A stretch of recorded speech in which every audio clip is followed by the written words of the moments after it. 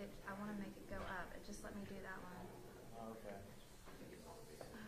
All right.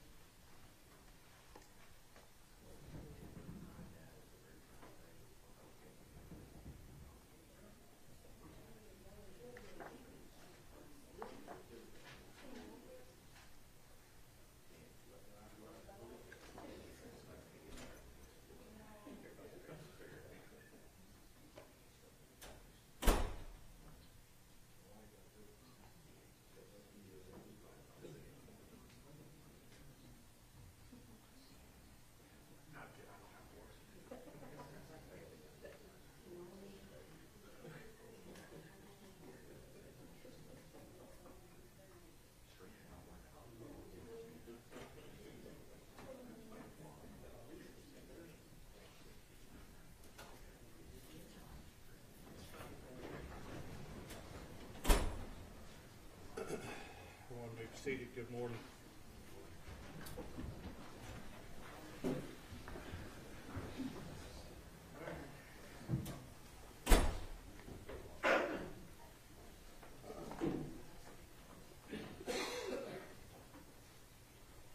All of the jurors are present, and are there matters that we need to put on the record before we get started?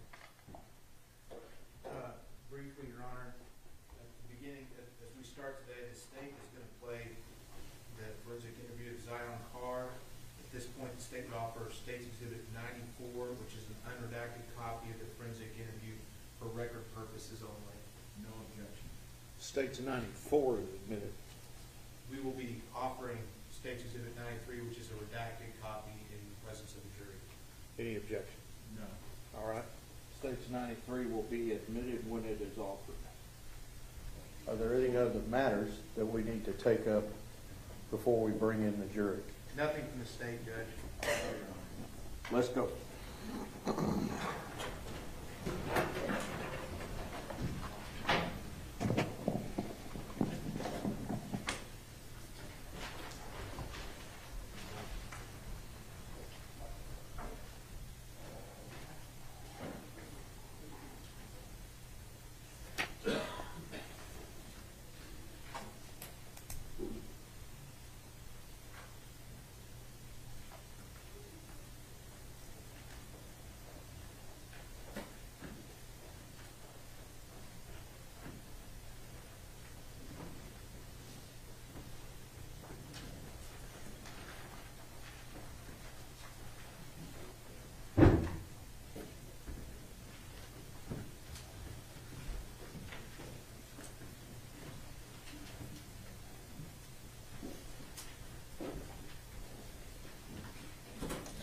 Everyone may be seated.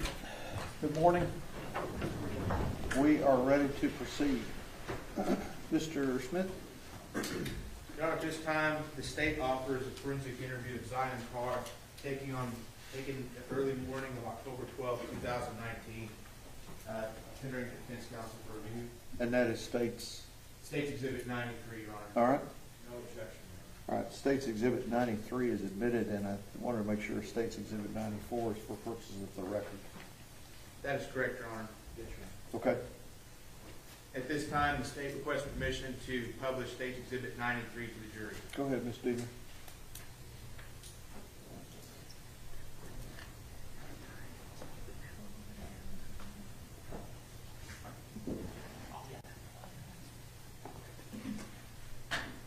Members of the jury, there is some audio issues with the exhibit, so just kind of bear with us, okay? If you need the exhibit when you begin your deliberations, we can get it to you, okay?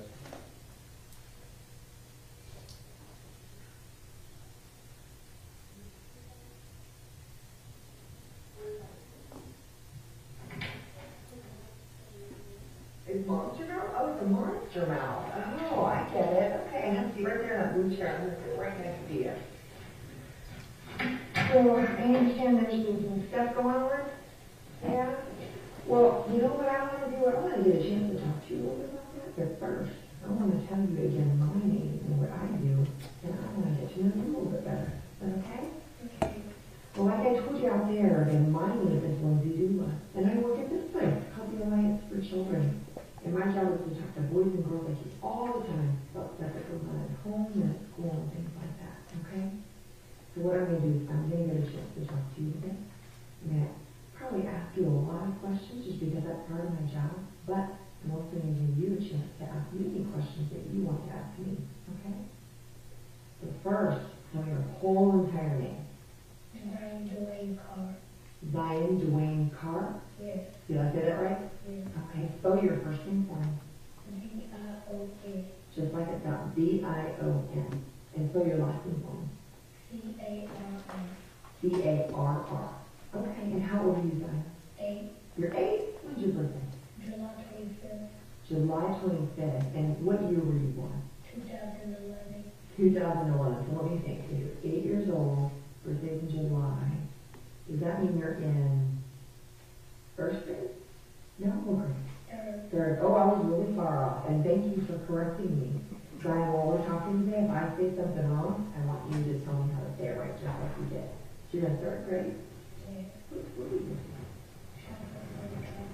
How is it going to Chapel Academy? Good, but I don't know the day no more because my aunt picked me up on Friday because I need to go to school that's close to our house. Where's close to your house? I think I'm not going to school. Okay. You said that your aunt picked you up on Friday so you could go to school that was close to your house? Where's your house? Where's your house?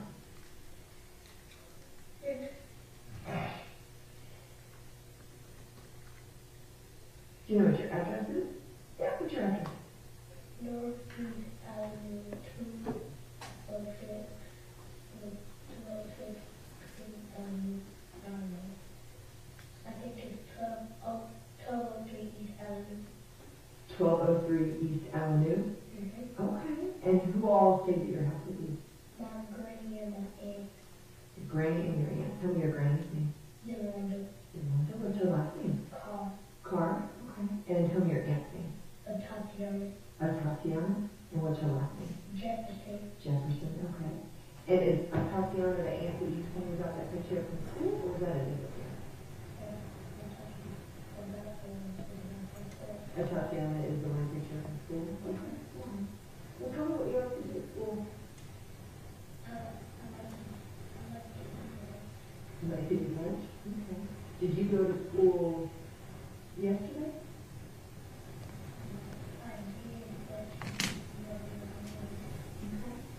And so when you went to school yesterday, tell me what you did.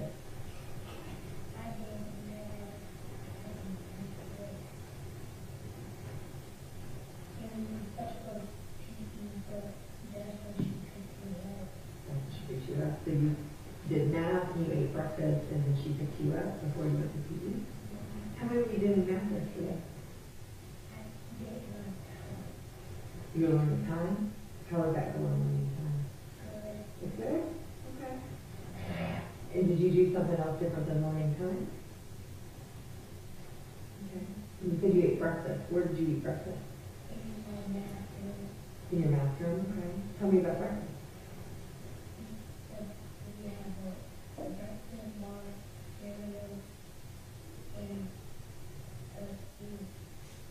You had a breakfast bar cereal and a juice?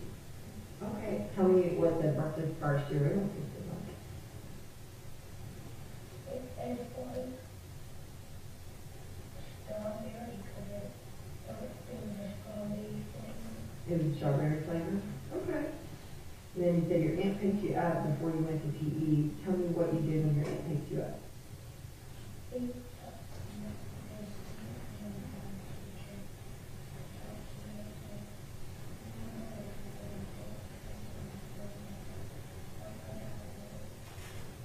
Miss Beat and your teacher were telling you how good you were and that they were sure you were going to come back? Tell me who Miss Beat is.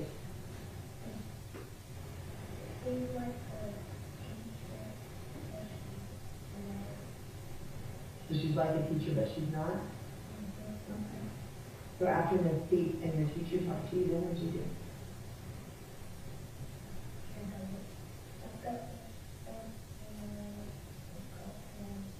You got your stuff and went to go home. Okay. What did you do when you got home?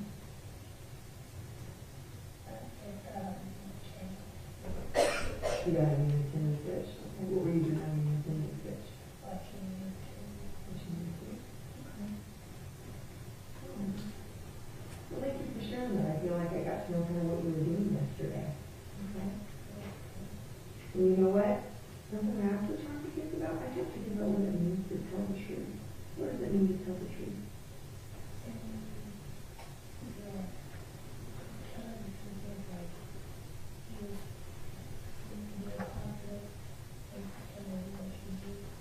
So telling the truth means to be positive and telling what you did. Okay, that's a good way to say it, yeah. Telling the truth means telling what you did. It means to talk about stuff that really did happen. So, for instance, who brought you today?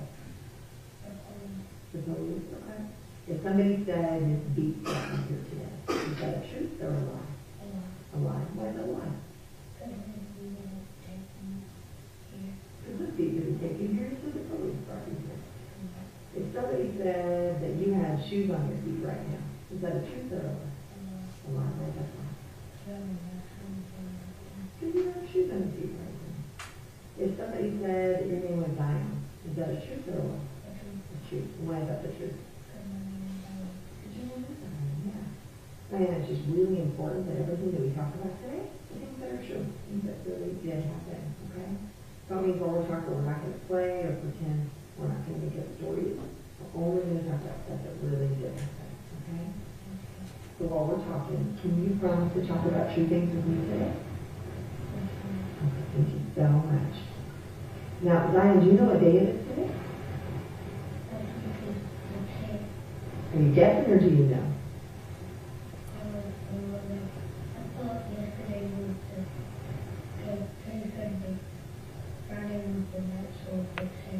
Okay, so you said today's Saturday, and so Friday, you think was the ninth? Okay. And you know what, while we're talking, if I ask you a question you don't know, it's okay to tell me that you don't know, because then you don't have to guess or anything like that, okay? So today is Saturday, that's right, and the date actually is October the 12th of 2019, and it's about 4:45 in the morning, and we're at my office, and I know it's not the Mountain in Fort Worth, Texas. And Diane, I wanted to show you a couple things in my office and tell you about my office. My office is a little different than other people's offices. One thing that's different about my office is that it's up there. What is that? A camera. What do cameras do? Watch people. That's what a lot of cameras do. My camera's a little bit different because my camera's actually going to record us talking. Just because I talk to lots of kids, but I don't want to sit and write down a bunch of stuff. My camera's just going to record so it can help me remember what we talk about today. Okay? Something else I wanted you to know about my room, that you can talk about whatever you want to in here. You can use whatever words you want to use. You're not going to say anything that's going to make me upset. You're not going to say anything that's going to be embarrassing or that you're going to get in trouble here, anything like that, okay? We talked about how important it is that we're going to talk about true things today, and I wanted you to know this is a safe place to talk, okay? Okay. Now, tell me what's been going on. It happened when it was communicating. But she heard something in the backyard, and she said that I did something in the backyard.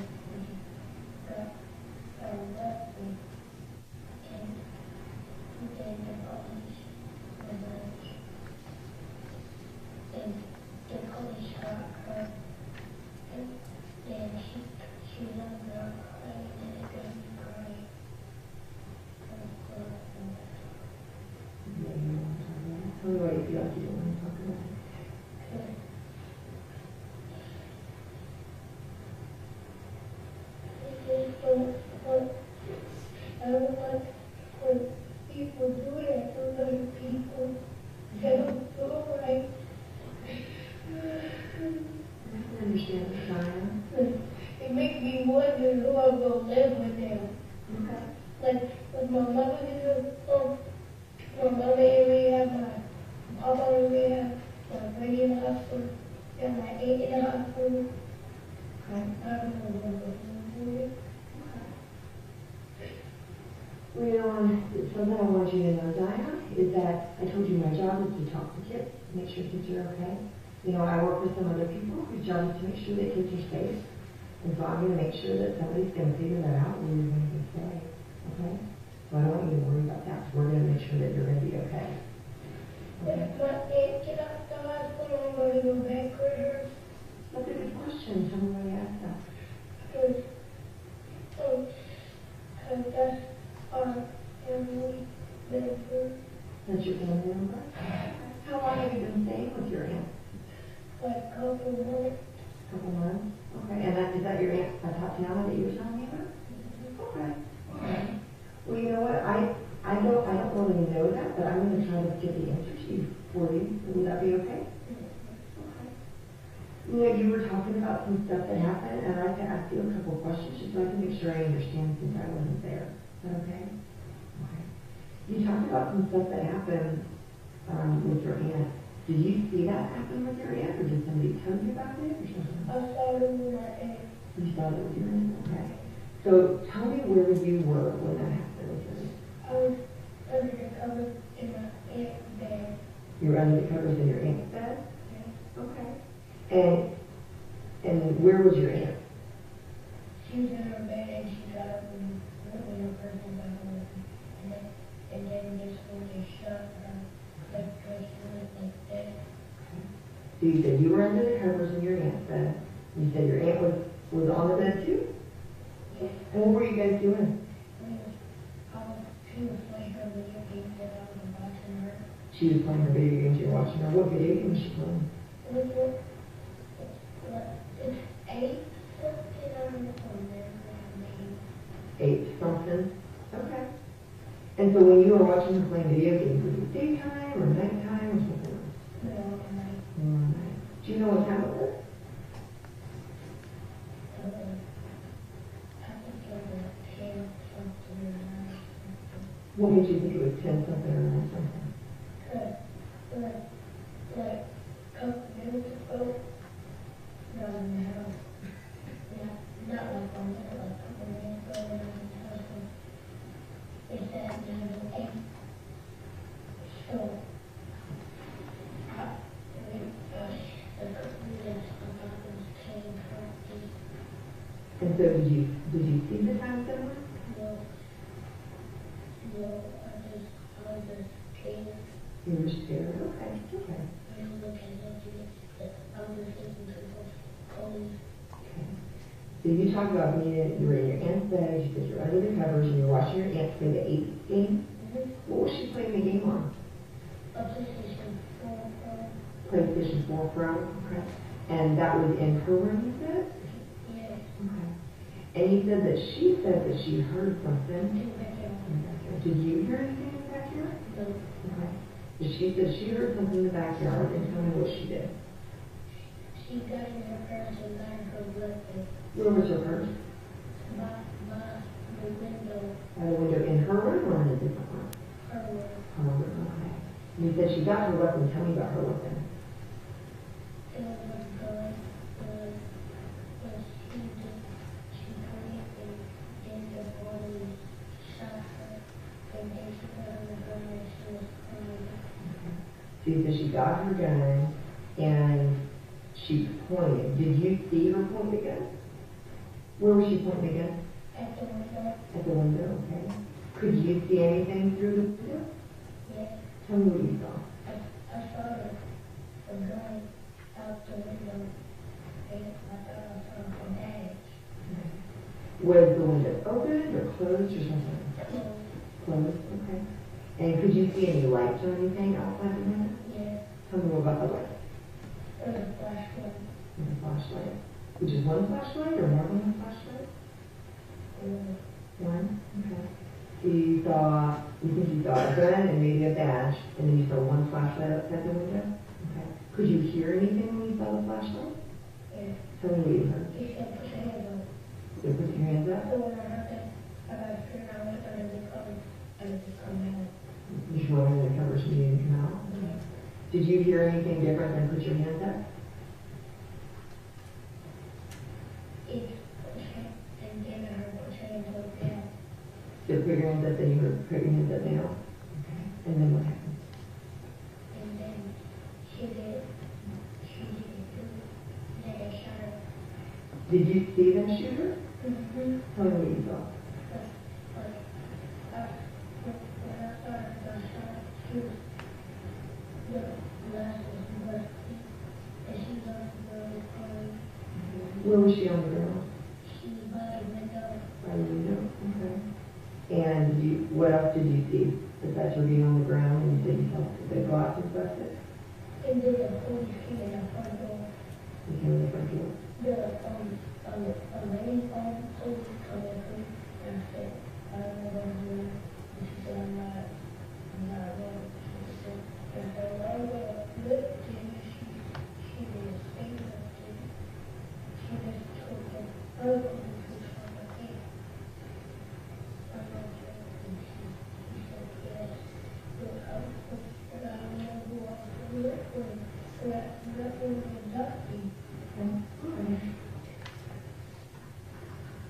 Did you see something? If you want to look at that. If you want to know.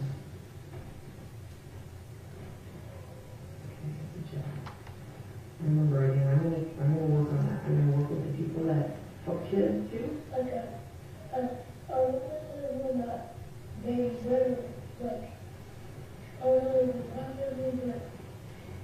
it's a lot of like that.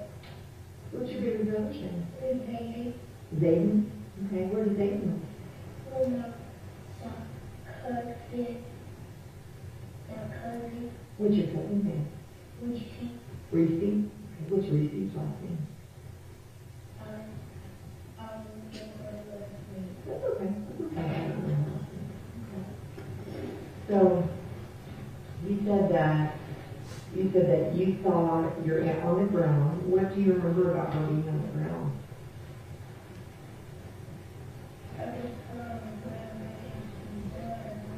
You didn't see blood or nothing? Okay. You said you heard her crying? Okay. You said that made you cry. And when she was on the ground, where were you? In the bed, okay. Did you move or change from being in the bed? You were looking around, okay. Did you ever get out the bed, or did somebody get you out the bed? Who got you out the bed? The police? Which police did? The girl one?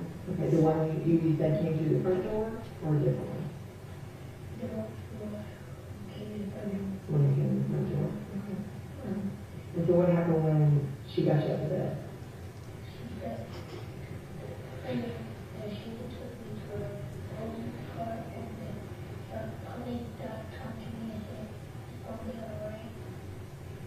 The police guy talked to you and said it would be okay? Okay. Now you said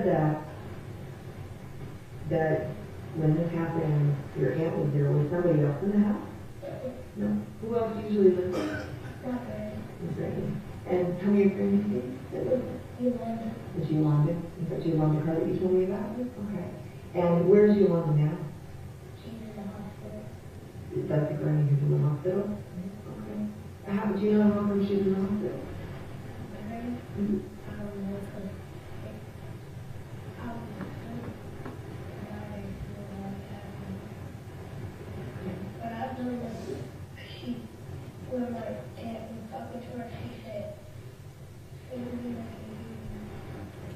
So you know that your aunt, are you saying your aunt Atatiana?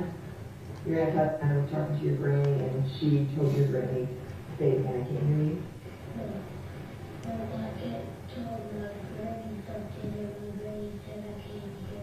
Okay. How long has your granny been in the hospital? Several weeks now. Okay.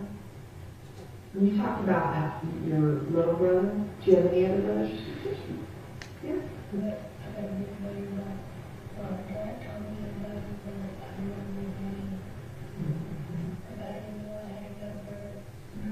What's your last name? His name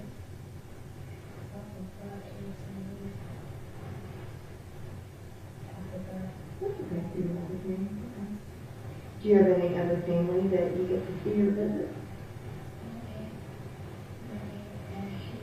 Aunt Ashley. What's Aunt Ashley's last name? Cora. Okay. And do you know where Aunt Ashley lives? In California? Okay. And do you have any other family that you get to visit?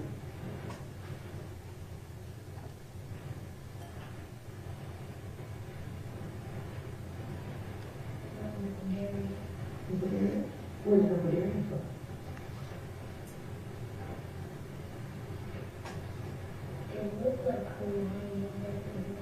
It looks like Hawaiian, but it's not? Okay. What's Uncle Darius' last name? Cora? Okay. And you said you've been staying with your Aunt Tatiana for a little bit now? Tell me how it is staying with your Aunt Tatiana. It's okay for you? Where do you usually sleep with your Aunt Tatiana?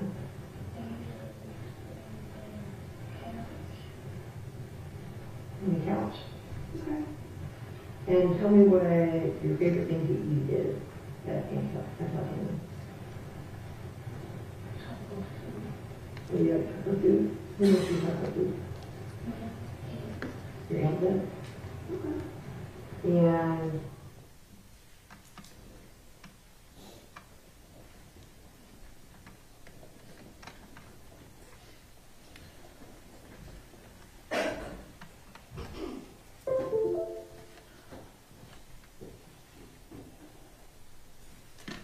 You may call your next witness. State calls Fort Worth Police Officer, Officer Darch. Officer Darch.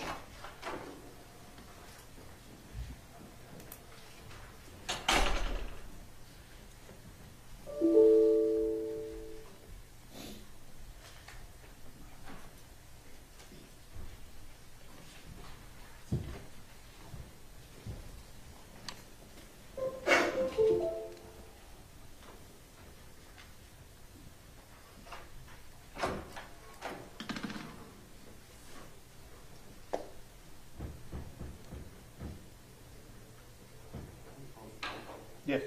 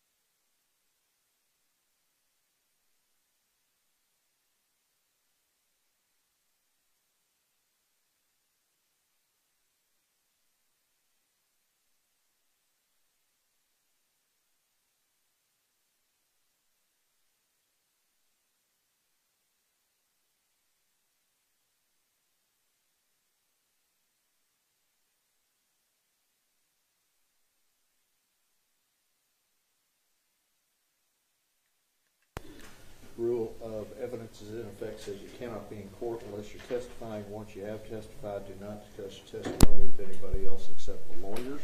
Okay. If you would say your first and last name and spell it for my court reporter, please. Carol Darch, C-A-R-O-L-D-A-R-C-H. Ms. Diener. Thank you, Judge. Good morning. Morning. I can already tell you that you're real soft-spoken, so if you'll speak up, these folks want to hear you. Yes, Okay? ma'am. All right. So introduce yourself to them. Tell them who you are. I'm Officer Darch with the Fort Worth Police Department. I shouldn't ask this question, but how old are you? I am 27 years old. All right. When's your date of birth? July 15th, 1995. Where'd you grow up? Glenrose. I'm sorry? Glenrose, Texas. And when did you become a Fort Worth police officer? I started the academy August 21st, 2017. When did you graduate from the academy? April 13th, 2018. What did you do as far as job-wise before you were a Fort Worth police officer? I was a waitress. Okay. And just in the Glenrose area? Yes. What made you want to be a Fort Worth police officer? I just have a knack for helping people. And did you have a particular area that you wanted to work in the area of Fort Worth? East side. Why East Side? It's just busier. You have more calls, more experience over on that side of town. There's a lot more to do. Can you explain to us that doesn't know how the different districts are broken up, where is the East Side start and end? Now East Side starts on Vaughn and I believe ends at DFW Airport. I'm not for sure on that, so don't quote me. And then it goes, yeah, about that area. Okay, all right. Okay, so you graduated in April of 2018. I want to go through the different training that you received to be a police officer. So start at the beginning. You apply to be a police officer. What's the next step? For me, it took about a year. I don't know for other people. You go through your background. You do your initial PAT test, the physical assessment test. Let me stop. What is the physical assessment test composed of? What do you do? So it's 2 minutes and 43 seconds that you have to do it under. It's just you run a lap, you jump a fence, you go up and down 7 flights of stairs. There's a push-pull machine. You run in, you drag a 175-pound dummy, like I can't remember how many yards exactly. And then you go and you shoot 12 times with your good hand, or 13 times with your good hand, 12 times with your offhand. What are you shooting? A laser gun. And you said a what kind of gun? A laser gun. And so are you shooting live bullets? No. Okay, when you say laser gun, explain to us what that means. Every time you click the trigger, just a green laser appears on the wall. All right, and are there any other physical components? During the academy, you run every day, you do push-ups, things like that. Yeah. Okay. All right, so after you have your PAT test, your physical agility test, what's the next thing? You go through backgrounds. Once you're cleared through backgrounds, then you start the academy. And once you start the academy, let's break up the different phases of the academy. In total, about how long is the academy? It's close to 9 months. I know it's pretty lengthy. I can't say exactly how long it is, but it's close to 9 months.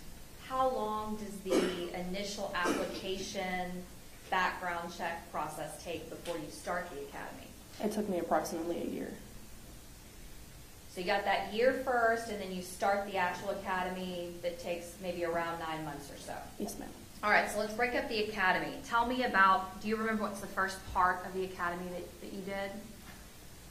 The first couple weeks you come in, you're in plain clothes, which is just business casual. And it's a lot of classroom. The first 2 weeks you learn a little bit in our control tactics, but not much. It's basically just classroom. When you say control tactics, can you explain to the jury what that means? Control tactics are like what you would use to take someone to the ground, handcuffing maneuvers, things like that. And you said that's not that long, or that's not that much? You don't do much in the first 2 weeks of the academy. Then they really start bringing you in and getting more involved in that. And so after the first few weeks of classroom, what's the next phase that you remember? I mean, you do the classroom the entire time. So in the morning when you get there, it's usually your PT or your CT, which CT is control tactics, and going and running, things like that. That differs every day, just depending if the control tactics room was open when you first got there or not. We had a senior class above us, so I believe we started out running and doing our setups, things like that, and then we would go into the control tactics room, and then we would shower and then go to the classroom. And about how many people were in your academy class, would you say? I believe when we started, it was in the 40s. And then what else, or what's some other phases that you go through, some other things? It just gets more involved and progresses as you go further. It's like baby steps, or crawling baby steps, walking, running, full sprint. Okay. Do you learn about the Texas Penal Code? Yes. The basic laws in the state of Texas? Yes, ma'am. Is there what's called a general orders for the Fort Worth Police Department? Yes, ma'am. And tell us what that is. General orders is basically just your standard operating procedures. Any call that you're going to go to, there is a general order on it, on how to handle that call, how to approach the call, things like that. So when were you officially cut loose, or I guess the graduation date, are you then free to go out on the street by yourself? It's not. You have to go through a field training process, and that's a couple months within itself. I didn't initially start the field training process right away. Okay. And why was that? I had a broken foot and had to have surgery. Okay. So within that first 8 or 9 months of the academy, are you guys trained about public intoxication? Yes. And in what way? We have a red man scenario, which is where someone gets in a full padded suit, and you go in and you work the call. I think they do 3 different call scenarios, one where they're completely compliant, one where they have passive resistance, and then one where it's like active resistance, where they're just not complying with anything you say, and then you handle the situation appropriately. Why is it called Red Man? Because they put them in a red padded suit, okay, so that the role players don't get injured. Okay. And so the people that are doing the role playing in that red suit, are those your supervisors or your teachers? It can be instructors. They usually have 1 or 2 instructors in the red man suits, but it can also be other officers. And are all 40 of you guys in that scenario? Are y'all in different roles? No, so they break you up. They'll either, most of the time when you go into red man, you go in alone, and you'll do your scenario alone. They will send in a second partner once you progress further along. Are there also, within the academy, something called patrol procedures? Yes, ma'am. Explain that to us. We did that in the last couple weeks of the academy. It's a week long, and you have other officers that have volunteered to come down to the academy and help you, and you'll run calls like domestics in a controlled environment. You'll run fight scenes, things like that of that nature, and you're just learning how to handle the call, basically. They'll dispatch you over the radio. Once you're dispatched over the radio, you go into the tactical village, and once you're in the tactical village, that's when you'll actually handle the call. Explain to them what the tactical village is. Tactical village is a mock village. I mean, we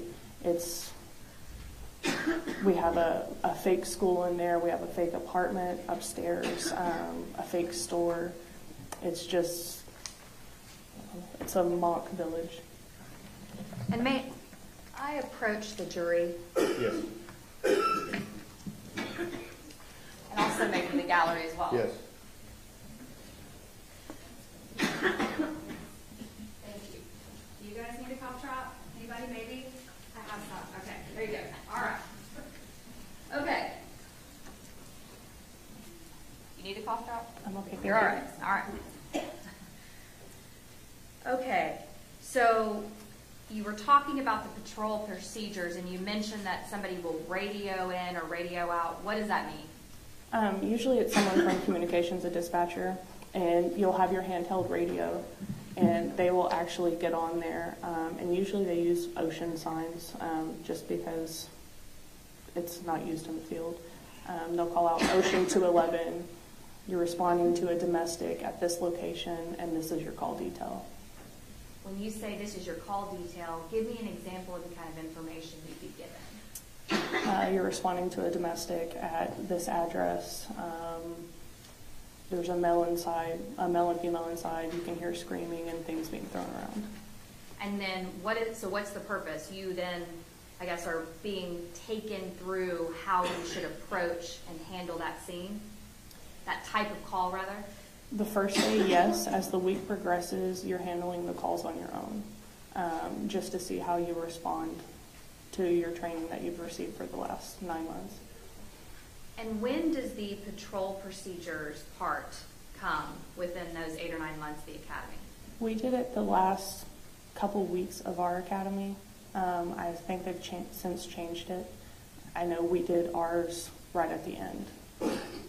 You gave an example of a domestic. What are the other types of different calls that you are run through in that academy? I believe we do a traffic stop. We do a domestic. We do public intox. I think we do a sexual assault, and I'm not sure what else. I can't remember. Are they trying to expose you to just different types of calls? Yes, ma'am. And how do you know, as an officer, when you're going through these different exercises, if you're doing them correctly or not? You're being evaluated at the end of each call that you go to. So say I responded to the domestic in the apartment A. There are 2 officers there, and they will be evaluating you the entire time you're handling the call. And then when you break down after the call, they'll tell you what you did right, what you did wrong, what you can improve on. What happens if you get, I guess, like a bad grade on a particular type of call or a particular type of procedure? Can you fail this section? Yes. Okay. What happens if you do? I'm not sure. Okay. I didn't fail. All right. You passed. Now tell me, is there a part of the academy that's called officer survival? Yes, it's the week after patrol procedures. So you said they've now moved patrol procedures not to the end anymore. Do you know, is it more towards the middle or the beginning, or do you know? I don't know. I just know that they moved it up earlier. Okay. So tell me about officer survival. Officer survival is you're still responding to calls. You're still being dispatched like in patrol procedures. It's just a heightened and elevated, they're trying to stress you out. They're trying to see how you react under stress. Why is it important to assess how somebody acts under stress as a police officer? To know how they're going to react in stressful situations out in the field. Sure. So the patrol procedures, can you tell me about how long that is? Each are a week. So patrol procedures a week, and then officer survival's a week. And can you give me an example of something they would do to mimic a stressful situation for you guys in officer survival? In officer survival, there's a scene where it's an officer's down, and you have to go and like apply a tourniquet, extract the officer from the location, and I believe there's an active shooter while it's happening. Don't quote me on that because I don't remember. Okay. Each one of these scenarios you described, so for example, an active shooter, is it you by yourself going in and assessing the situation, or are there other people that are members as far as participating in the academy? I believe during officer survival, you were sent in with a teammate, Okay. A partner, so you weren't responding to those alone. For the most part, when you actually do get out of the academy through field training and on the streets, do you typically respond with a partner, or are you normally by yourself? It's very customary for dispatch to dispatch 2 officers. Why? Officer safety. Now, are you, going back to the academy for a second, are you also trained in CPR, basic life-saving Yes. techniques? And how long is that? TACMED comes in, I want to say it's an 8-hour course. We did it one day. Okay, you just said the word TACMED. Tell us what that is. That's our tactical medical unit. They usually go out with SWAT and things like that, or if an officer's shot, they'll show up first on the scene. It's basically just an ambulance service. It's officers that have their paramedic. So there's a particular division or group of officers within Fort Worth Police Department that has tactical medical training? Yes, ma'am. Do you? No. But you did go through an 8-hour course in the academy about the basics of that. Is that right? Yes, ma'am. Okay. Can you give me some examples besides CPR of what training you received there? They teach you to apply tourniquets, chest seals, your basic CPR. Can you tell the jury what a chest seal is? A chest seal is like a thin piece of plastic that is extremely sticky on one side. And when there's a hole anywhere in the abdomen, you want to seal it up so that air is not getting in. When you said anywhere in the abdomen, why is it just the abdomen? I'm not for sure 100% on that. I know it has something to do with air and the lungs. Okay. Because the name's chest seal, so yes. that didn't make any sense to me. But regardless, it's some kind of sticky device, if you will, that can close or at least hold in the blood over some kind of wound. Yes. Okay. Have you ever used that before? I have. And you're certainly trained on how to do that? Yes. Okay. So do you just carry around a chest seal on your person, or how do you have that with you? Some officers carry it around in their vest if they have an outer vest. I don't. I have a TACMED kit, and it's a small bag that we're all issued after the academy. I carry mine in my car unless I know that I'm going on a shooting or a stabbing, something along those lines. What's in that TACMED kit? You have an Israeli bandage, which is a tourniquet. You have a rubber tourniquet. You have a couple chest seals, and you have quick clot and some gauze and shears. Is there a stress-induced training that is different than officer survival? Is that something separate, or is that included in the officer survival? The stress-induced training is the entire academy. Sure. But the main part is officer survival. All right. And so when you talked about public intoxication, a traffic stop, domestic violence, are there different ways to approach each type of those scenarios that you're presented? Yes, ma'am. There's a different way to approach every call. And is that the type of training you're receiving pretty much all throughout the academy? Yes, ma'am. Are you getting feedback as well about that, the evaluation process? Yes, ma'am. And are you getting, I guess, counseled or feedback from the general orders, or is it just from the instructors, or both? The instructors will quote the general orders, and especially if you mess up, they will let you know right. which general order. Okay. So once you go through the academy, and then your graduation date was April the 13th of 2018, is that yes, right? ma'am. Now, after you graduate, what happens? You graduate, and then you are assigned your first field training officer, and you're assigned to a side of town. Most officers start 1 to 2 days after the academy, starting with their FTO.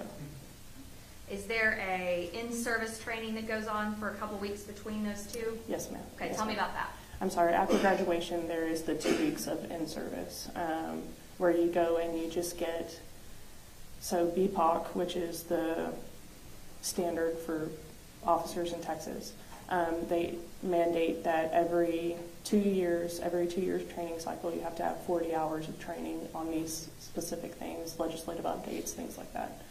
Kind of a continuing education yes, for ma'am. officers? All right. After the in-service training, what's next? After in-service, you put FTO. Field training.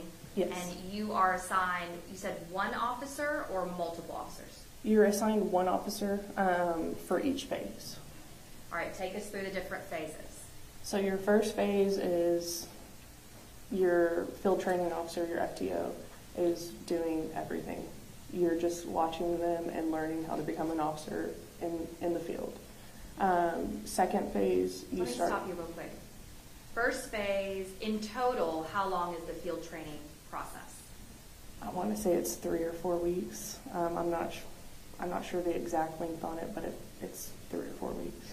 So if the first phase where the field training officer is doing everything, about how long does that last?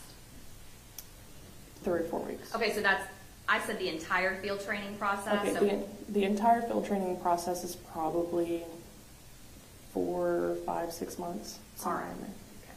So we've got the academy, 8 or 9 months. We graduate. We've got 2 weeks of in-service. Then we move on to field training for 4 to 6 months. Yes, ma'am. First phase, 3 to 4 weeks. Yes, ma'am. Field training officers doing everything. Yes. You're watching. You're watching. You're not even driving. Okay. When the field training officer, you say doing everything, are they responding to calls out in the public? They are. What types of calls? Any call that comes in, whether it's shooting, domestic, a stabbing, a robbery, you're responding to whatever is on your side of town. And are you able to ask any questions during that time? Yes, ma'am. You ask all of your questions. That's the purpose, right? Yes, ma'am. All right. After the first phase, what's the next thing? Second phase, that's where you start taking over. You start driving. You're the lead officer. You're figuring out how to respond to calls, and your field training officer is right there next to you, letting you know if you're doing it right. They'll pull you aside to tell you if you mess something up, and then you go from there. After the second phase, is that another 2 or 3, or I guess you said 3 or 4 weeks? Yes, sir. What's the next thing after the second phase?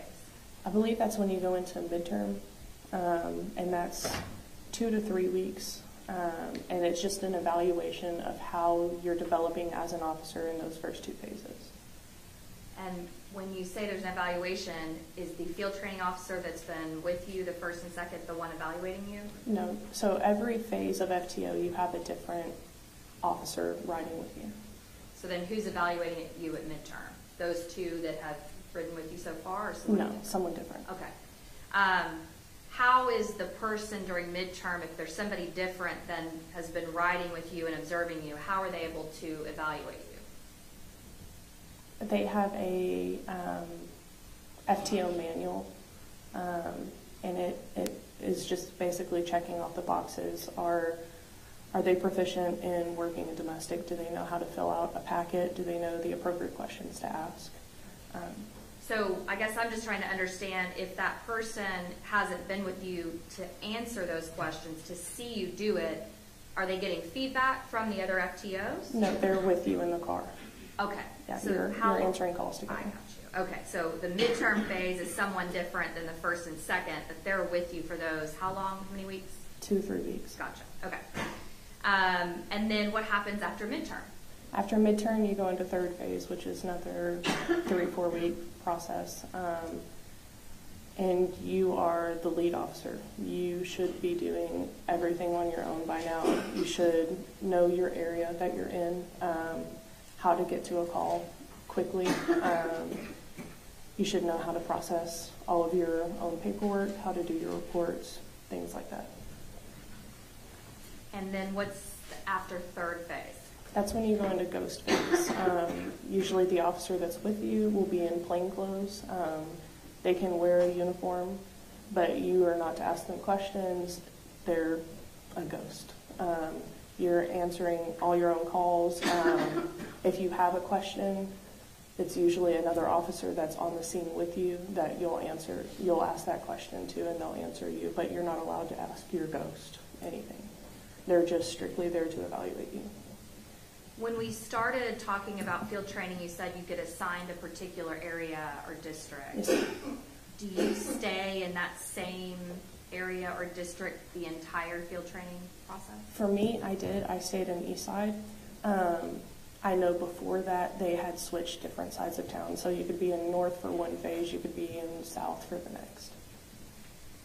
Okay, after field training is complete, the ghost phase is the last phase. What happens after that? You get cut loose. And when you say cut loose, do you have somebody riding in the car with you? You are a solo officer. Is each officer, as far as patrol is concerned, in Fort Worth, are they assigned a particular car? You're not assigned cars. It's you take what you get and you hope you get a good one. Okay. So when you show up, I'm sorry, go ahead. That's clean. Okay. All right.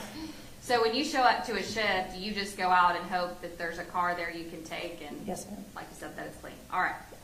So When did you actually get, quote, cut loose?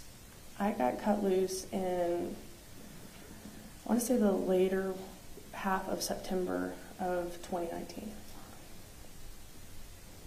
What area were you assigned to when you were on your own?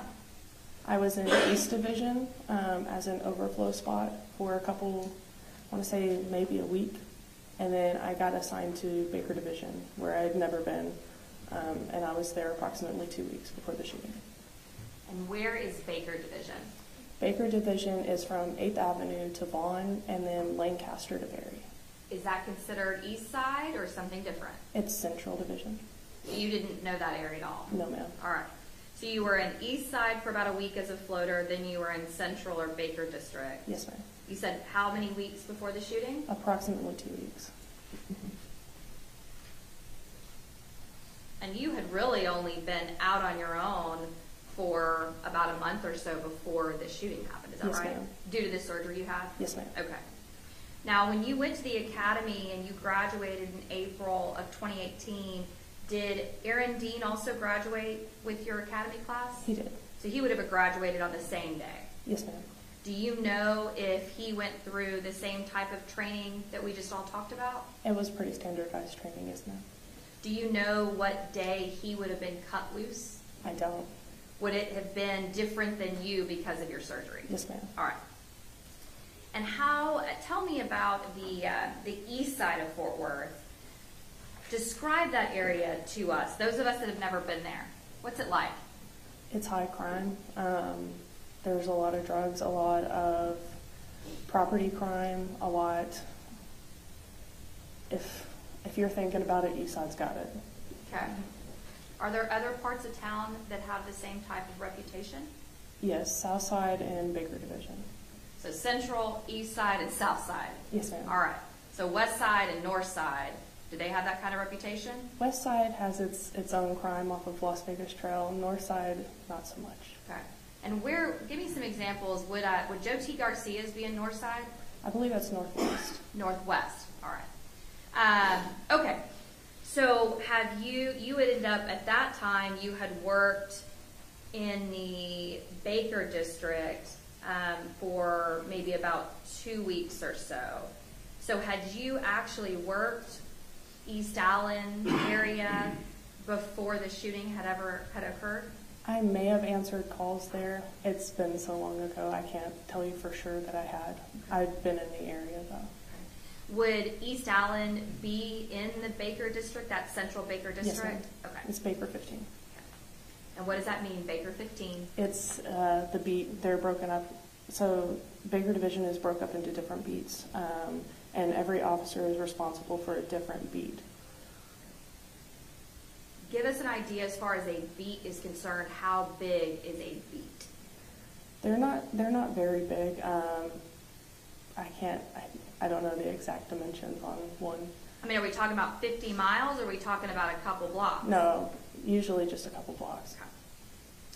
And so when you get to October of 2019, had you responded on your own to, if you're cut loose on September of 2019, you're maybe out for about a month or so, month and change. Had you responded to different types of calls at that point on your own? Some, yes. Give me examples of the types of calls that you would have responded to. Definitely domestics. The city is heavy call load with domestics.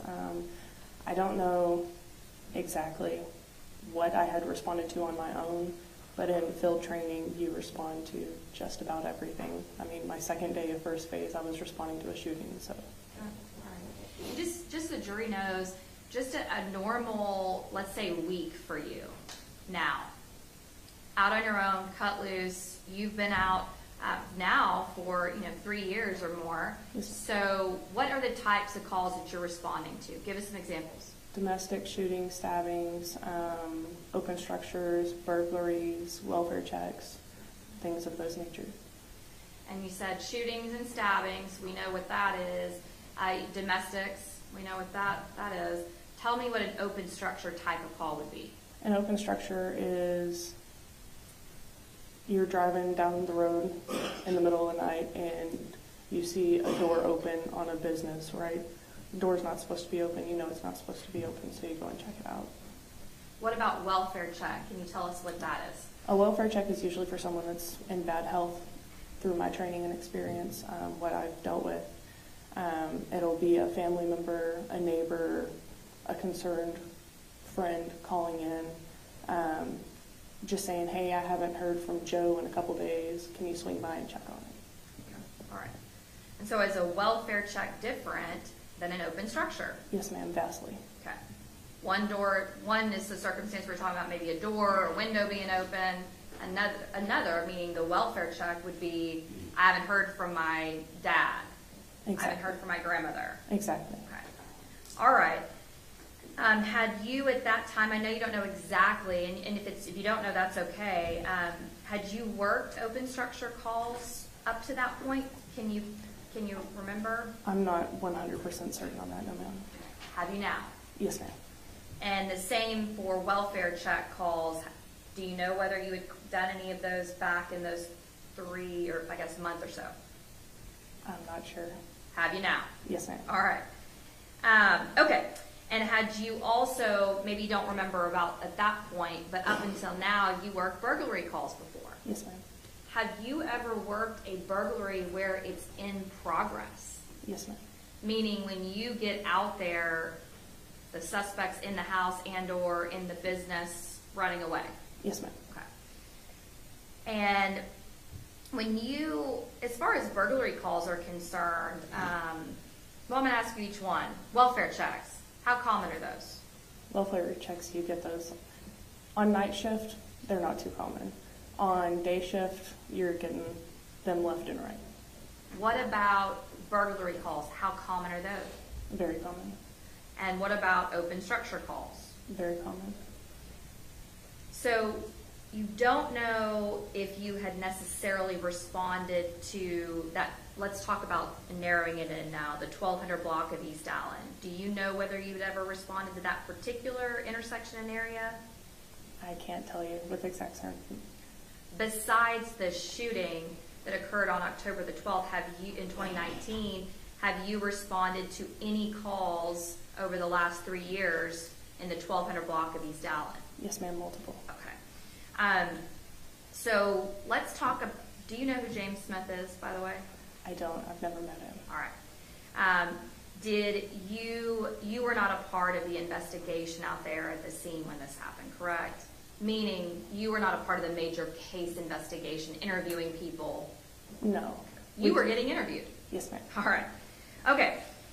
May I approach the witness, Your Honor? Yes, ma'am. And you and I have met before, is that right? Yes, ma'am. And you've met with Dale as well? Yes, ma'am. And Mo, who I don't know if he's in here, but our investigator? Yes, ma'am. All right. And we've met how many times, do you think? 3 or 4. Okay. And when we've met, I think we've met over at outside the office, and we've also met over here in the office. Is that right? Yes, ma'am. Okay. Who else has been present when Dale, myself, and Mo and you have met? My cleat attorney, Terry Defron. Tell the jury what a cleat attorney is. It's Combined Law Enforcement Association of Texas, and I pay in every month out of my check to the POA, which is the Police Officers Association, and cleat is with them. It's legal advice, legal attorneys for whatever you need, and it's very standard after a shooting to have your cleat attorney right there with you. So tell them about that. So after a shooting happens, how does that cleat attorney get notified? Do you know about a shooting? You can call them, your sergeant can call them. Really, anyone that hears the shooting goes out can call an attorney and have them present at the scene. Let's say you're going to make the call. Who do you call? How do you know who to call? So Terry came and talked to our class, and she gave us her phone number during that class while we were still in the academy, and we're instructed to call that number. And is Terry here in the courtroom today? Yes, ma'am. All right. So she talked to y'all's class, gave you guys her card. Are there other cleat attorneys? Yes, ma'am. All right. So a shooting happened, she gets called. Is she showing up pretty quick after the shooting happens?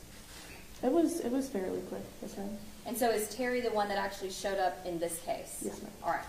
And so when she shows up, what happens? Do you go talk to her? Does she come talk to you? So for me, I was in a patrol vehicle in the passenger seat, and she came and sat in the driver's seat, I believe. I'm not 100% certain. I don't remember a whole lot. I guess what I meant is she's there for the purpose of being there with you, correct? Yes, not the other officers that are there at the scene Yes, ma'am. at that moment. Okay. So you guys talk, and then is there anything else that happens out there at the scene as far as does Terry then go inside the house and the scene? What happens? I'm not for certain on that. I was sitting in the car. Okay. And I guess I met with you. Oh, with me? I know she did my walkthrough with me with a major case. Okay. Tell the jury what a walkthrough is. Major case, just ask you a question. You don't say yes or no, you just point. They'll ask you, where were you standing when the shot went out? Do you know where Officer Dean was standing when the shot went out? Do you know why you don't say actual words, you just point? I'm not for certain on that. Okay. And so you said it's major case division. Can you tell the jury generally what major case is? Major case investigates any officer-involved shooting, in custody deaths. They're there for what we call CPIs, the critical police incidents. Anything that's big, a death, uses of force, things like that. As far as the scene was concerned, were there multiple members of the major case division out at the scene, or do you know?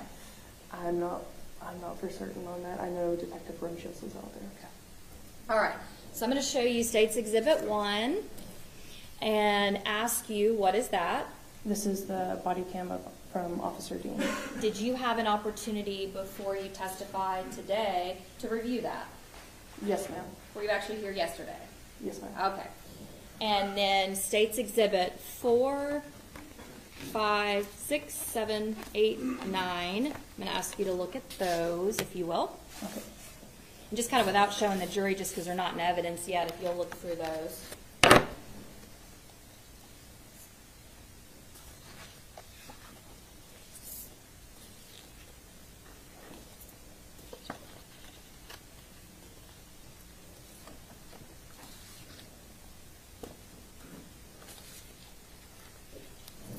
So let's first start with State's Exhibit 4 here. Can you tell me what that is?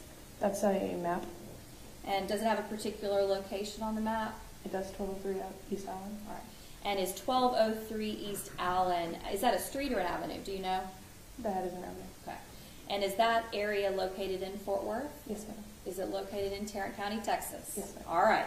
And so this map, does that appear to be a fair and accurate depiction of that particular location? Yes, ma'am. All right. Now, State's Exhibit 5 through, I believe, 9. Does that appear, State's Exhibit 5, does that appear to be the front of the house that you responded to? Yes, ma'am. All right.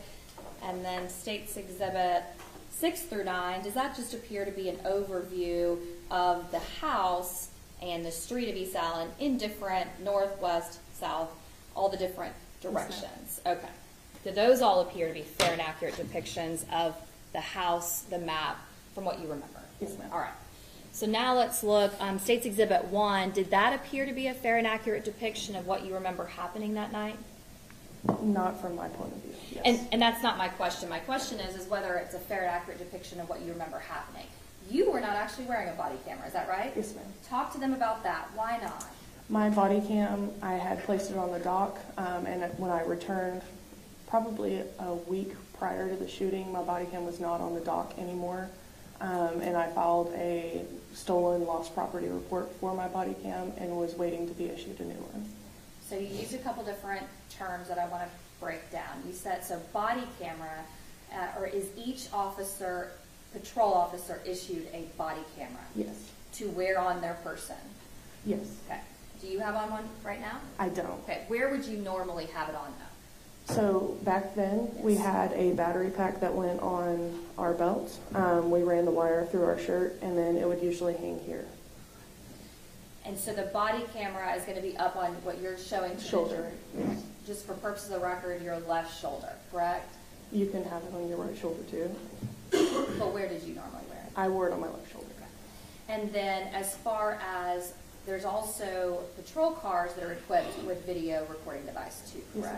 Yes, Did your patrol car back then have that ability? yes, ma'am. You have a dash cam on the front windshield, and then you have a camera that watches like the spot where you would put your prisoners. How does a patrol car, you just called it a dash cam, how does the patrol car video get activated to start recording? If you have your lights and sirens on, it immediately goes on, and it turns on anytime you turn on your lights and sirens. Other than that, you have to reach up and turn it on. There's a middle button that you reach up and you literally just click it on. What about body camera? How do you turn that on and off? Those, I believe it's like a box, and there's a little round circle in the middle, and you push the round circle to turn it on. So you told us that you went to a dock station. Can you tell us what that means? It's the charging station where you plug your camera up. It downloads all of your videos from the day and uploads them onto the evidence.com cloud. Okay. So all the patrol officers throughout the day, when they get done with their shift, they can take their camera and put it on this dock station, Yes, ma'am. and it charges as well as it downloads all that video. Yes, ma'am. Is that the same way that it works for the patrol car? The patrol car, I'm not exactly sure how it downloads. But you don't have to take anything out of the car to charge? No, ma'am. All right. And so on State's Exhibit 1, yes. So my question was, you didn't have a body camera. You mentioned why you didn't have one. Did your patrol car, was it working and have a video recording device at that time? Did you have it on when you responded to this scene? No, ma'am. Tell us why not. You don't turn them on for every call. You mainly turn them on for traffic stops or anything that you're going to be doing right in front of your car. So if you're searching someone in handcuffs, you can put them in the front of your car, and then it just has a different angle. If you're doing traffic stops or if you're running code somewhere, it's going to have your video on. Yeah. The body camera footage that you reviewed from former Officer Dean's body camera, did you remember him wearing a body camera that night? Yes, ma'am. Okay. And do you remember which shoulder he was wearing the body camera on? I'm not certain. That's okay. Do you know if he was wearing it on his shoulder or not? I can't tell you That's for fine. sure. And so when you reviewed State's Exhibit 1, did that appear to be a fair and accurate depiction of what you remember when you approached the house and where he was in relation to the house and when y'all went into the backyard? Yes, ma'am. Okay. Not your perspective. Not my perspective. You didn't have it on, No. right? Okay. And now State's Exhibit 10 and 11, I want to ask you to look at those. And can you tell me what I'm looking at there? This is actually my patrol car where I parked that night. When you say this, are you pointing to State's Exhibit 11? Yes. Okay. And I believe that's just the scene that night. Okay. And when you say I believe that's just the scene on State's Exhibit 10, is that what you're referring to? Yes. Okay. Now, State's Exhibit 12, 13, 14, does State's Exhibit 12 and 13 appear to be photographs of the defendant, Aaron Dean, and his, I'm going to call it a duty belt. What Yes, do you call it? Duty belt. Okay, all right. Top half of the defendant and the duty belt. Yes, ma'am. State's Exhibit 14, does that appear to be the back of the duty belt? Yes, ma'am. State's Exhibit 15, 16, 17, 18. Does that appear to be, and you can look at that, does that appear to be the defendant's gun that was used and issued by the Fort Worth Police Department? Yes. So tell us how do you get a gun from the Fort Worth Police Department? When you go through your weapons section of the academy, I believe it's halfway through, they issue you your duty weapon then. You'll do all of your shooting down at the range with that weapon, and then it is locked up until the day that you graduate and you get it back. And State's Exhibit 19, does that appear to be your gun? Yes, Okay. And do you actually have a gun on today? I do. Do you know if that one that you had on that night and that one you're wearing right now is the same? They're not. Okay. And were they exchanged and you were given a different one, or do you know? That night, they gave me a different one. Then I left the department and I was issued a new one when I came back. Got it. Okay. And States Exhibit 24 through 27. Do those appear to be, if you look at those, there's just a few.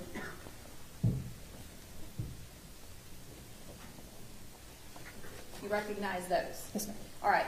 So do all of those photographs that you've looked at, do those all appear to be fair and accurate depictions of the scene that night, and as well as where you parked outside of the scene off East Allen? Yes, ma'am. And do those also appear to be fair and accurate depictions of your gun as well as Officer Dean's gun? Yes, ma'am. Your Honor, permission to publish States Exhibit 4 through, I believe it was 27. 27, Your Honor? Need to offer. I'm sorry? You have not offered them. And that's what I'm doing right now. The state would offer States Exhibit 4 through 27. Then you go.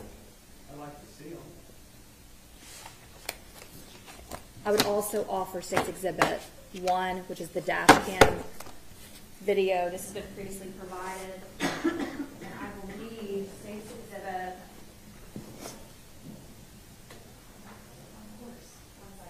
States Exhibit 4, Your Honor, I don't know if that was previously provided to defense. It's just a map. But States Exhibit 5, 12, 27. It's okay. We're already provided to defense.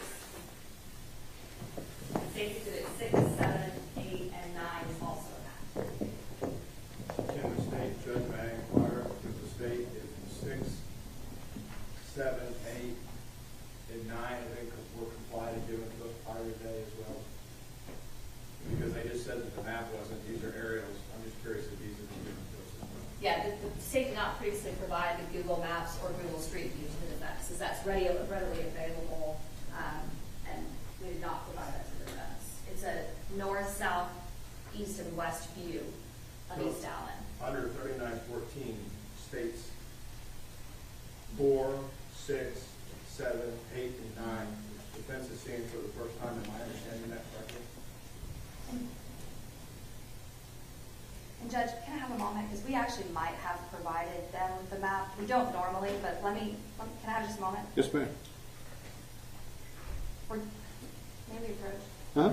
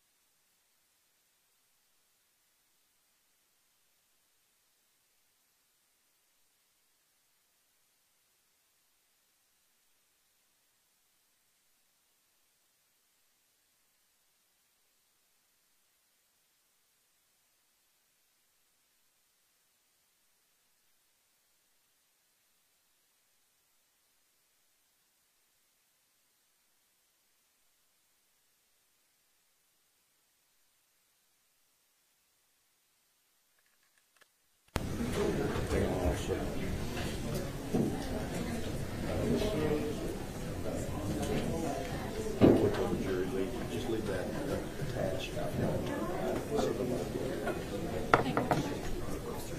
I'm sorry.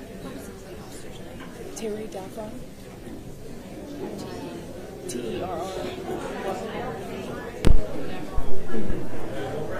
Just the map stuff is not. Talk to you some more. You're welcome to step down. You're welcome to stay here if you want to. Lesnar is about to stay here. I understand. Do you need any water? Oh, you got it. Okay. I'm heading back that way. More water. Do you need a cough drop or anything? Man, we need cough drops for this whole court. I know.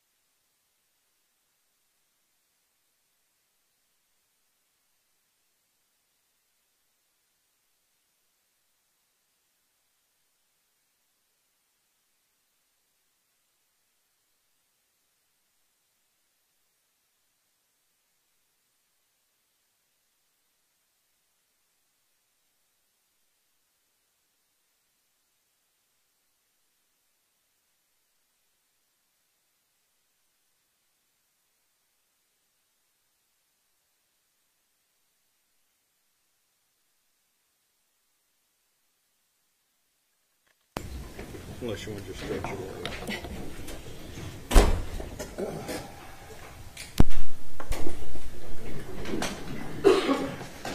Hey, did you guys want these to look at too? Yeah, we need to, I'm just trying to get back and forth. Oh, you don't have, it's okay. Like I get the numbers wrong.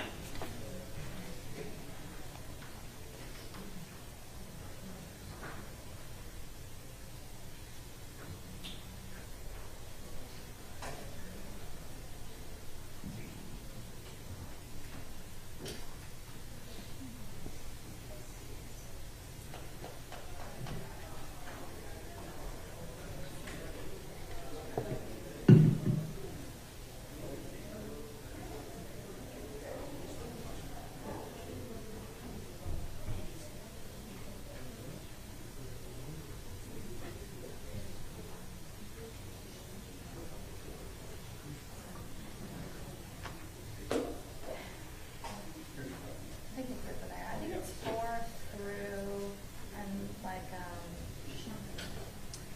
yeah, but is it, I don't think it's in complete order, is it? Like, that's all, yeah, that's what I thought. I thought 4 through 19 and 24 through 27. Okay, you ready?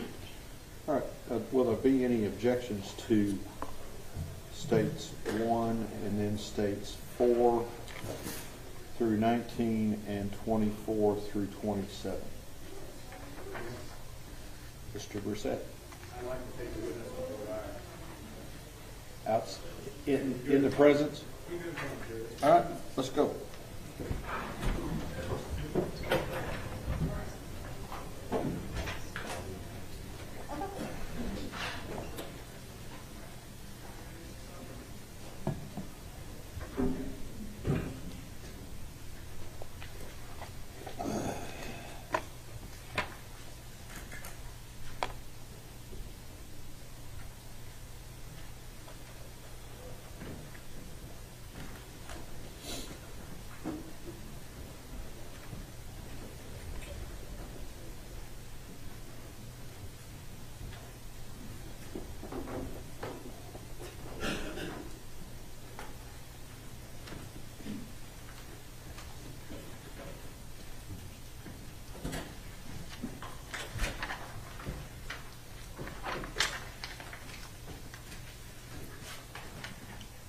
All right, everyone may be seated.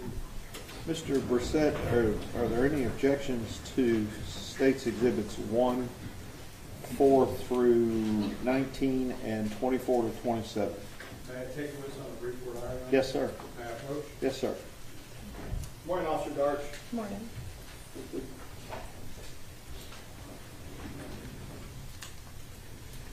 The state tendered you what's been marked and identified as states 15, 16, 17, 18, and 19, correct? Yes, As you sit here today, do you know for certain?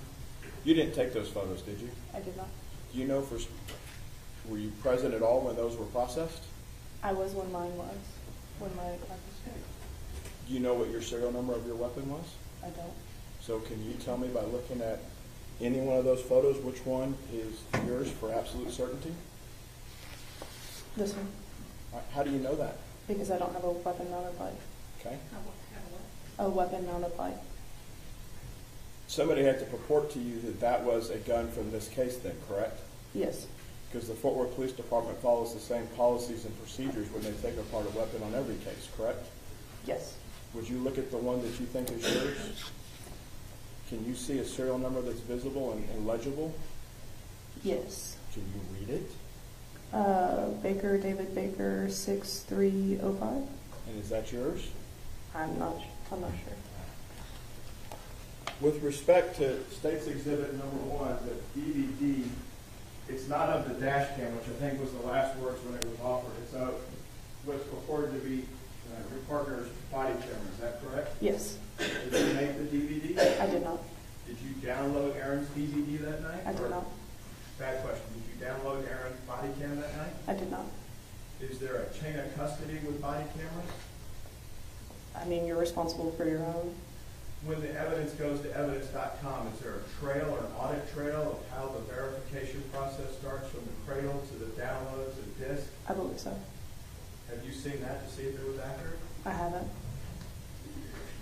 Your Honor, with respect to State's Exhibit number 1, the defense doesn't have any issue if the state wants to conditionally offer it at this point. We don't believe the predicate's been met for its full admission unconditionally. With respect to 15, 16, and 17, and 18, we don't believe the proper predicate's been met for that. For all the other numbers mentioned, we have no further objections. All right. Court will overrule your objections to 15, 16, 17, and 18. They are admitted. And the rest of the exhibits, now with the exception of States 1, I believe there was a proffer or a proposal from the defense. What says the state? Well, it's not required. And for authentication purposes, it's fair and accurate depiction of what occurred that night. And I made it very clear on the record that it was not from her body camera, but she was right there with this defendant. She is able to authenticate and say that that's a fair and accurate depiction of the approach to the house and what that video shows. Response. We'll stand on our objection. The objection is overruled. State's Exhibit number 1 is admitted. May we have a line objection? You may. To all of our objections. Yes, absolutely. Thank you. Ms. Steiner. Permission to publish State's Exhibit 4, 5, 6, 7, 8, 9 at this time. Yes, but I can wake up this morning. Is it hidden? Oh, okay, I'm sorry. And Okay. Judge, just so I can make sure, State's Exhibit 1, 4 through 19, and State's Exhibit 24, 25, 26, and 27, those are all admitted, correct? Correct. Thank you, Judge. And may I publish those exhibits? Yes, ma'am.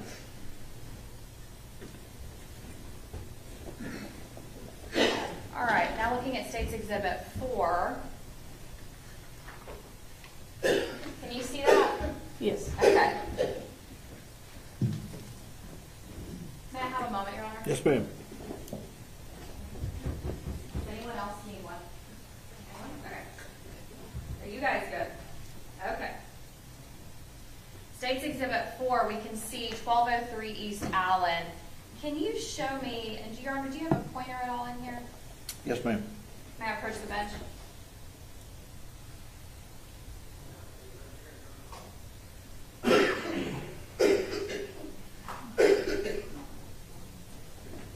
May I approach the bench? Yes, ma'am.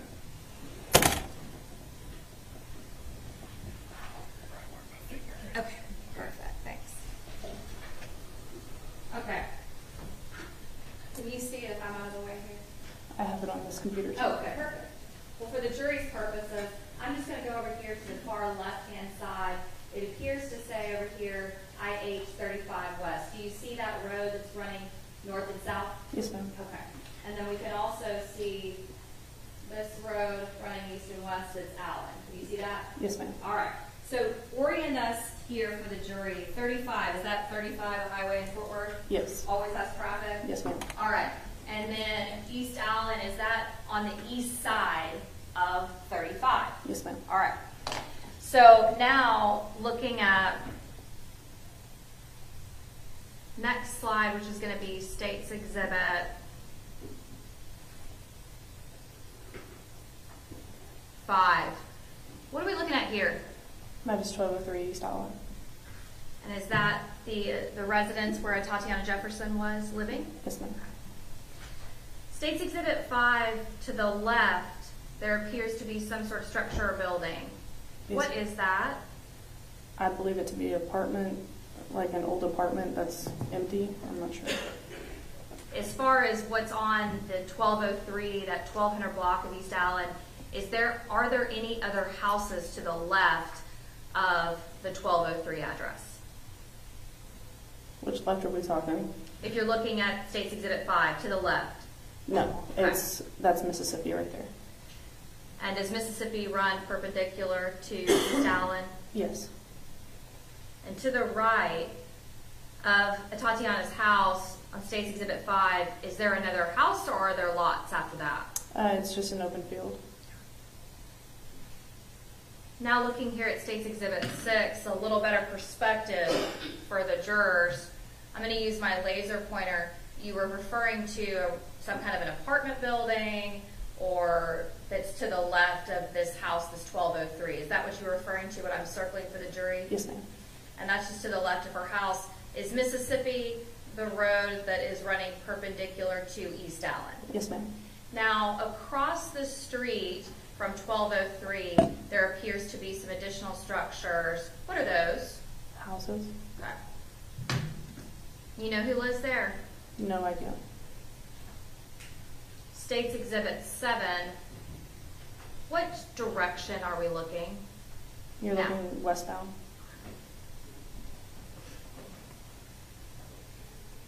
State's Exhibit 8. Which direction are we looking? South. And on State's Exhibit 8, you can see this building that's now to the right of Atatiana's house. We're now looking at the back, if you will, over top to the back. There appears to be this additional structure behind Atatiana's house. Do you know what that is? I believe it's a garage. Okay. And then we can see some buildings over here behind. Do you know what those are? No idea. State's Exhibit 9, which direction are we looking? That would be eastbound. And now State's Exhibit 10. Let me back up for just a second here. State's Exhibit,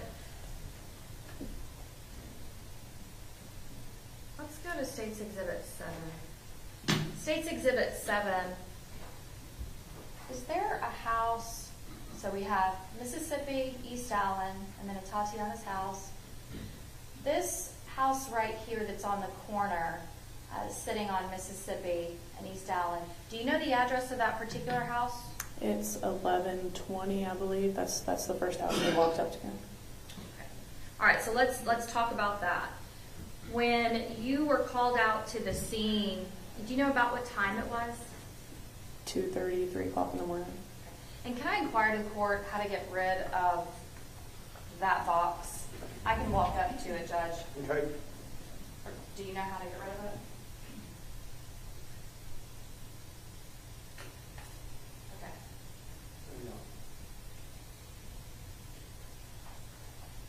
Okay. Thank you. Oh, it's still there. That's okay. That's all right. Okay. All right. And so about what time did you say it was? I believe it was like 2:30, 3 o'clock. And I was asking you a little bit earlier about going through the academy with the defendant. Do you see Aaron Dean in the courtroom today? I do. And do you, can you point to something that he is wearing? Identify him in court for me, please. Blue tie and a gray suit. Okay. Your Honor, let the record reflect this witness has identified the defendant in court. Record of so reflect. He also stood up prior to me finishing asking for identification. That's correct. You All may right. be seated. Thank you. Thank you, Judge. All right, and so went to the academy together. Did you guys ever work any calls together before this October 12th date that you remember? Nothing that sticks out. You were only out for about 3 or so weeks, so would it have been many calls if you did work any? No. Have you seen or talked to him outside of work whenever y'all were working together? I don't believe so. Do you know what particular division he was assigned to? Baker Division. Same as you? Yes. All right. Would you characterize your relationship? Were you close, just coworkers? How would you describe it to us? I keep everyone at work just coworkers. Okay. All right. Okay, so that day, October the 12th of 2019, were you working as a patrol officer at that time? I was. What was your shift? And we show up at 7:45 and we're off at 5:45. So what time did you actually go in? About that time? I get there around 7. And 2 or so in the morning. Where were you right before you get called out to this scene? At the JPS roundabout. What does that mean, the JPS roundabout? It's a parking lot behind JPS. It's on the northeast side, and it's just a big empty parking lot. Why are you there? I didn't have a call. I was well, I was finishing up the call I was on, and I was eating my lunch. Were there other officers that were parked in that roundabout? Yes. Why did you guys as officers choose that area to either finish up a call, eat, kind of congregate? It's just safe. You can see everyone coming up at you. So you get a call, and explain to us how you get that call. What happens if you're sitting in your car? I was sitting in my car. Aaron gets dispatched. Officer Dean gets dispatched. They're calling for an assist unit.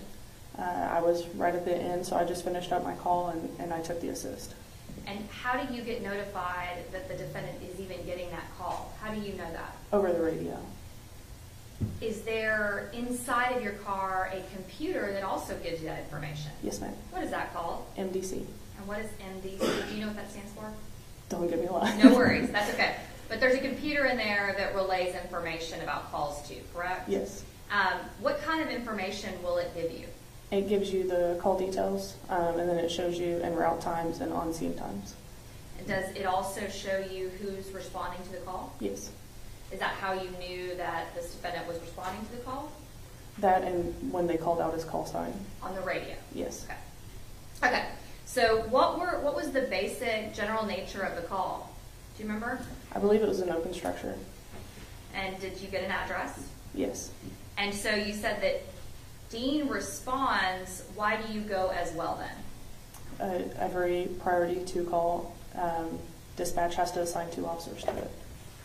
Explain to the jury what priority 2 call. What do you mean? So priority 1 is the highest. That's lights and sirens. You're getting there as quickly as you can. Priority 2, it's still of urgency, but it's like a normal run-of-the-mill everyday call. There's nothing emergent that's happening right now that you need to get there as quickly as you can.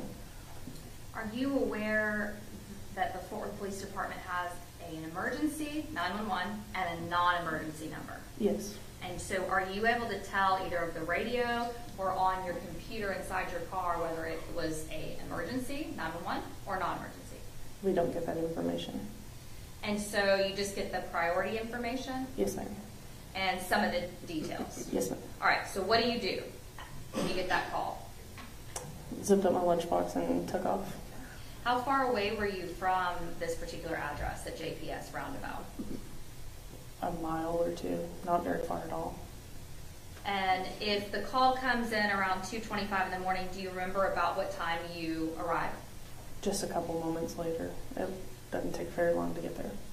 Did you get there to the house first, or did... I did. Okay. When you get there, where do you park? I parked facing southbound on Mississippi. And so now showing you what's already been admitted as State's Exhibit 10 here, and then State's Exhibit 11. Are you able to show us on State's Exhibit 11 where you're parked? I believe that's my patrol car right there. Okay. And it looks like there is only, I don't think I see any other patrol cars in State's Exhibit 11, but going back here, State's Exhibit 10, are there multiple patrol cars in State's Exhibit 10? Yes. Okay. And so if we're looking at State's Exhibit 10, and this is Mississippi running this direction, East Allen running east and west, are we able to see your patrol car in State's Exhibit 10? Yes. Okay. Can you show me, may I please, for witness? Yes, ma'am. Can you show me which one your car is in State's Exhibit 10? Which one's the... It would be that car right there, I believe. Okay. And so you're pointing which direction? I'm facing southbound. Okay. And are you able to see in either State's Exhibit 10 or State's Exhibit 11 where the defendant is parked? Do we actually see his car in those exhibits? Not to my knowledge, no ma'am. So looking here at State's Exhibit 11, we can't see any of the patrol cars, correct? No ma'am. Okay. Can you show me, though, using this laser, where he pulled in? Did he come in front of you, behind you, or somewhere else? It'd be like right in this area. Okay, so kind of on that, I guess, corner or catty corner. I believe, yes ma'am. Tell me the address again of that. Is that a residence or a business? It's a residence, I believe. I believe it's 1120 something. So when you guys get out there, you said you get there first, he parks kind of catty corner or behind you at least. Yes, ma'am. What do y'all do? We get out of our patrol cars and we walk to that first house. And it ended up being the wrong house? Yes, ma'am. How did you know that? By the numbers on the front of the house. And the Did- door was closed. Okay. So the call is, doors open, and you walk up, the doors close, and the numbers are not matching. Yes, ma'am. So what do you do? I believe when we went back to the car and checked, we either checked on the MDC or we radioed out asking what the numbers were. So when you say we, do you guys talk about that and you both do it? You just kind of know to do it? How does that work? I can't remember if we talked about it, but I mean, it's just commonplace. Do you remember whether or not you both went to your separate patrol cars to check, or? No, ma'am, I don't. Don't remember. All right. Regardless, you figure out wrong house. Yes, ma'am. So where do you go? We walk across the crosswalk here and then up, like catty corner to corner across the street. All right. So let's go over State's Exhibit 9. And may I push what's in Yes, it? ma'am. You show me the route that you take from that address that was wrong. I believe that we walked like right through this way, just like diagonally across. And when you go diagonally across, so you would have been passing just right in front of this building. Yes. Once you get over here to the street, and then some go in this direction before you approach her house. Yes, ma'am. All right. Do you have your flashlights out? I don't recall at that time. Do you remember whether it was a pretty lit area or a dark area? It's darker in that area. And when you go to approach the house, I'll show you, I believe, let's go back for just a second.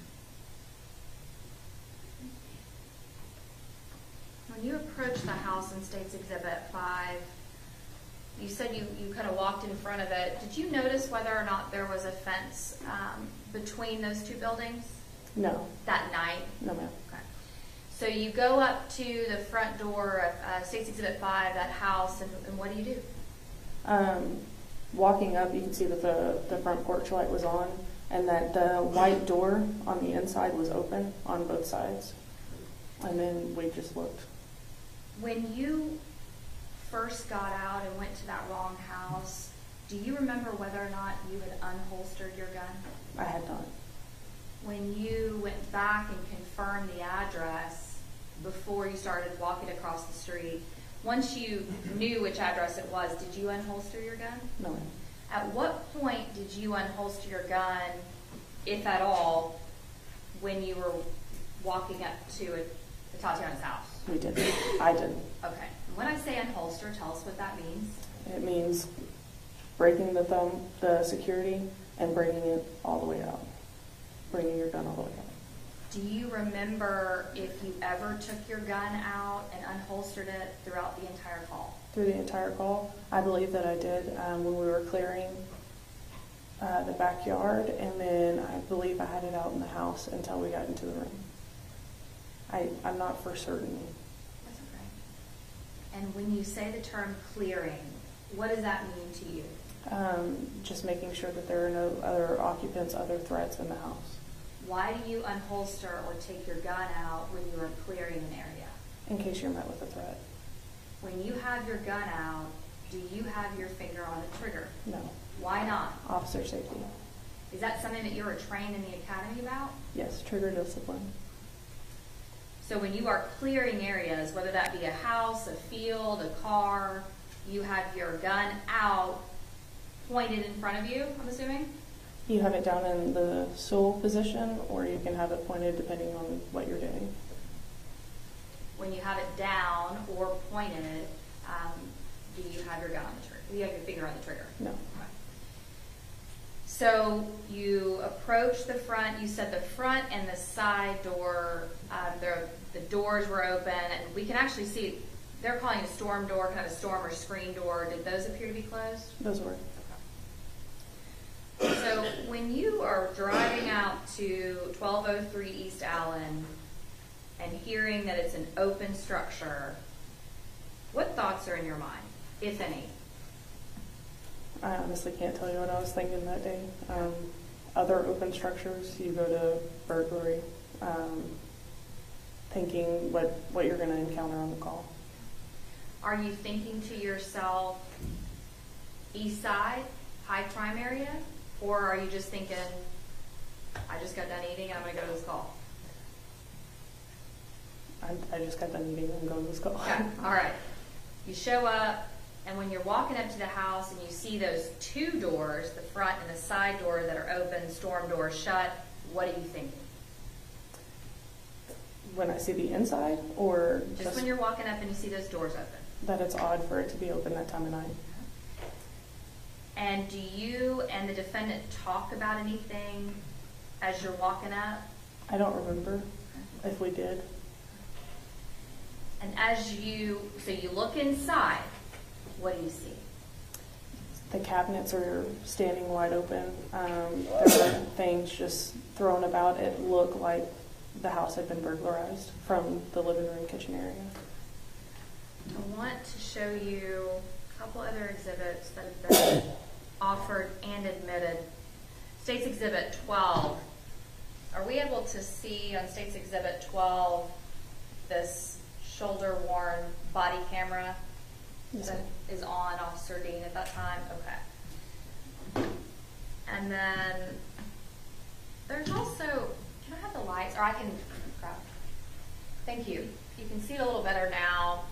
On State's Exhibit 12, there is this black device that's on his chest. What is that? It's a handheld mic A for hand- a handheld mic for your radio.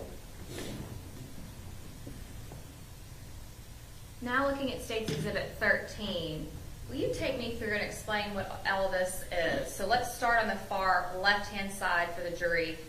What is this right here? That's his gun, Glock 17. And what is this? Pepper spray. So we have the gun, Glock 17, for purposes of the record, and then immediately to the right, there's a leather object holding something, and you said that's what? Pepper spray. Okay, and then we have some sort of other black device that's to the right of the pepper spray. What's that? That's the battery box for the camera. And then to the right of the battery box of the camera is what? A cat T tourniquet. I'm sorry, what? A cat T tourniquet. And then you mentioned an Israeli bandage, which was a tourniquet, and now you said cat T. Yes. What are those different things? Yes.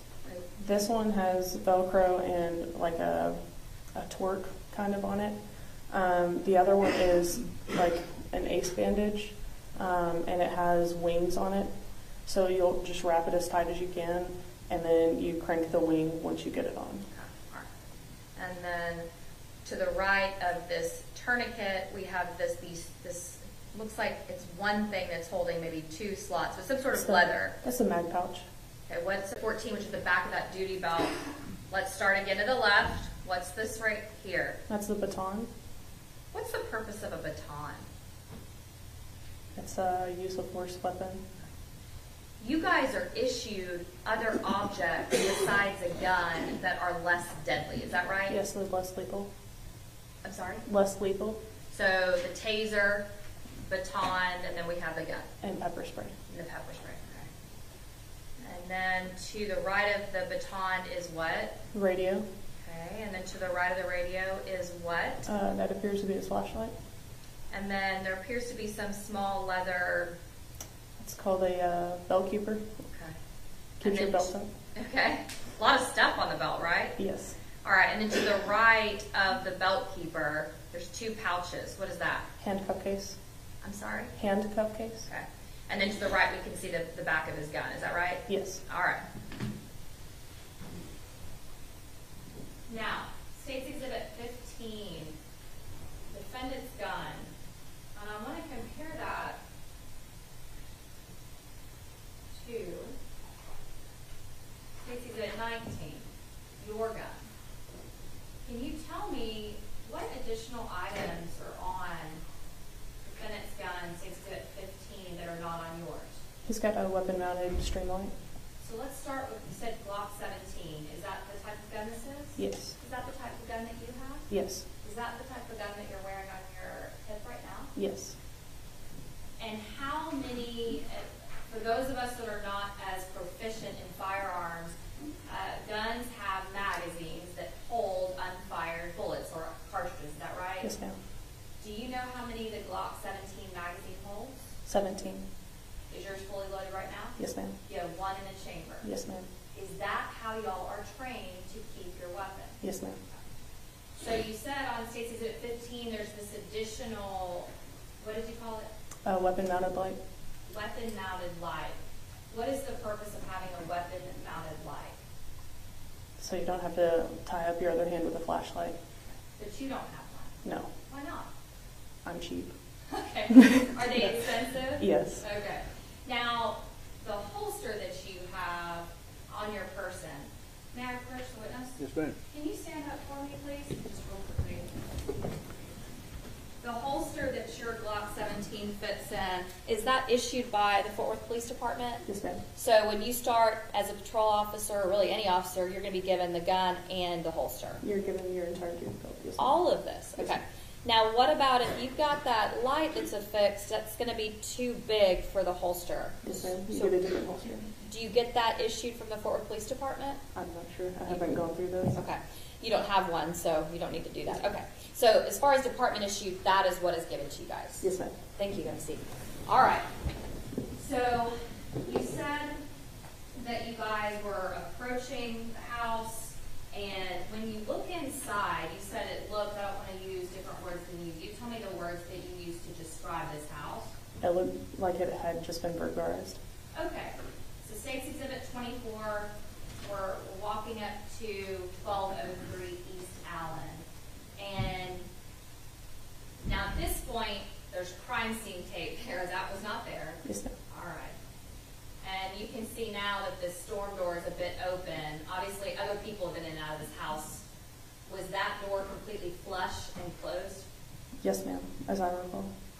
Now, I see, if you can see it, there's a little yellow, what appears to be a cord. Do you see that? Yes, ma'am. Was that there that night? I believe so. I don't know for sure, though. Okay. Now, continuing on to State's Exhibit 25, you said it was, I guess, messy or tossed. It appeared to have been burglarized. Is that Yes, right? ma'am. And so is there a difference between a messy house and a ransacked or burglarized house? Yes, ma'am. Tell us the difference in your experience. In my experience, a messy house is going to be what we all know as mess, things thrown everywhere. A burglarized house is going to have the open drawers where it looks like it has just been methodically gone through. There's going to be things in places that there shouldn't be, And State's Exhibit 26, you can see these, looks like to me, these 1, 2, maybe 3 cabinets, doors that are open. Yes, ma'am. Or so, okay. And then State's Exhibit 27, now we're just looking back towards the front of Atatiana's house. Now you can kind of see that front door, that side door a little better, is that right? Yes, ma'am. And so you described the inside of her living room as being ransacked, or at least looked like it had been burglarized, is that right? Yes, ma'am. Okay. Do you have any kids? I don't. Okay, I don't either. Obviously you know now that there was an 8-year-old that was living there. Yes, Is that ma'am. right? Okay. Okay, so regardless, you didn't know that then. You look in the front. What do you see? I mean, we saw the cabinets open. There were things thrown out of the drawers. It looked like someone had methodically gone through that house looking for something. Did it look like that? Yes, ma'am. Okay. And then, do you hear anything inside? No, ma'am, not that I recall. Are the lights on or off inside of the house? In the main living room, they were on. So in this part, they were on. So in State's Exhibit 26, the living room, the lights are on. Down that hallway, there's a light on that wasn't on during the time. Okay, that was all. Yes, All right. ma'am. So you said you don't remember hearing anything. After looking through the front door, where do y'all go? We went around the side of the house. When we did that, we were clearing the cars just to make sure that there was no one in the cars ready to escape or ambush us as we walked up. Do you remember when you were given the call detail information? Were you given any information about the cars? I don't remember the call screen. If you have it, I can read it. Sure, absolutely. And Mayor, first witness? Yes, ma'am.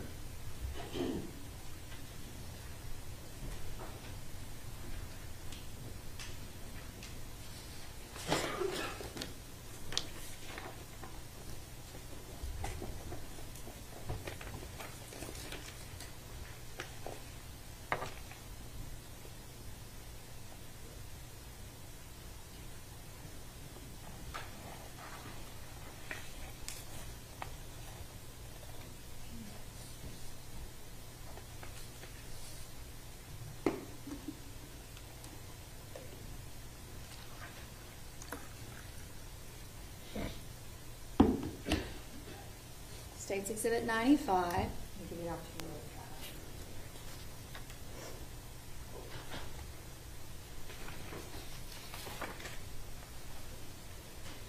to try. So this is a little different than what we're actually seeing in our car. It's got, all of the other officers that were involved, that wasn't on our call screen, so it would just be like. And so just for purposes of the record, on State's Exhibit 95, there are multiple pages, correct? And you just made a gesture at the top of the second page that the information you guys are given is more just kind of at the top, I would say maybe the top third, maybe top fourth of that page. Yes, ma'am. It would be like through until where it says Baker 310 dispatch. So the information that you're really focusing in on is going to be the first couple lines. First couple lines, okay. And so by looking at State's Exhibit, you're fine. Do you need a cough drop? No, you got it. Fine. Okay. By looking at State's Exhibit 5, those first few lines, does that refresh your memory about what exact information you would have been given? Yes, ma'am. Okay. So were you given information about the cars of the people that live there? Yes, ma'am. Make or model or just color? Just color. Okay. And so would that be information that you would have seen whenever you go to approach and you get inside or look inside the house in State's Exhibit 26? Can you ask that? I'm sorry. Sure, that's okay. Do you need some water? Judge, we approach.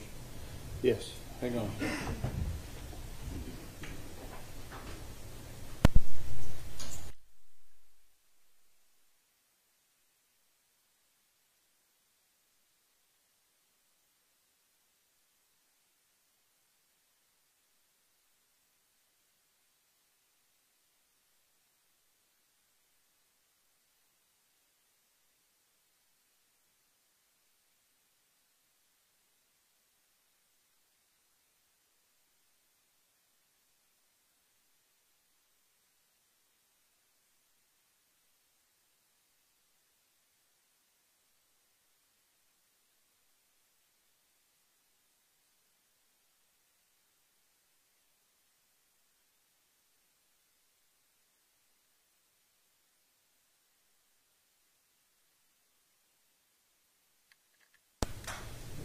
Good? Yes. Okay, so you're given information about the colors of the cars. That's fine. And what other information are you given, just generally speaking? Open structure, there's 2 cars in the driveway. Anything else? Can I read it? Figure You can certainly read it to refresh your memory.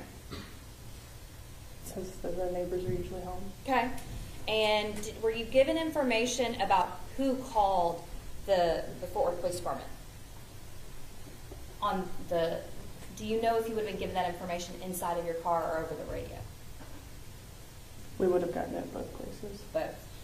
And are you given the information about, so would it have the name of the person that called, and then does it also have a phone number? It does. Okay. And just looking at State's Exhibit 95, are you able to tell who the caller name was and the phone number? You don't have to say it and you don't have to read it out. I just want to know if that's on the call. It is on here. On our MDCs, there's different tabs where if you don't have that tab clicked, you're not going to see who the caller is. but you have the ability inside your car to do so. Yes, ma'am. All right. Okay, so you get out there, you look inside, you go to the side door. Now where do you go? The side door, we started making our way, which would be northbound down the side of the house. Do you hear anything like that? Not that I remember. After you get to the side of the house, where do you go?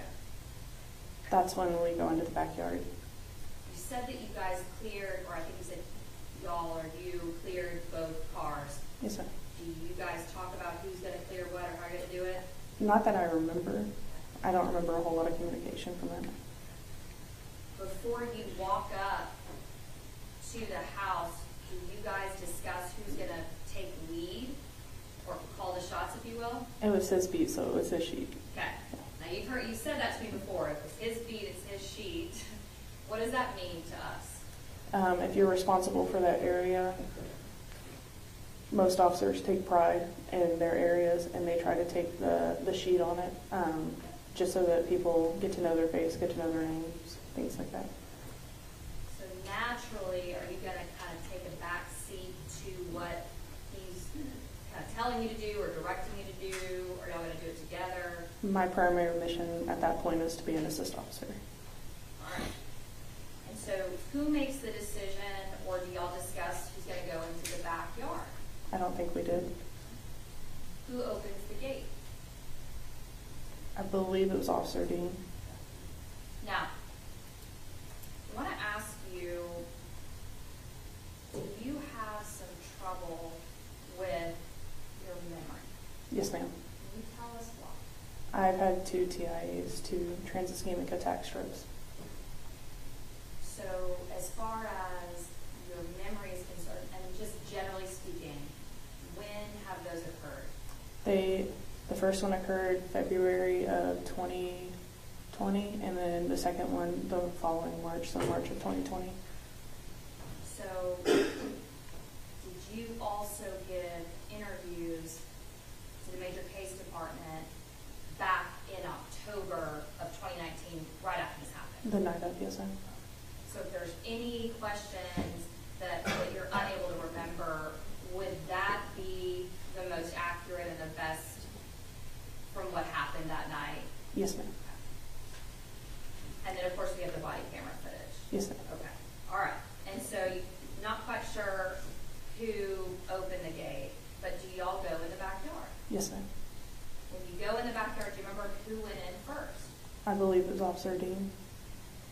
Do y'all talk about who's going to go left, right, straight, what you're going to do? No, you're trained in the academy, and it's just muscle memory at that point. What do you train in the academy to do in our backyard? You do what they call, I don't know the exact terminology for it, but it's basically you perform an X. Whoever's on this side goes in this way, and whoever's on this side goes in this way. Okay. Why? Just so that you're facing what you see.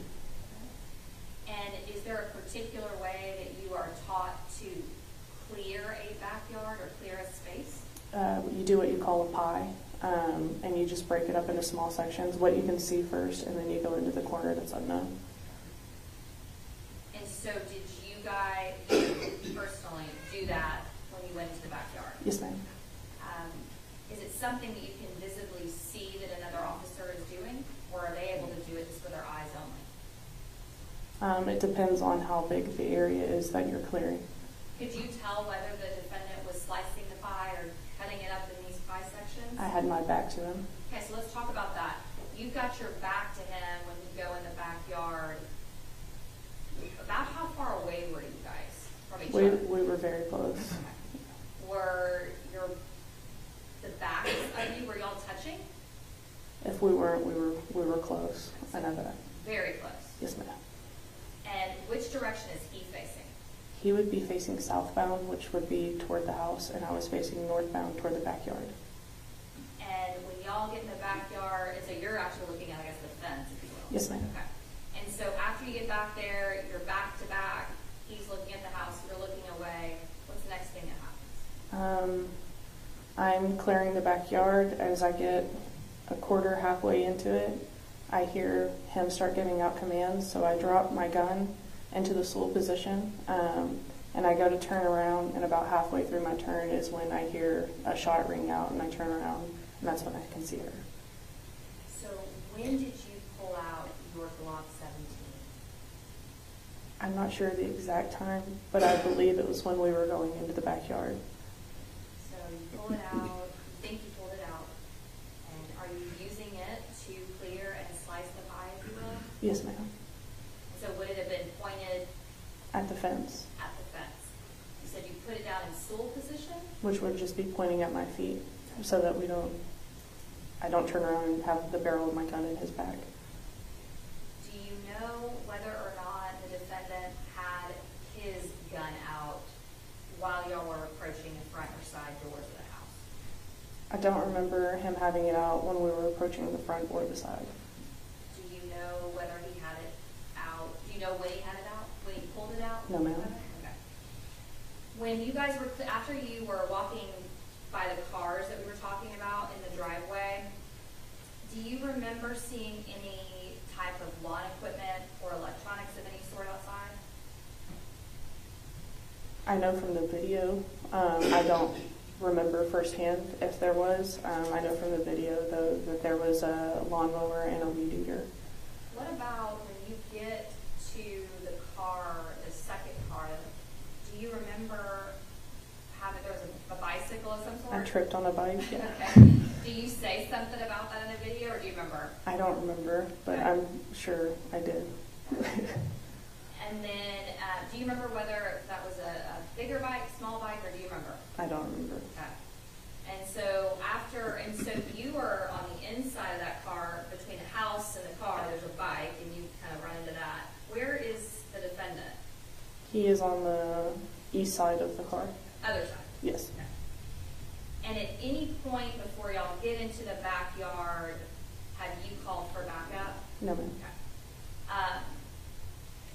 Would you know if backup had been called by the defendant? You would hear it on your radio. And that's on your person, right? Yes, ma'am. Okay. When you guys go up to that front door, do you guys inspect the front doors and try to open up that storm door? I didn't. I'm not sure if he did, if Officer Dean did. Side door, did you? I didn't. Again, I'm not sure if Officer Dean did. What about announcing, saying Fort Worth Police or knocking on the front or side door? Did you guys do that? No, ma'am. We didn't, because if there's a burglar still in the building, you don't want them to know that you're there so that they can escape. And so did you also, when you talked earlier about parking kind of across the street and down, did you ever have your lights on when you were pulling up to that first wrong house, if you will? I had my headlights on, but not my overhead lights. And why would you park diagonally kind of over there across the street instead of in front of the house? For officer safety reasons. Explain that to us. So if you're on a call, you're going to a domestic, it gives the offender time. They recognize that you're there. It gives them either time to escape, time to harm the person inside. It's a better idea to park not in front of the location. So you just gave the example of a domestic, but let's talk about this call, an open structure call. So why would you, for officer safety purposes, park not in the front on an open structure call? So if there's a burglar in the building, there's someone inside, they don't know where you're at. So get over there to the backyard. You said you heard a shot and you turned all the way around, and then you. I heard him give commands. I started turning, was halfway through my turn, and that's when I heard the shot. Do you remember exactly what words he used in his commands? No, ma'am. You said, so once you turn around, are you now facing what? The window. What do you see? I see Officer Dean. I'm looking just over, I guess that would be his right shoulder, and I can see her face through the window. And if you guys are back to back, then how are you able to just turn around? Like, how does that work with your bodies? Where is he when he actually shoots? Is he now further away from you than back to back? Because if you whip around, then now you're kind of hitting him. So how does that work? I mean, my gun belt was on his gun belt. All right. So y'all are still pretty close together? Yes, ma'am. Okay. So the shot is fired. You said you see her over his? I believe it was his right shoulder. See her over his shoulder. Were you able to tell at that moment that it was a male or female, or could you tell? The only thing I could see was eyes, really. I couldn't make out if it was a male or a female. I just saw someone in the window and I saw their eyes. How would you describe their eyes? As big as saucers. You said as big as saucers. Okay. Were you able to hear anything besides his commands? I didn't hear anything. I don't know if it was auditory exclusion or what, but I didn't hear anything until we got into the house. Now, you just use the term auditory exclusion. Tell the jurors what that means. It's when you're in an amplified state, your adrenaline is going and you physically cannot hear what's going on around you. There's multiple different kinds of exclusion. Permission to publish State's Exhibit 1, Your Honor, the body camera footage. Yes, ma'am. No, can we approach? Sure.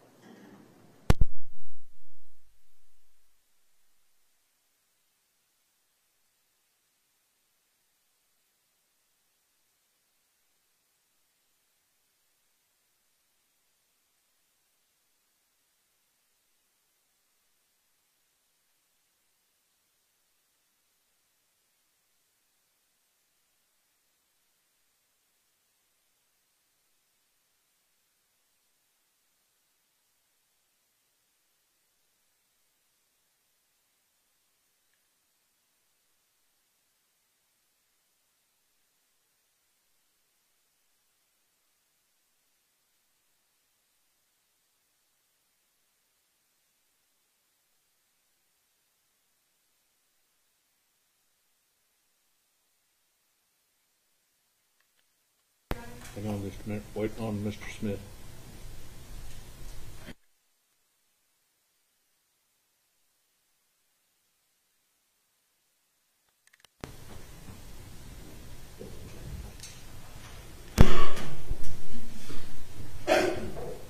All right, Ms. Diener, you may proceed.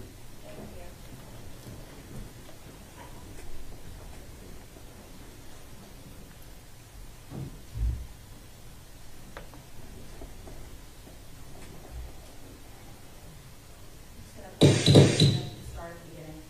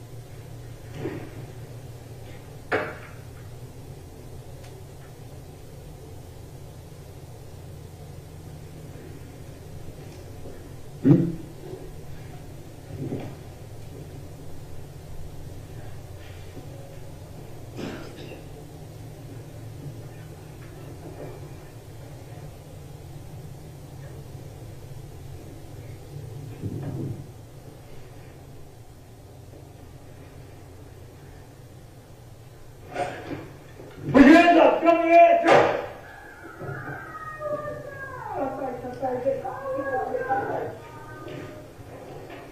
Breaking 325, shots fired, start supervisor, and then start code.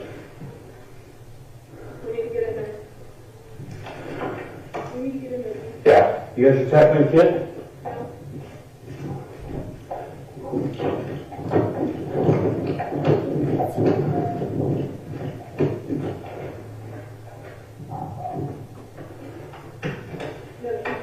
Ready for Richie Flash.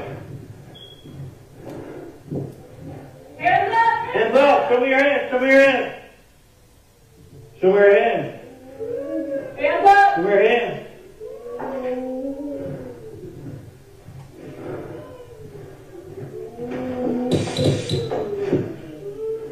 Hands up! See?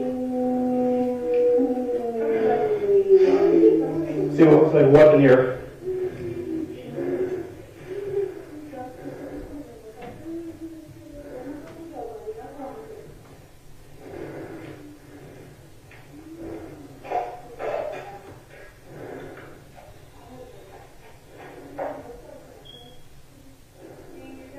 Yeah, I'm good.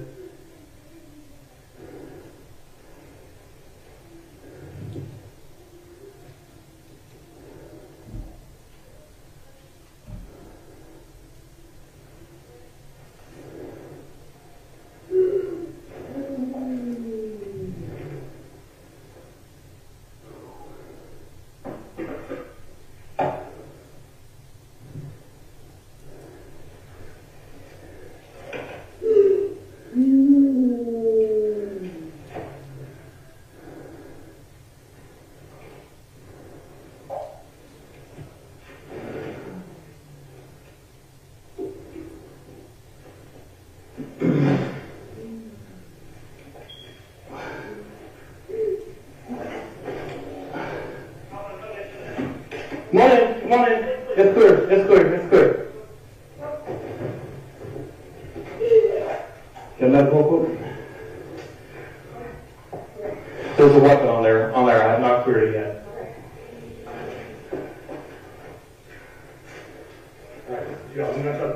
Yeah, one got shot into the chest. Sit back, sit back. I got it. Good fit. Fit.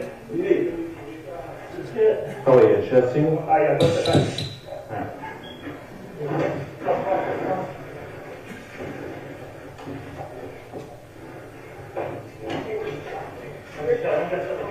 Right here? Yeah. Alright, so hold.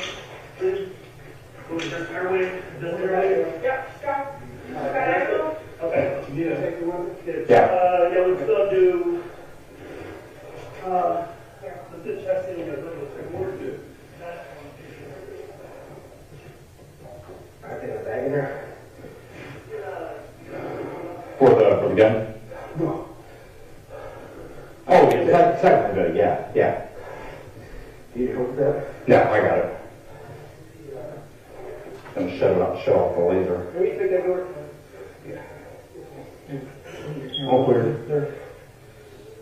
Round.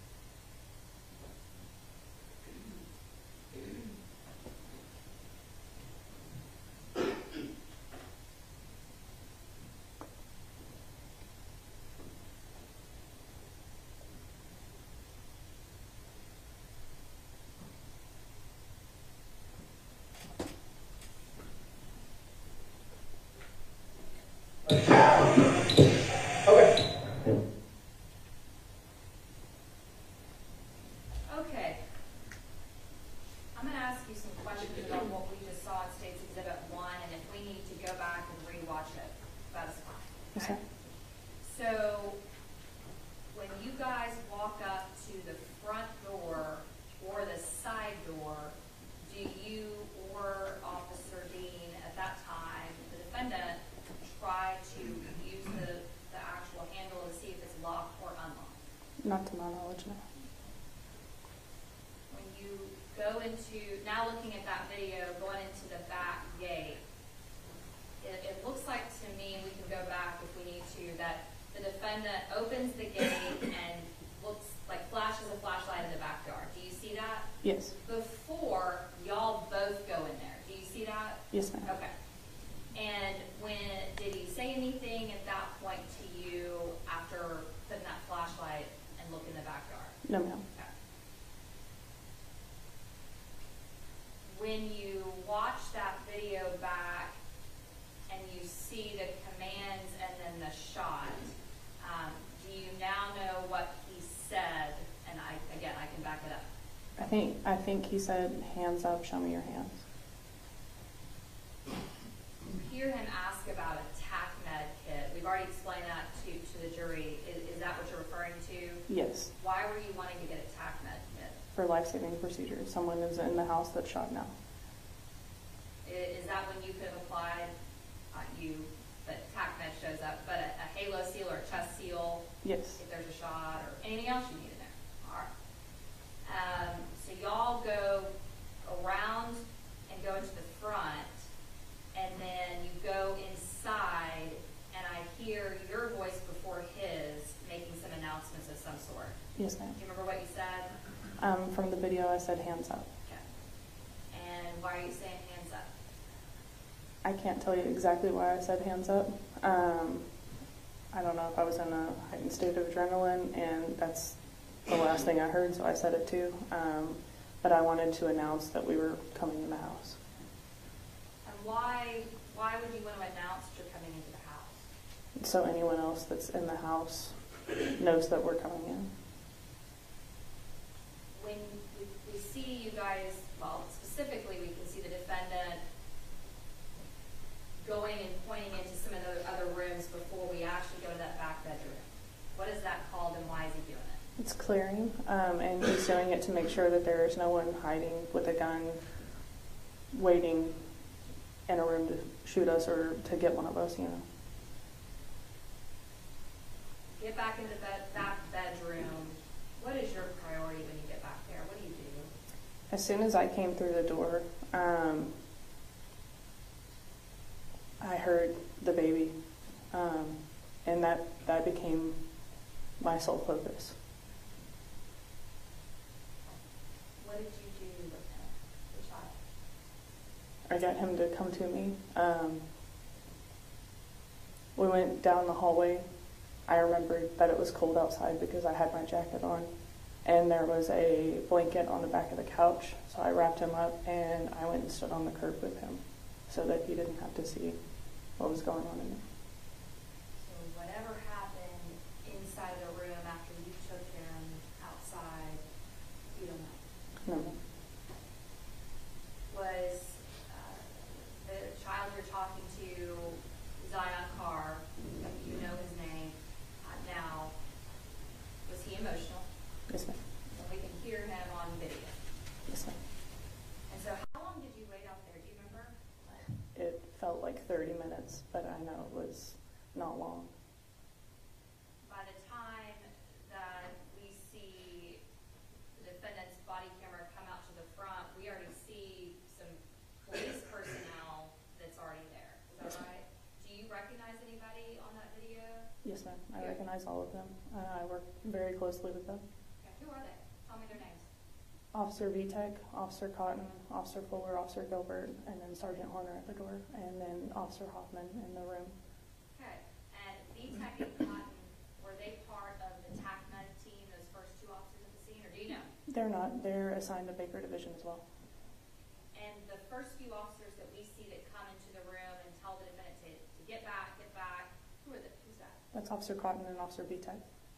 Did they then perform some type of life-saving measure? They did. Were you able to perform any life-saving measures on Atatiana? I was not. Your focus was on that little boy. Yes, ma'am. From what we see in the video on State's Exhibit 1, did the defendant perform any CPR life-saving No, ma'am. measures? Okay. VTech and Cotton show up. They do. When you're still there at the scene, about, I didn't have it marked, but I know it was in the last maybe minute or so, maybe 2 minutes of the video, the sound goes off. Yes, ma'am. Do you know why? That would be muting your body cam. Okay. Do you know why he would have muted his body cam? No, ma'am. Okay. Do you know whether he did that on his own or maybe somebody told him to do that? I'm not sure. You don't know. Okay. And you go to, when you're outside, does another officer come and relieve you, or where do you go after you're out there with Zion? I'm outside with Zion standing on the curb, and Officer Ray pulls up, and we get him into the back of a patrol car and turn the heat on just because it was so cold outside. And then where do you go? I went back in through the front door to see if there was anything I could do to help. And was there? No. So where do you go? What do you do? I was still by the front door, and that's when Sergeant Horner told me to go find a car and sit in it, and Officer Hoffman was assigned to sit with me. And how long do you think you were in that car, just sitting there? A couple hours. And do you talk about what has happened? No, ma'am. Talk about other things? Yes, ma'am. When does your cleat attorney, Terry Daffron, when does she show up? I can't tell you the exact time, but it was probably 30 minutes or so, an hour. After the shooting? So when she gets there, do you guys go back inside the house and do that walkthrough we talked about earlier? We never go back inside the house. It's just we go around to the backyard with Major Case. All right. Go back around and then you point in certain areas. Yes, ma'am. Is any of that recorded? I'm not sure. And the walkthrough that you're doing, is your attorney with you when you're doing that? I believe she was, yes. After the walkthrough, what happens? I go and sit back in the car, and then Major Case tells me that I need to go down to 1000 Calvert. And what is 1000 Calvert? That's where their offices are. When you get there to their offices, do you remember about what time it was? No, ma'am. Still the same day. It would have been the shooting is around 2:30, 2:33 or so. You're out there for hours, and then you go to the Major Case division. Yes, ma'am. So, do you do the interview that same early morning hours? Yes, ma'am. Okay. Do you remember how long that was? I'm not sure. I know we were down there for some time. Who all was in that interview with you? Everyone that made scene, it was, in the actual interview? Is someone from Major Case is interviewing you? Detective Brimshus and Heisey, and then Terry Daffron. All right. Do you do another interview after that one? Yes, I don't remember it though. Yeah, that's all right. And then, does anyone else ever come and talk to you? Anyone with Major Case or the investigation talk to you after those two interviews and the walkthrough of the scene? I had an interview with our internal affairs. Okay. And what is the internal affairs division within the police department? Just tell us generally what it is. They investigate officers to make sure that what they did was legal, and 2 GOs, that they didn't break any laws or GOs, general orders. All right. So now that you have watched the video, can you tell us, does it appear that you or the defendant ever inspect to see if there's any damage on the front of the side door? Can you tell? You can tell when you're walking up if there's forced entry. Was there? Was there on those doors? Right. No. And we know because you guys go in that front storm door, but did you guys check to see whether that was locked or unlocked on your first approach? I don't believe we did that. But now we know it was unlocked because Yes, ma'am. we go through it. All right.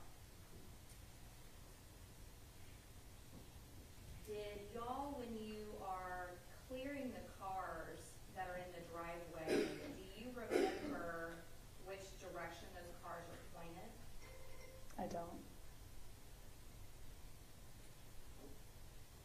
Do you remember whether or not those cars have license plates? No, ma'am. No, you don't remember, or no, they did not? No, I don't remember. Okay. If they had license plate, is that something that you could do, is to run license plates Yes, on ma'am. cars to see who the owners are? Yes, ma'am. Okay. In this case, though, you guys were clearing the cars. Did y'all run the license plates to see who the owners of the cars were? I did not.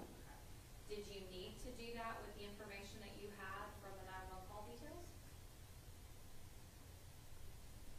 With my experience then, I wouldn't have thought about it. Okay. Wouldn't have thought about who owns that car. Did you think at all about that those cars were the neighbor's cars, as it says in the call details, or didn't even think about it? No, ma'am. Okay, that's fine. 3 weeks you were cut loose, right? Yes, ma'am. All right.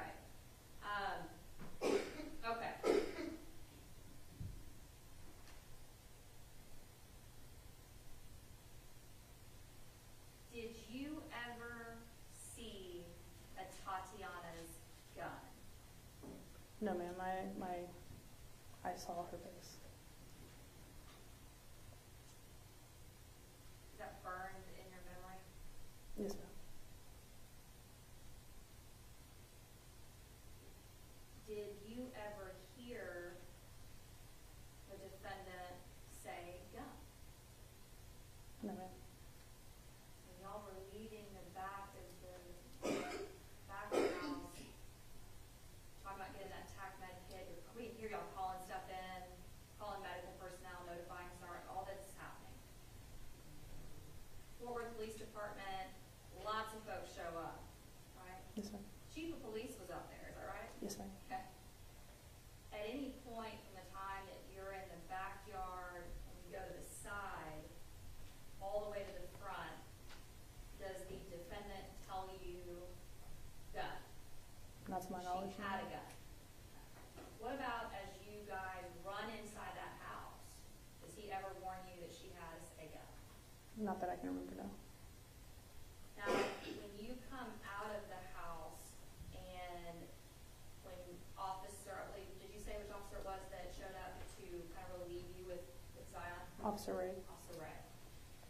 And when you come out of the house and he finally relieves you and gets Zion in the back of his car, kind of have a minute to think what's going through your mind. That there's someone down inside the house.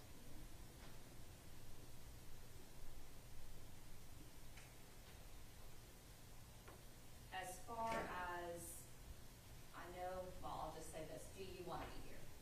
No. Has this been extremely difficult for you over these last 3 years? Yes, ma'am. You don't want to have to testify and be in that seat. No one wants to be involved in the shooting. Sure. And nobody really likes to testify either. No, Okay. ma'am.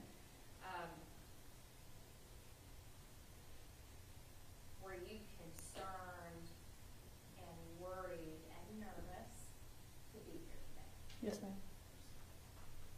In your mind or in your heart, what are you the most concerned about? Zion. What about him? Just how he is, his well-being. Do you know that you testified yesterday? Yes, ma'am. Can I have a minute? I'm going to pass the shot. Can I take a minute? Yes, let's take a break, so let's take a short break. You'll retire to your jury room. Hang on just a minute. You'll retire to your jury room, okay? Hang on just a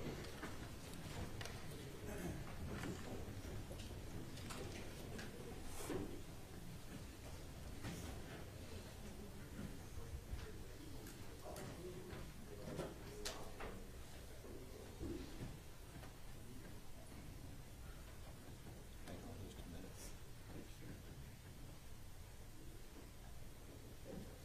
Get the jury.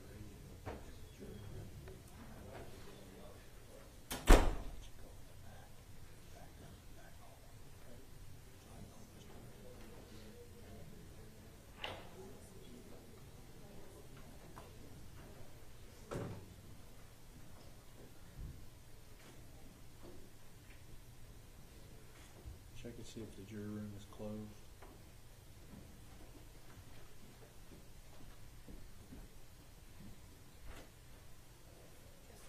Okay, Alan, let her walk down the back hallway. And Judge. Carol. Wait, I'm gonna let her compose herself. Yes. That's fine. I just wanted to ask you. Tell the deputy who you are. He knows.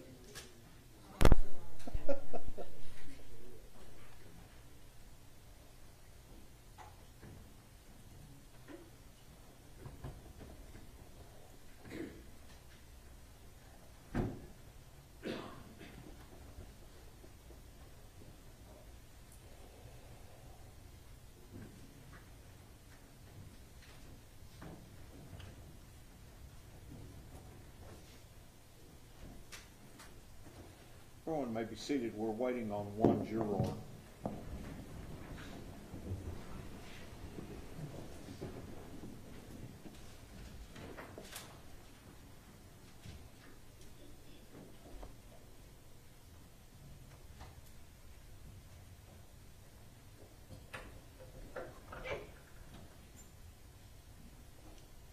Ms. Diener, does the state wish to reopen?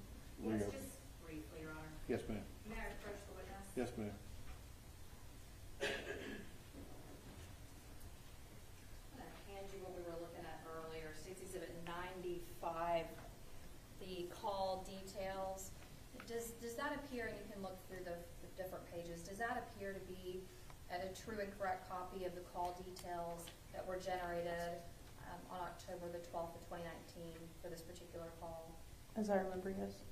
I'm going to roll off for State's Exhibit 95. For all purposes or For all purposes of the record? purposes. Objection, hearsay. For all purposes, objection sustained.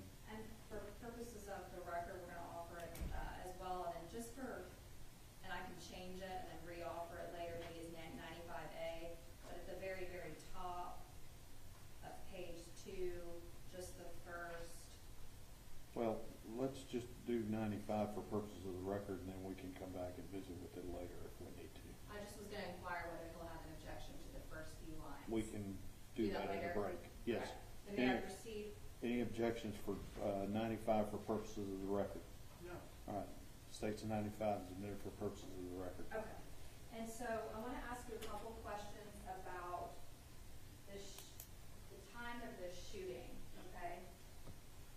Officer Darch, when the shot that you heard, I know this may sound like a strange question, but is the firearm, that Glock 17, the defendant's gun, is that a deadly weapon? Yes. And shooting at a person through a window, is that an act clearly dangerous to human life? Yes. Did you learn whether or not Atatiana Jefferson had survived? I don't think it was until after my major case interview. At some point, you did learn that? Yes. Okay. And ultimately, what happened out there on October the 12th of 2019, the shot that was fired, do you know where that actually hit Atatiana Jefferson? I'm not sure. Did you, one question I failed to ask you earlier is, did you go into any other rooms in the house besides that back bedroom to get Zion? Like, did you go to any other bedrooms or bathrooms? When I was clearing, I went into a few rooms just to make sure that there was no one in there, and then I was met with a big dog that was running at me, so I put him into a bathroom. And would you agree with me that a gunshot wound to the chest is serious bodily injury? Yes.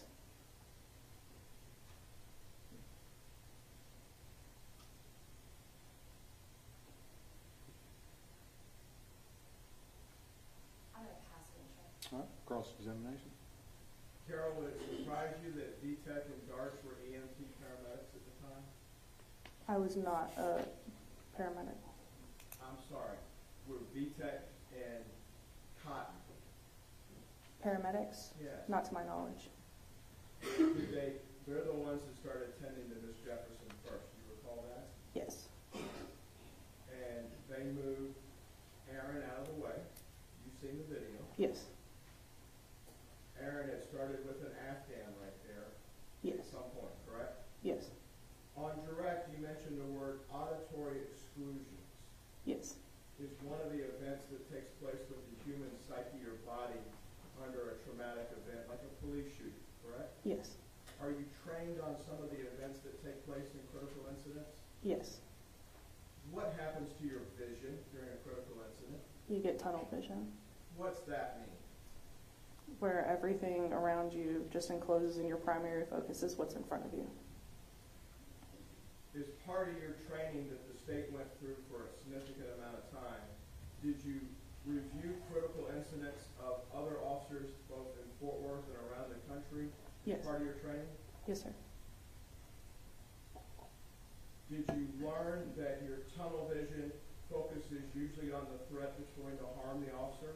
Yes. What harms an officer usually on a person? Like hands. Where's the gun held on a person? Hands. In your training experience at the academy, did you learn that though you may have the best commands in the world, when that stress environment of the vision that's here goes to tunnel, that commands usually change to what they're seeing as opposed to what they are trained to say? Yes. Would it surprise you that in your major case interview before 7 o'clock that morning that you said that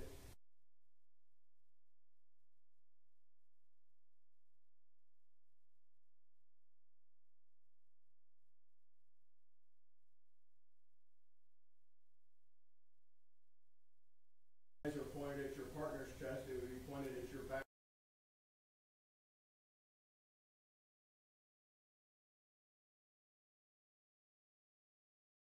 Be back at 1. We have your lunch ready. Okay, so if you go with Deputy Nicholson.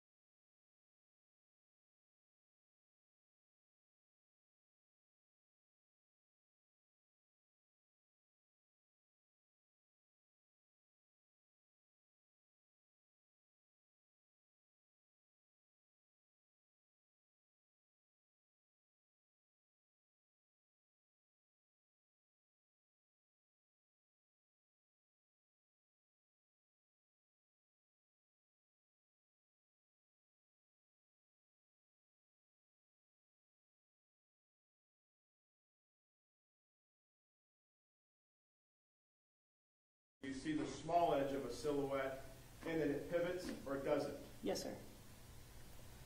What is the purpose, if you understand it, for that type of drill? To identify the threat. Is it become a shoot, don't shoot scenario? It does. And when you are doing that type of drill, is your weapon out on a counter? Is it in your hand already? How do they go about teaching you how to excel or learn muscle memory for this type of event? Some of the times when we're at the range, we'll be in the sole position or the ready position, as they call it, and then we'll go to fire. Other times it's a quick draw from your holster. You just motioned on the stand and said quick draw. What does that mean? It means you're getting your weapon out as fast as you can because there's a threat in front of you. Again, without revealing nation secrets of how to get something out of a level 3 holster, it's not the easiest thing to do, is it? It's not. You have to have a distinctive touch and feel to your weapon and your holster in order to draw it out. Is Yes, that your sir. understanding? Yes, sir. Through your training, did you learn about incidents when we switched nationwide to level 3 from level 2 of critical incidents where officers couldn't draw their weapon in a timely fashion? Yes, sir. It's something that when you're at the range, they train you daily on how to safely unholster your weapon and bring it to bear if, God forbid, you were asked to do that, correct? Yes, sir. Is there a training scenario in the academy or continuing education where you're met with a threat and the threat is as close to me as this board and you have to do something right then and there? Only when we're shooting from the 3-yard line at the range. What does it mean to shoot from the 3-yard line at the range? There are different yardage at the range. It goes from 3, 5, 7, 10, 15, 25, I believe. And you're trained to shoot from each range. Do you recall any close quarter drills where you're taught if you have somebody not through glass, but you're standing next to somebody, you're talking to them, and all of a sudden it goes south? And by south, I mean it disintegrates whatever's going on, and you're met with a weapon of some kind, and you have to take a defensive position. Yes, sir. All right? Can you take the members of the jury through what you would do in that situation? Like if the person had a gun in their hand? Yes, ma'am. Okay. If they're in close to you, you want to try to disarm them, but you're going to draw out your weapon as well. All right. Are you right-handed or left-handed? Right-handed. Are you taught as part of that training, if I understand your training, that you're going to try to give distance and drop to your gun leg to gather more distance as you unholster? Yes, sir. Is that a trained technique? Yes, sir. Do you recall watching State's Exhibit number 1 and watching Aaron take half a step back as he's unholstering his weapon? Yes, sir. Is that something that you would consider as a fellow officer looking at the video to be part of the muscle memory from the training? Yes, sir. Y'all drilling that on a regular basis? Pretty frequently. Because the both of you weren't that far out of the academy, were you? He had maybe a year on me, but close to the same time, yes, sir. They drilled the academy into you every day, didn't they? Yes, sir. This isn't go to the academy at 6 and leave at noon, is it? No, sir. How many hours a day were you at the academy? Usually get there around 5:30 because it starts at 6, and you're there until about 5 p.m. 5 days a week or 6? 5. Supervisors went off on the weekends, don't they? Yes, sir.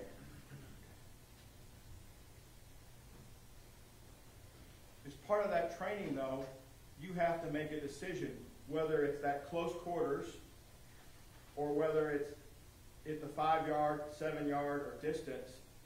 Still have to make that decision as you're giving ground whether you're going to shoot or not shoot, correct? Yes, sir. And we talked briefly before lunch. You've seen the studies and seen the film of how vision starts here, and on a stressful event it becomes here, correct? Yes, sir. And what they're visualizing, they're vocalizing into what the threat is. Yes, sir. Having now watched Aaron's video from his body worn, any surprise that he doesn't carry on a conversation with you while you're running back to the house? No, sir. Given the adrenaline and what just went on, would you expect the two of you to have a conversation as you're going through? No, sir. My primary focus was to get him there. You both started calling out, Yes, sir. yes?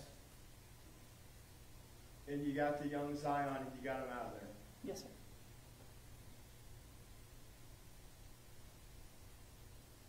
From the time you were with Zion, I know you said when you were standing on the curb for the cavalry to get there, it sounded like it felt like time was standing still, right? Yes, sir.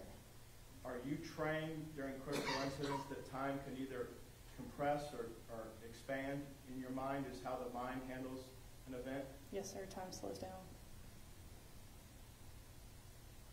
From the time that Officer Ray took over, the time you were there, it's safe to say until we see the photo of Aaron with his camera on, he's still got it on his uniform when y'all are getting your pictures taken, yes? Yes, sir. So nobody's watched his video at that point. No, sir. Zion's been split away from you, so there's no outside influence on Zion's video interview that Lindsay Dula does later, right? No, sir.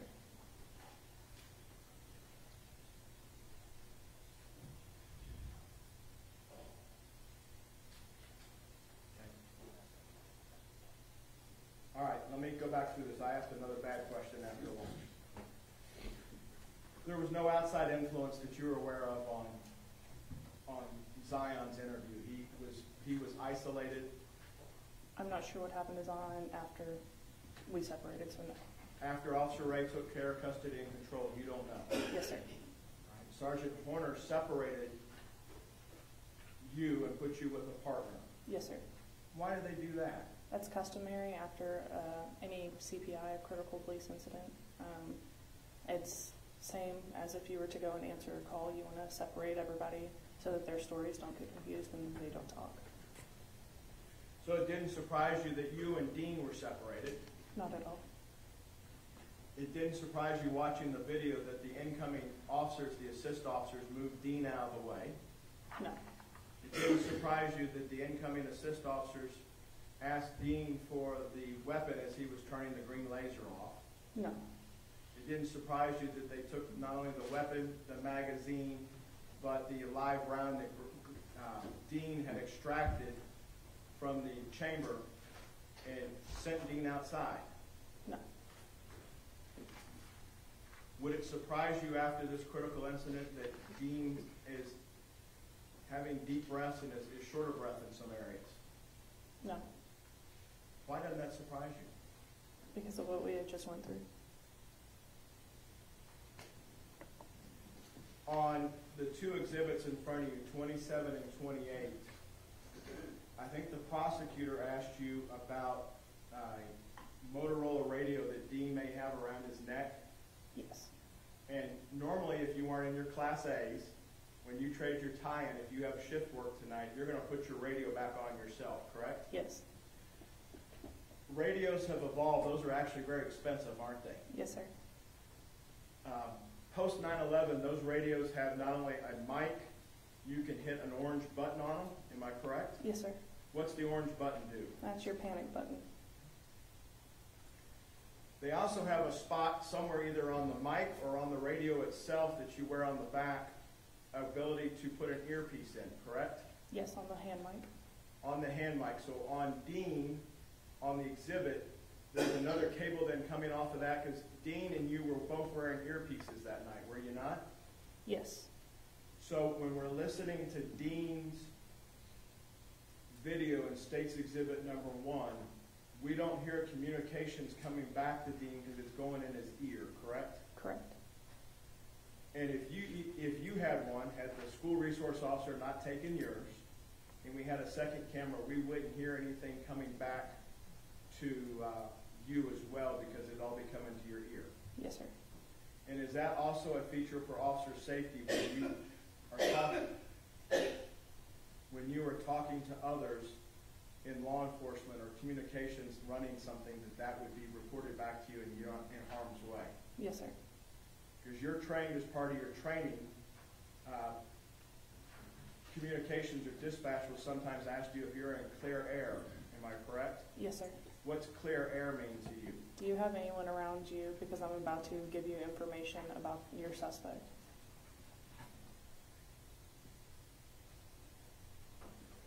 On direct, you were asked when you're sitting at JPS of how you got on this call. The sheet goes to the primary beat. That's Yes. Dean in this case, yes? Yes, sir. And it's a priority 2 call because it's an open structure call. The call taker's already made that decision. Dispatch, if dispatch disagrees, it takes a supervisor, so it goes out as an open structure call. Yes, sir. And you put yourself on the call, or how do you put yourself on the call if you did? I believe that I put myself on the call.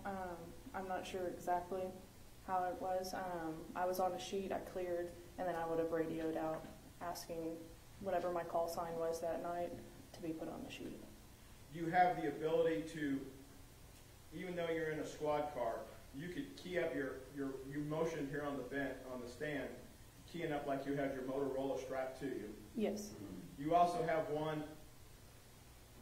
A police car is really, you get to sit in it, but there's a lot of equipment sitting right next to you, correct? Yes, sir.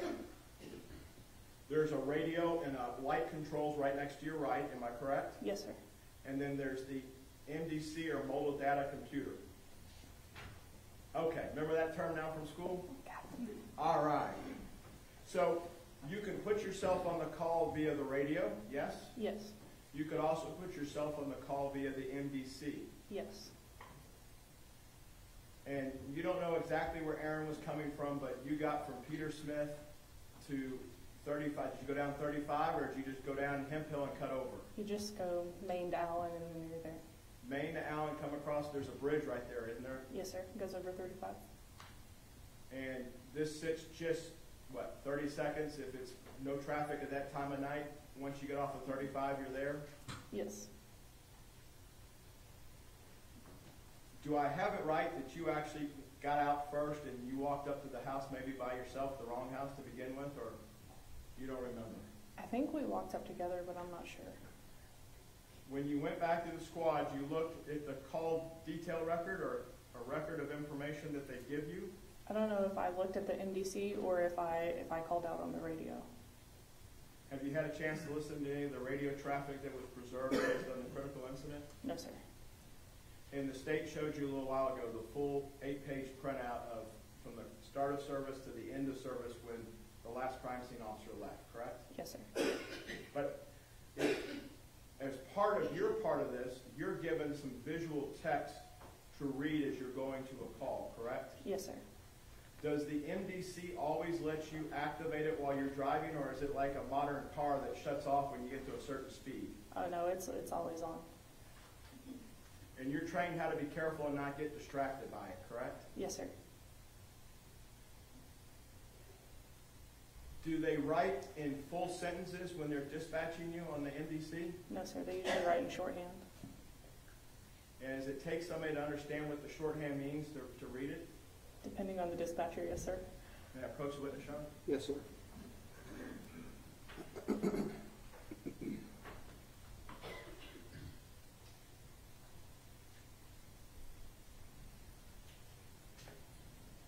All right, I left my glasses back over there. I think that's defendant's 29, is that correct? Yes. All right. Have you, if I gave you that as a hypothetical, could you translate that for me? Without saying it right now, could you translate what that is? Yes. All right. Have you seen those sentences before? Yes. Are those the sentences that were on your MDC that night for this call? Yes, sir. All right. If you could, We'd offer 29 for the record only at this point, Judge. No, we have first exhibits that Yes. are not, Yes. I believe it's 95.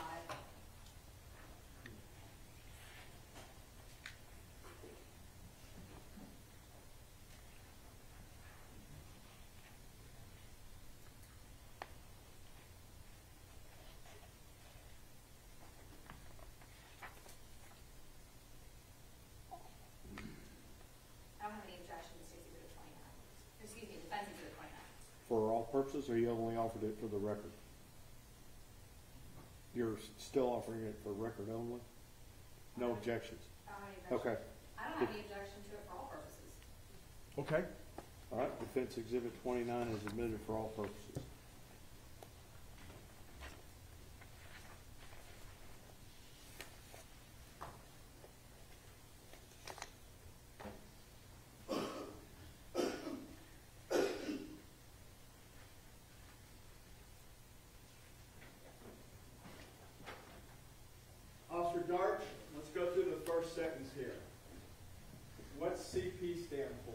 Complainant.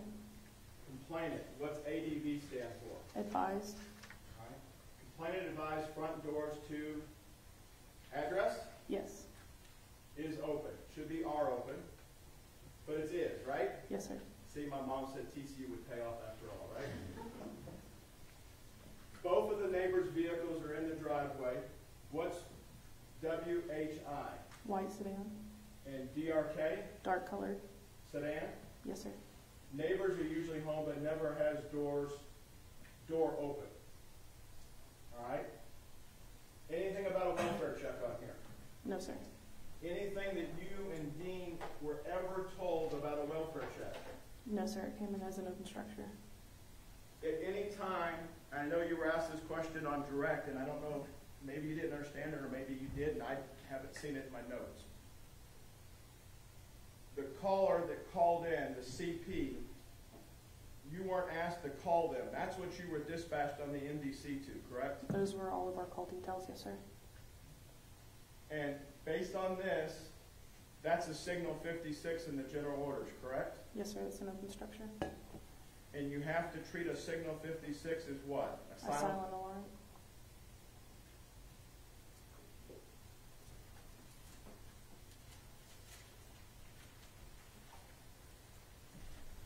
You get there on Mississippi, you park, you get out, you and Dean go to the wrong residence, correct? Yes, sir. When you start walking from the wrong residence, after you've gone to your car and figured out what the right address is, there are street lights on the street itself, on Evans. Allen. Allen. There are street lights. I believe there's one at the corner of Maddox or Mississippi and Allen.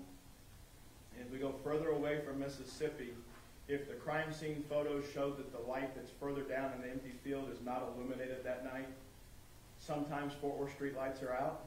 Yes, sir. The porch light wasn't on this residence when you got there, though, correct? The address in question, you recall the porch light being out? I don't remember if it was on or off. If you told Major Case that morning it was off, would that be? That would be fair, yes.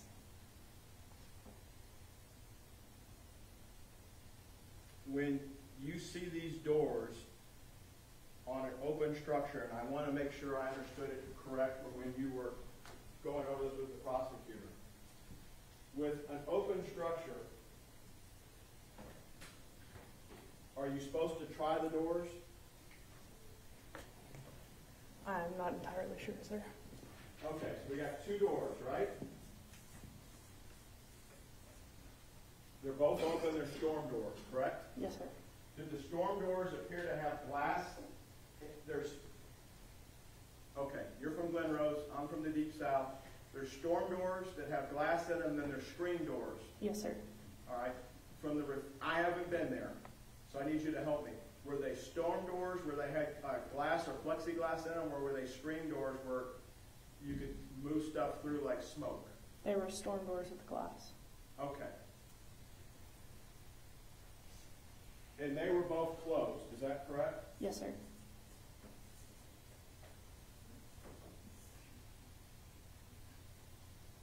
When you looked in, you've seen Stage 1, the video from Dean's camera. Did Dean's camera give you the full view that you could see standing there with your naked eye? Your body camera rarely catches what your eyes can see. It gets a view, but it's not the entire view.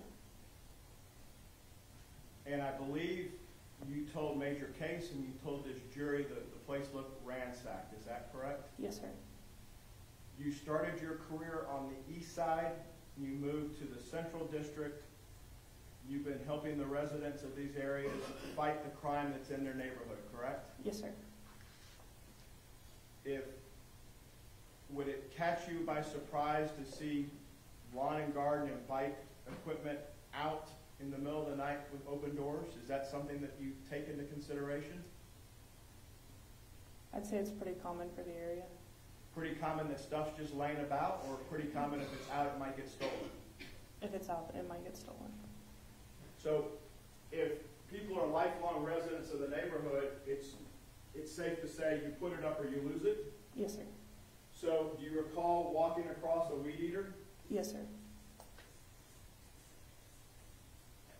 Do you recall walking past a lawnmower? Yes, sir, from the video. And then we have a BMX bike that we know your knee came in contact with, right? Yes, sir.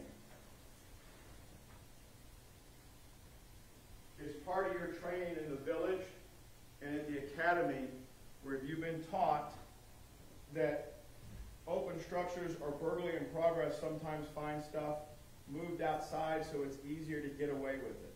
Yes, sir. Are those data elements that you have to take into consideration when you're evaluating the scene? Yes, sir.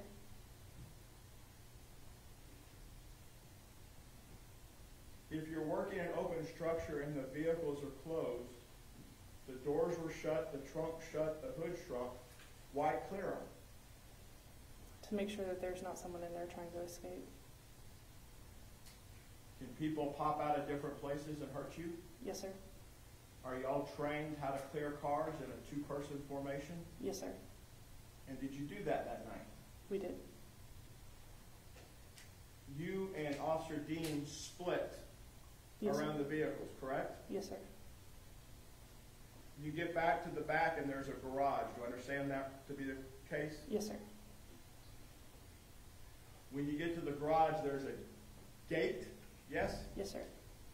And you didn't get to measure the gate later, but the gate's about 8 boards wide. You were, from watching the video a couple times, you've seen that now, right? Yes, sir.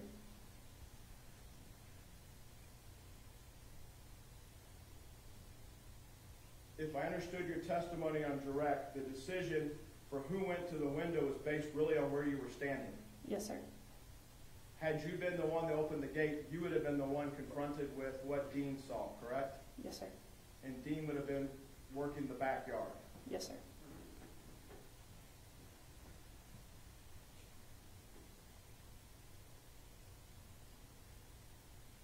You train together at the academy to rely on each other's observational skills and to trust each other, do you not? Yes, sir.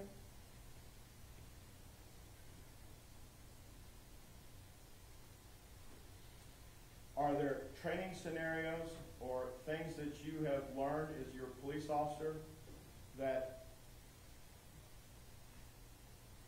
situations where you come upon a threat and the threat's immediately in front of you and you have to deal with it?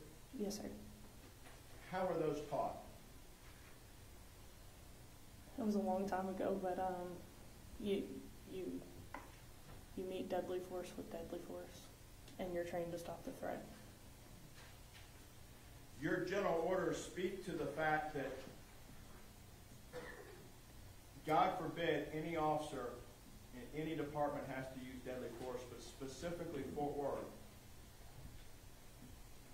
if you're faced with the threat of deadly force or the perceived threat of deadly force, you're allowed to use any means necessary, any weapon necessary to stop the threat, correct? Yes, sir. The prosecutor asked you on direct about the less than lethal that you and Dean had on your utility belt that night. Do you recall that? Yes, sir. Would OC spray work through a closed window? No, sir.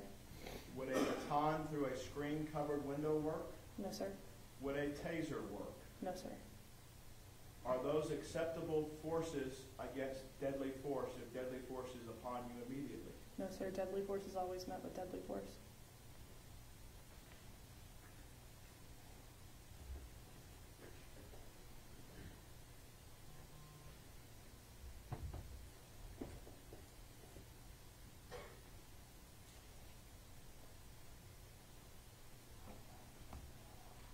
At the academy, when you're taught to give commands to show people their hands, you've gotten to watch videos of your fellow officers over their careers do it. Did you not as part of the training? I think at the very end, we got to watch everyone's red mans. All right. How about when you're learning how to give commands where they show scenarios where other officers have had to experience deadly force encounters? You've got some of that in training too, where you're watching other dash cams from officers that have lost their life because they want to show you what not to do, correct? Yes. And that's on those were numerous, were they not? Yes, sir. where officers found themselves in an area that they couldn't get out of. Yes, sir. Are there explicit set commands that you're supposed to give, or they train you on general commands, show me your hands, that type of stuff? Just general commands.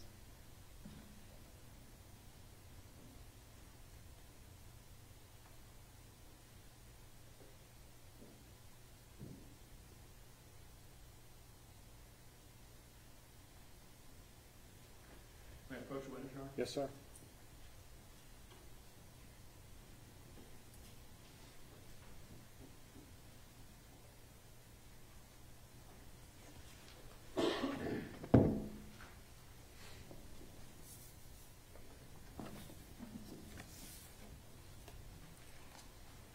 Carol, I'm going to show you what's been marked for identification purposes is Defendant's Exhibits 1 through 26, and ask you to take a second to look through those.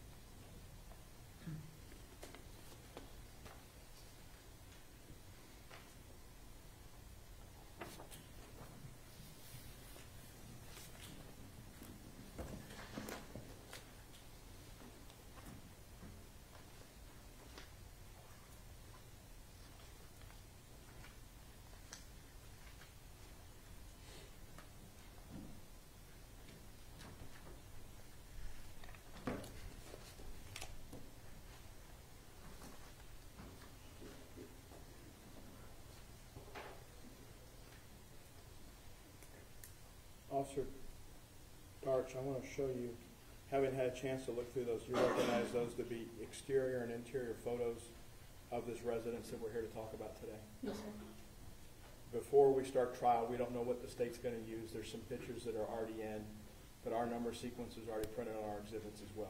So there's some duplicative here. Yes, sir. Right.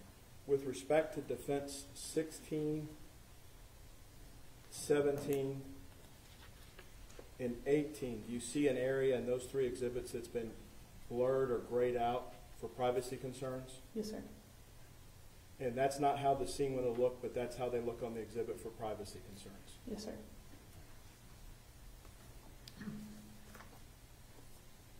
Your Honor, at this time, the defense would tender to the state 1 through 26, noting those the blur out marks in those exhibits we just talked about, offer and follow.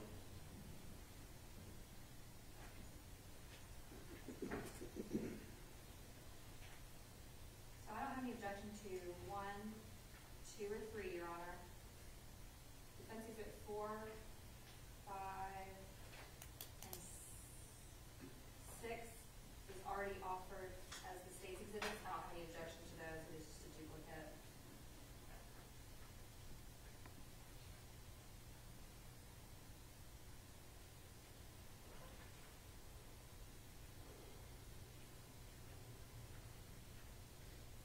No objection objection to 7 through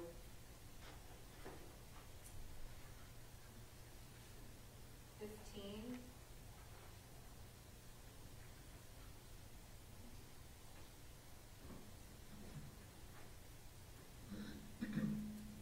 No objection to 16, 17.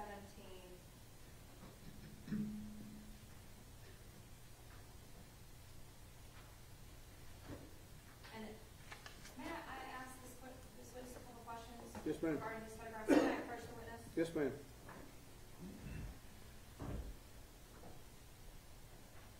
Officer Darch, Defendant's Exhibit 18. You're fine. The bedroom that is to the left of Tatiana's bedroom, did you go inside this room? I'm not sure. Okay. I can't remember which room I went in. Well, did you go inside of Tatiana's bedroom? I did. Okay.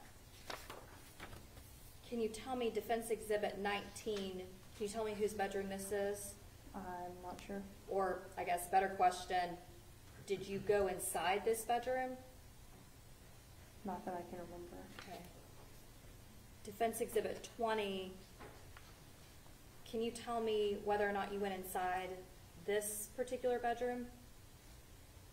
I don't remember which rooms I went in other than hers. Okay. And same question for Defendant's Exhibit 21.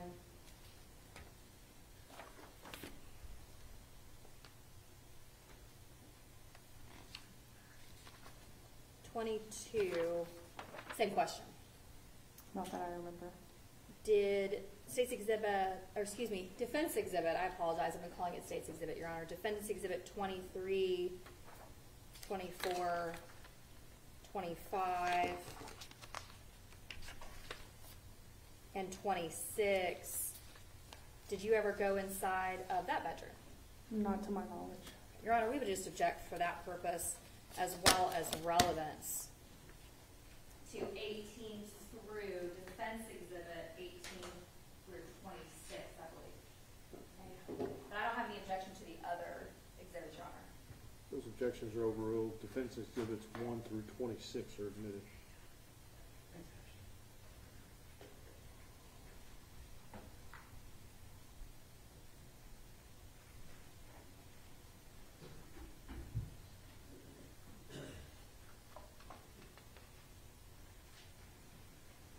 Is part of your academy training, when you finally get to the point in your training that you're given a weapon, they start everybody out on the same level and teach you the basics of a firearm, correct? Yes, sir. You have to carry a particular style of weapon for any department. You have to be certified to whatever their magic training is, to be certified to carry a Glock or a Beretta or a Smith & Wesson, whatever it is. You have to pass the proficiency test with the department if they allow that type to be used, correct? Yes, sir. Even if you want to carry an off-duty weapon, something a little bit smaller than your full-frame Glock, you have to be certified on that as well, correct? Yes, sir. I assume that you in your academy class that included Aaron were certified on shotguns as well. Yes, sir. Were you certified on a long gun platform as well? I think we did a day or two of the carbine, but you had to take a class after the academy to get certified in that as well.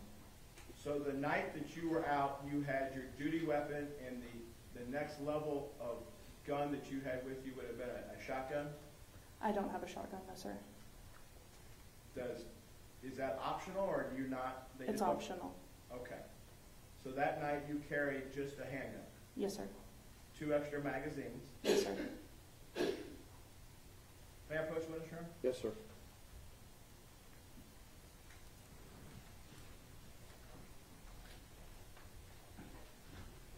How familiar were you with firearms before you started your academy? Pretty familiar. Pretty familiar. Okay. Well, for the members of the jury, this is a rubber gun, correct? Yes, sir. All right. If it were a true firearm, this is what would be classified as a semi-automatic weapon, correct? Yes, sir. What does it mean to be semi-automatic? It means magazines. You can pull the trigger multiple times without having to reload. Do you have training scenarios at the academy, both when you were in the academy and now when you have to go back for recertification, where you're taught how to pull the trigger as fast as you can to anticipate stopping a threat? Yes, sir. 17 plus 1, so 18 rounds. Yes, sir. You can empty a magazine such as that pretty quickly, can you not? Yes, sir. We're talking single-digit seconds. Yes, sir. We're really talking below 5 seconds. If you're good, yes, sir. All right, probably 3 or 4. Yes, sir. So there has to be some discretion involved in a critical incident just to fire one round then as well, correct? Yes, sir. You're supposed to evaluate after every shot. If one, assuming this were a functional firearm, if one wanted to clear a round like we saw on States 1 when Aaron took a round out of the chamber on a semi-automatic weapon, can you show the members of the jury with that how you would do that? You would take your magazine out. Once your magazine is out, you'd grab your slide and rack it back, and then the ammo would come from there. Okay. I brought something else up here. I brought an empty magazine. You agree with me this magazine's empty? Yes, sir. All right. And it's a smaller magazine than what would traditionally fit probably in that mock of a Beretta 92. Yes, sir. But for purposes of demonstration, bullets go inside a magazine and you can either use a loader or if you got a strong thumb, you can push the rounds down in here, correct? Yes, sir. And there's a place on the back to count the rounds. Yes, sir. But if you have a round in the chamber, you used a physical description where you took the weapon and there's some serrated teeth or edges on a frame rail of some weapons. Yes, sir. And some weapons don't have anything. Yes, sir. But those are intended so you can use your hand and move it up and down, correct? Yes, sir. So you would eject a magazine if there were a button, Yes, sir. and then you would use the top and slide it Yes, sir. to take a round out. Yes, sir. What happens if you're uncertain if there's one in the barrel and you want to make sure there is one in the barrel? You do a press check. Okay. A press check. And a press check is what? You grab the end and you pull it back just a little bit to where there's an opening right here, and you can see if there's a round in. So you demonstrated that where the bullet would come out, a live round would come out of the extractor port. Yes. You would gently pull it back and see if there was one in the barrel. Yes. What if you're not as experienced and you go ahead and do like they do on TV and just run Slide it? it back. Would you expect that a round would just come out if it was in the barrel already? Yes, it would pop out.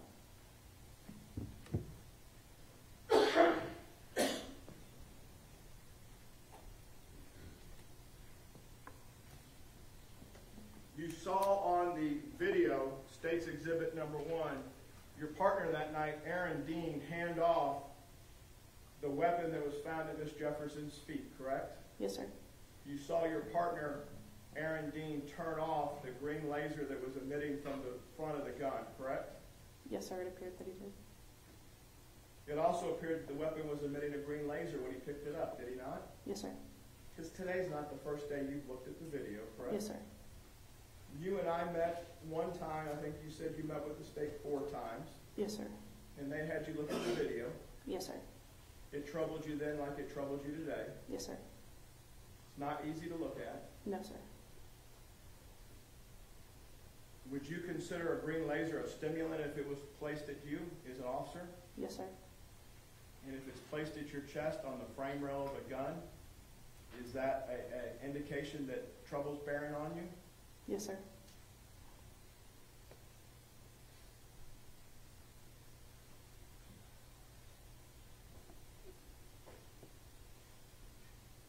You know, we talked on direct with you, the prosecutor did, about Aaron's streamlight. Okay? Yes, sir. Do you recall that before lunch? Yes, sir. If I gave you a hypothetical that the streamlight that was on Miss Jefferson's gun that we saw in State's Exhibit 1 was a streamlight that had a light laser combo on it, have you had a chance to see that type of light laser combo on a frame rail system before? I haven't seen hers, but I've seen, yes. Streamlight's a well-known brand, correct? Yes, sir. probably the industry leader for frame rail lights. Yes, sir. Your flashlight on your duty belt is probably a stream light. Yes, sir. They have an optic that has a flashlight and a laser as part of a combo, correct? Yes, sir. And there's ways, whether you're left-handed or right-handed, there's ways to turn on the light, the laser, or both. Yes, sir. And from what you observed in State's Exhibit 1, the laser was illuminated at the time that Officer Dean picked it up. Yes, sir. Do you recall looking at State's 1 as to when Officer Dean cleared the weapon in the hallway as opposed to the bedroom? I'm not sure if it was in the bedroom or the hallway. And anybody wants to go back and look could look and see exactly where Dean clears the weapon, collects the round that was in the chamber, and hands the magazine, the live round, and the weapon to another officer, correct? Yes, sir. So it can't be mistaken if there's any other rounds in the bedroom, near the window, any other live rounds, unspent rounds, to be something that Aaron cleared if Aaron didn't clear the weapon in the bedroom. I did not see it on the video.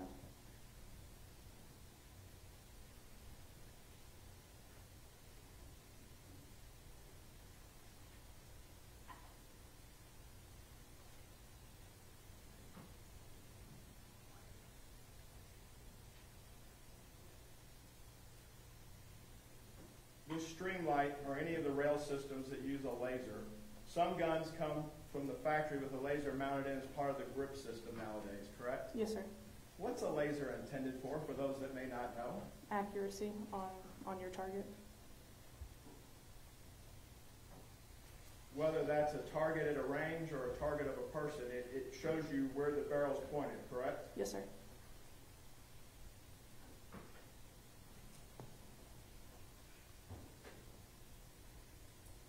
Judge, may I have a second? Yes, sir.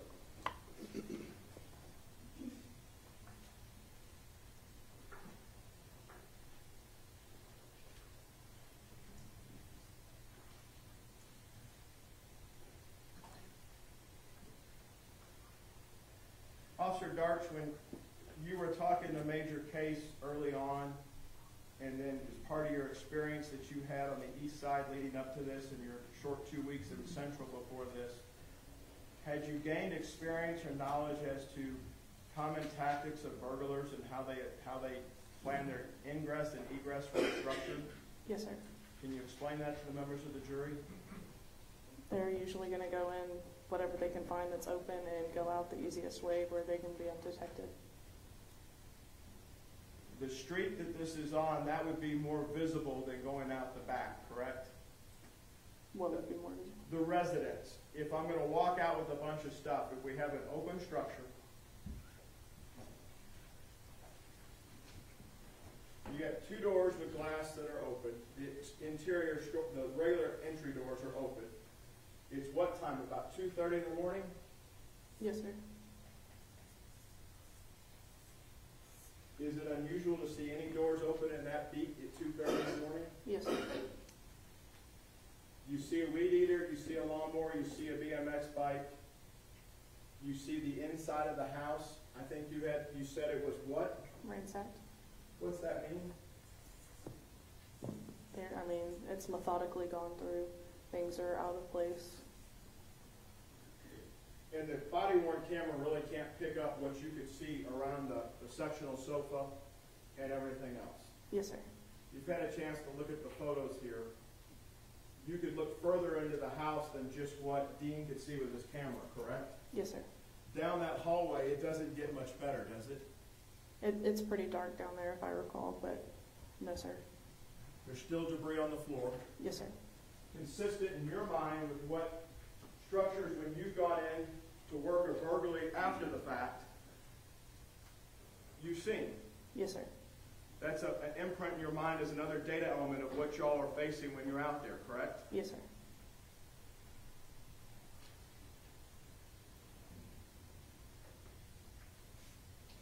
Part of an open structure treated as a silent alarm, would you agree with me that your general orders say you're supposed to check all the exterior for forced entry before asking for additional help?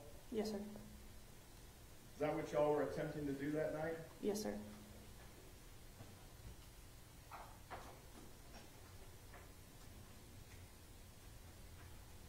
training at the academy, were you ever presented with a phrase called the fatal funnel? Yes, sir. Can you explain to the members of the jury what a fatal funnel is? Standing in front of a window or a door, you don't know what's on the other side. As you entered the backyard,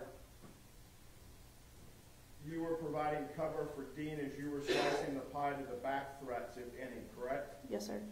And Dean had to do the same for you at the window, correct? Yes, sir. Because the members of the jury can't go out to the scene, we haven't been out there in the backyard. That AC system to the gate, if I said it was 4 feet 2 inches in a crime scene measurement, would that make some sense from where those poles are that are holding the fence up to the AC unit? If I step through the gate, and when I step through, I've got an AC unit 4 feet 2 over here to this. So 4 feet 2 inches, I'm in an area. Yes, sir. And you step through this same opening off the concrete, and you're right behind me. If I'm Dean, you're right behind me. Yes, sir. You're looking that way, and I'm looking this way if I'm Dean, correct? Yes, sir. One protecting each other. Yes, sir.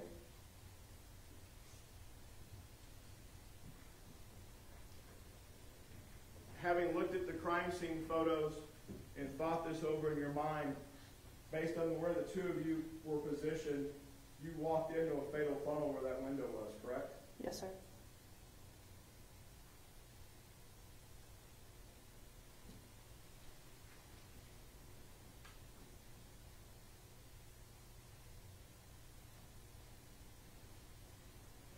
Thank you, Your Honor. Pass the witness. Redirect. One second.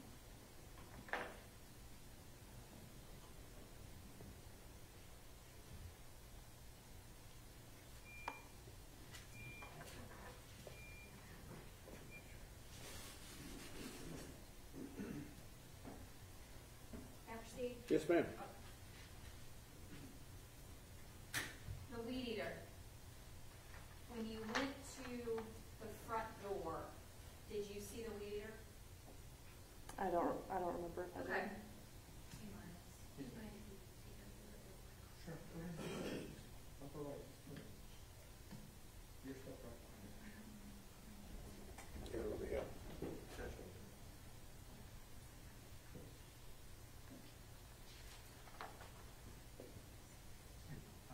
That's okay.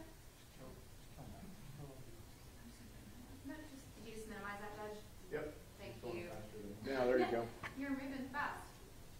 Sorry about that. No, you're fine. Can you just open D no 4, please, for me? Thank you. Right here? That's fine. Oh, That oh, one. over No, actually, here. not a 403 is fine. Okay.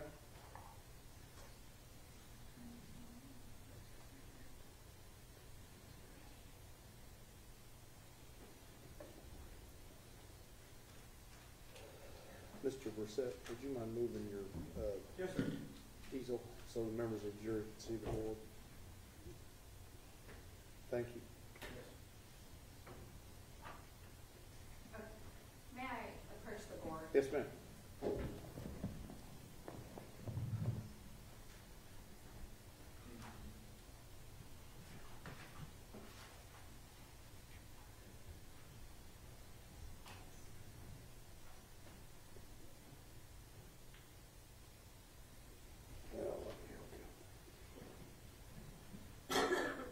What number do you need? Go down to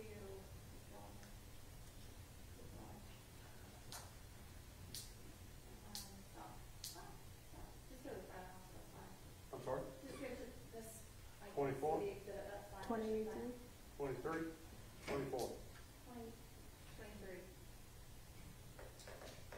That's fine. Okay.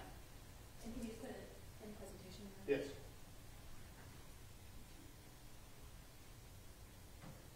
Okay. You can see it closer on your screen than the jurors may be able to see it. And can I see the state's exhibits? Your Honor, do you have them, or? You have it. I have them here, and then these are just defense exhibits. Is that right? Yeah.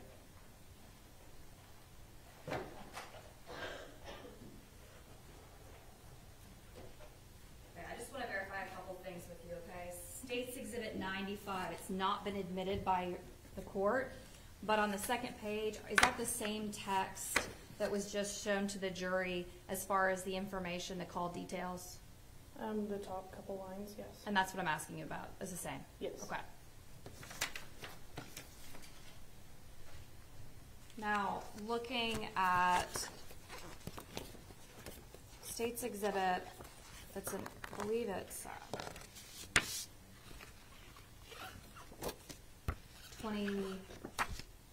24, 25, and 26. So right now, we're looking at 23. Are you able to see on that exhibit the extension cord that is going in front of the door? Yes. Your Honor, may I hand this to a jury? It's very difficult to see. It says exhibit 23. Okay. The extension cord, you may not be able to tell, but on the photographs, it actually goes over and it is connected to a weed eater of some sort on the side of the house. Did you remember that? From the video, yes. Okay. And there is a lawnmower you were just asked about. Can you tell me where that is? I believe it's on the side of the house as well. Okay. The bike, I know you said you might have tripped over it. Where was that? That was further back. It was nearly to the opening of the gate by the dark-colored sedan. When you looked inside the house, you said it appeared to be ransacked, correct? Yes, ma'am. So at that point, what were you thinking was going on in your mind? A burglary. And that's based on what? Just on the visuals that I picked up with the cabinets being open, the things being misplaced in there, the doors being open that late. The doors being open, the way it looked inside, and what else? I'm sorry? You said the doors being open and it looking like it's been ransacked inside, correct? Yes, ma'am. Will you go to State's Exhibit 24, Your Honor?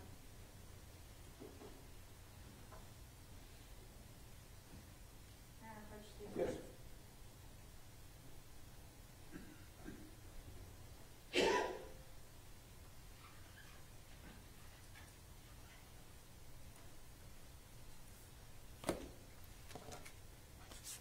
$25, please. 25, Your Honor. Okay. Will you just mute that? I'm sorry? I don't, that's not what I have marked in the right way. So will you just mute that picture, please? So let me show you State's Exhibit 25, 26, and 27. Those have already been previously admitted. Does that appear to be the kitchen? Yes. The jury already saw that earlier, and I believe it's State's Exhibit 26 that we talked about earlier with those cabinets being open. Is that right? Yes. Okay. And may I show the jury that Yes, as well? All right. Okay. So State's Exhibit 26, what the jury's looking at now, the kitchen. Those cabinets are open. You said that it's very easy to tell whether or not it's a kitchen is messy or a house is messy versus being ransacked, correct? Yes, sir. Yes, And ma'am. you're basing that on the experience that you had through the academy, training, and out in the field. Is that right? Yes, ma'am. It is fair to say you were a newer officer, right? Yes, ma'am. You've been doing it for a little bit longer now, though? Yes. Okay.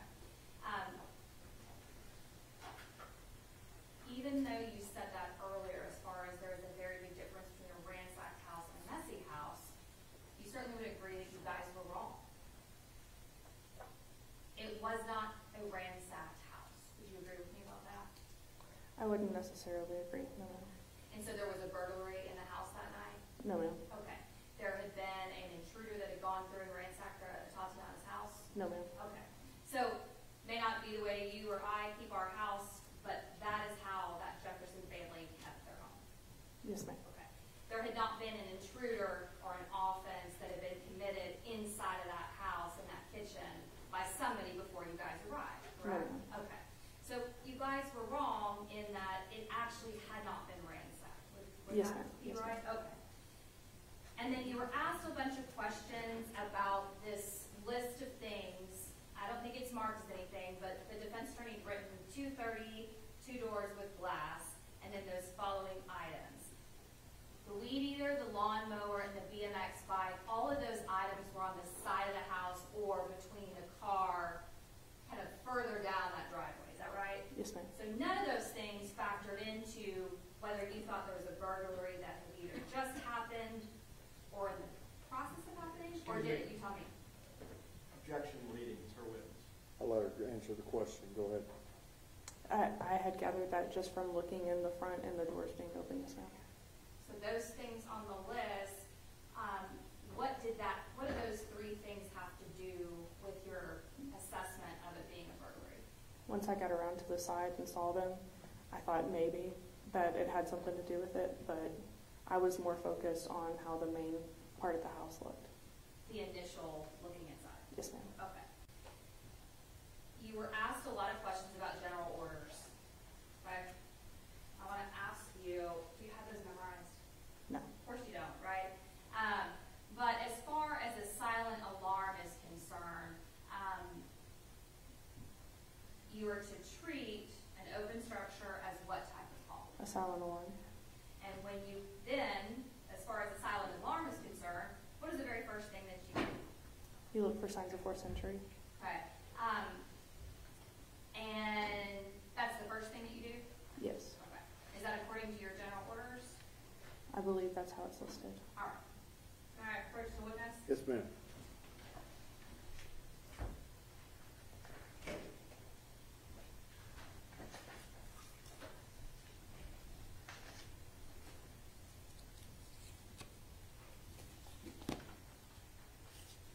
I'm going to show you a section and just have you read that. And then I can also show you it straight from this as well. So read the 32701. Yeah. Okay, 32701, silent alarms. Wait. Read No, it no, out not out loud. loud. Oh. Read it to I'm yourself. sorry. Just to yourself, please.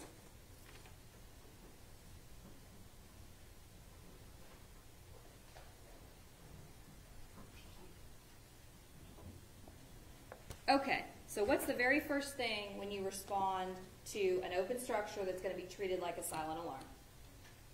The sheet officer is responsible for the coordination and placement of the other units on scene. The sheet officer is responsible for the coordination and placement of all other units on scene. Okay, and that was done generally correct. That would be the defendant, right? Yes. He's responsible for coordinating where everybody goes and what they do, right? Yes. Okay, and then the second thing after that. You've got to guard all main exit ways to prevent the escape of an offender. Okay, did you guys do that?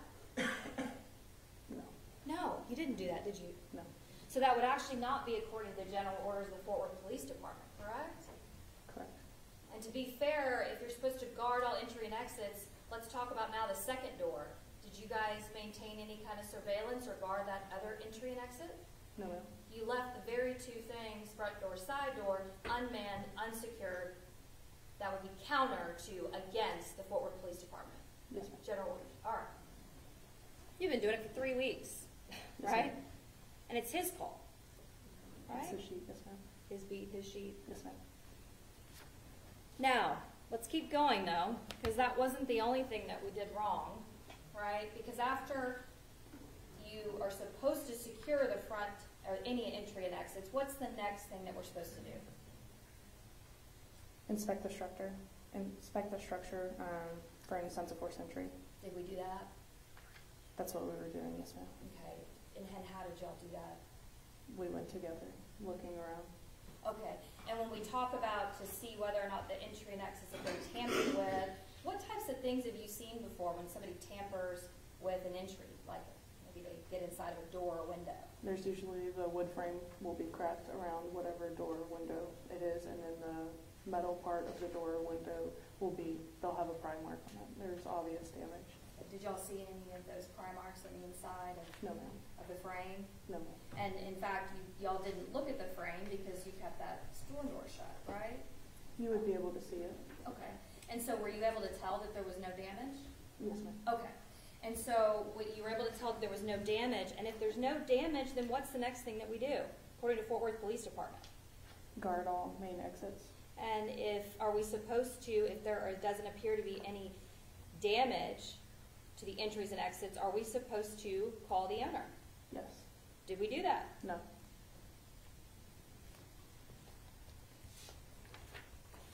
Tell me about your training regarding deadly force and de-escalation. First, let's educate the jury on what de-escalation is. De-escalation is trying to get a subject from being volatile, just to talk them down, see if you can't relate to them as a person. And there are times that you are not able to de-escalate a circumstance, though, right? Yes, ma'am. And when I asked you those questions about what's around your duty belt and what was around his, those non-lethal items certainly couldn't be used against or through a window or a door, right? Mm-hmm. Okay.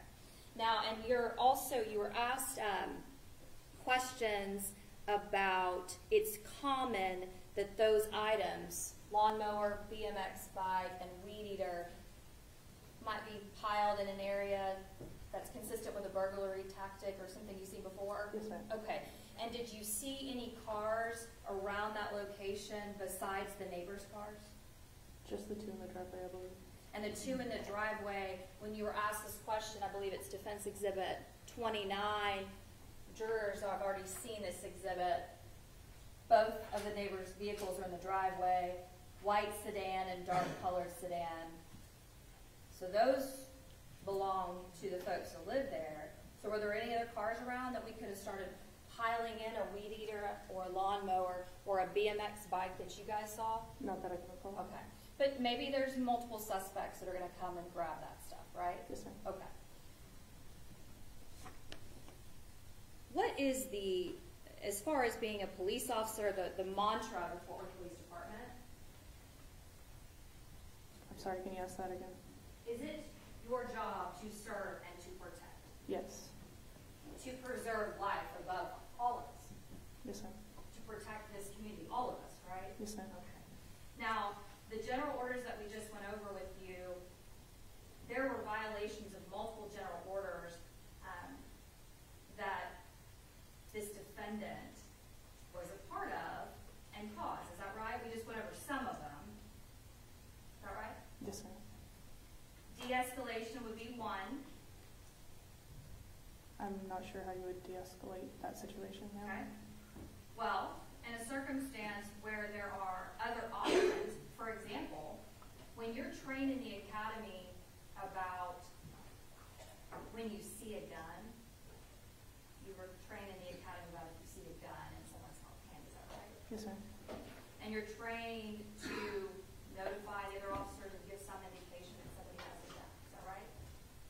You're trained to give verbal commands, yes. Right. And one of the verbal commands that is taught often is to say, gun, right? In a high-stress situation, it's not. You rely back to your muscle memory. Okay. And so, all right, let's just talk about a regular person. And so if I see a gun, in order to let Dale know there's a gun, probably want to say gun, Yes, right? ma'am. And that wasn't done here, correct? No, ma'am. In fact, you were never told anything about a gun. No, ma'am. You were asked a lot of questions about what was seen through that window. And you said something about the body camera. Is there any way for us to know exactly what he was seeing? No, ma'am. You actually had your back turned, correct? Yes, ma'am.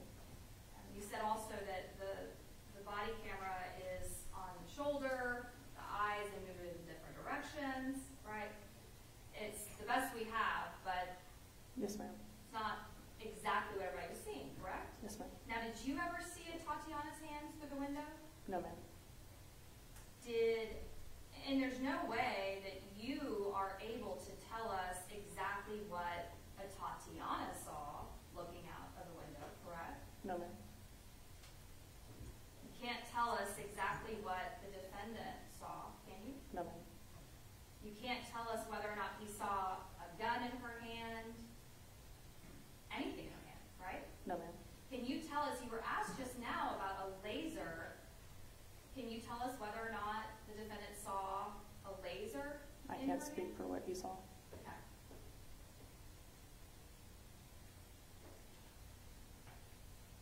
And walking in front of a fatal funnel, that is also something that is taught in the academy, that is not a good thing to do, to walk in front of a fatal funnel, correct? It's not, but sometimes that's your only option. Absolutely. Sometimes that's all you got.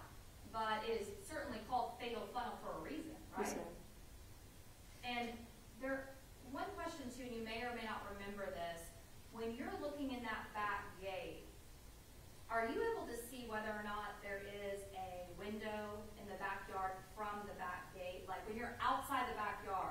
Can you see whether or not there's a window to see what's going on in the back?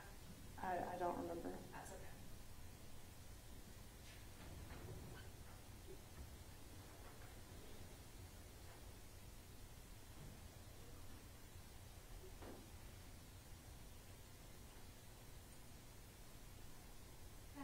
Yes, ma'am.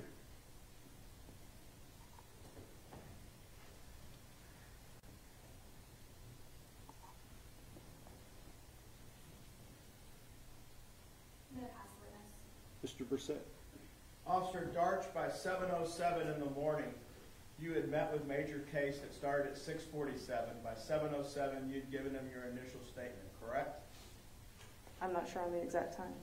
They would call it out, it's recorded, Yes. and it says this is when we start and this is when we end. Yes, sir. Any dispute to that, if that's what the detective said? No, sir.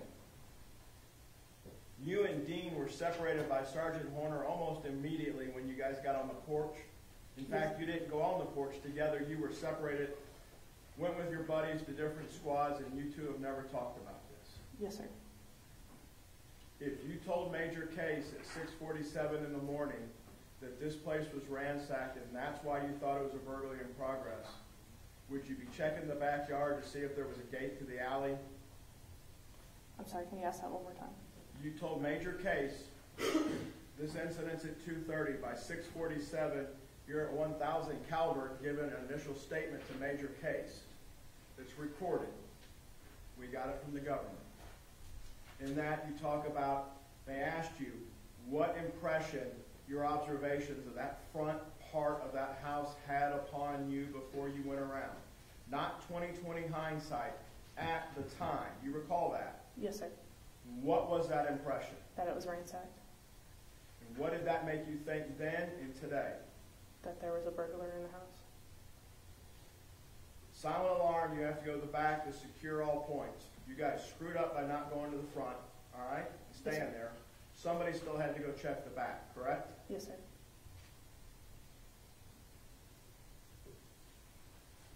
Pass the witness. Ms. Diener. I don't have any information on it. May Officer Darts be excused subject to any potential recall? Yes, Your Honor. Any objection from the state? No, Your Honor. Officer, thank you. You may step down.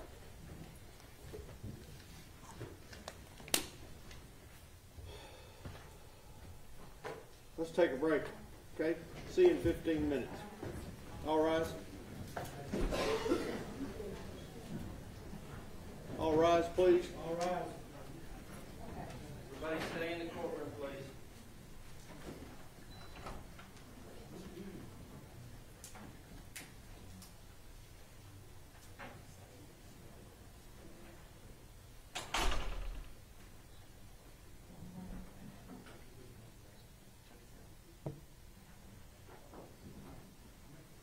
Everyone needs to stand up and sit down when the jury leaves, all right? When I say all rise, that means all rise.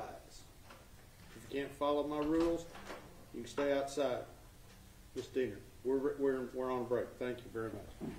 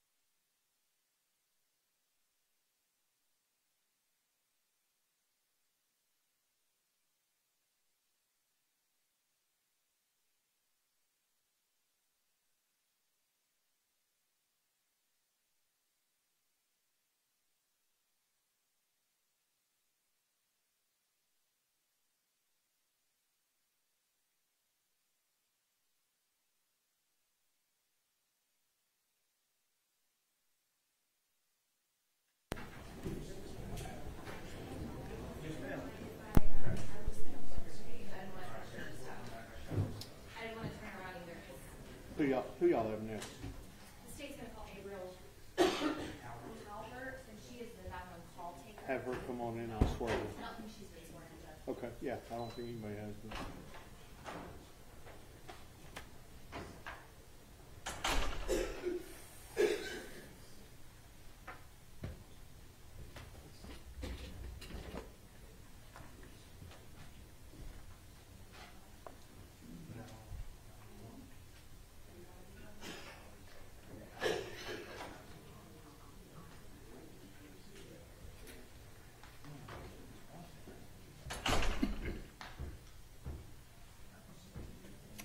Come up, please, ma'am.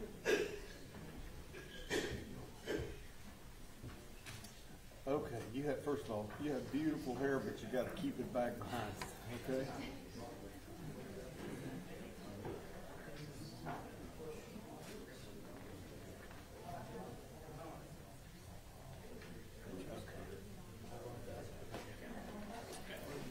Raise your right hand. We can have a seat.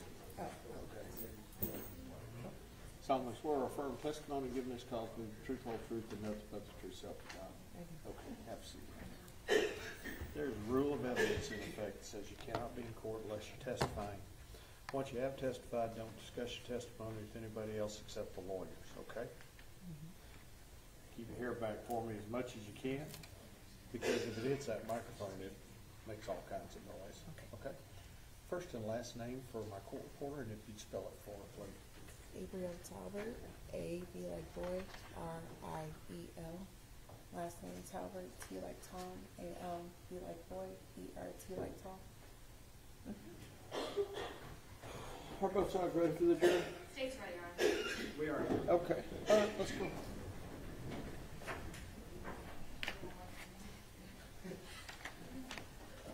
And you may remain seated.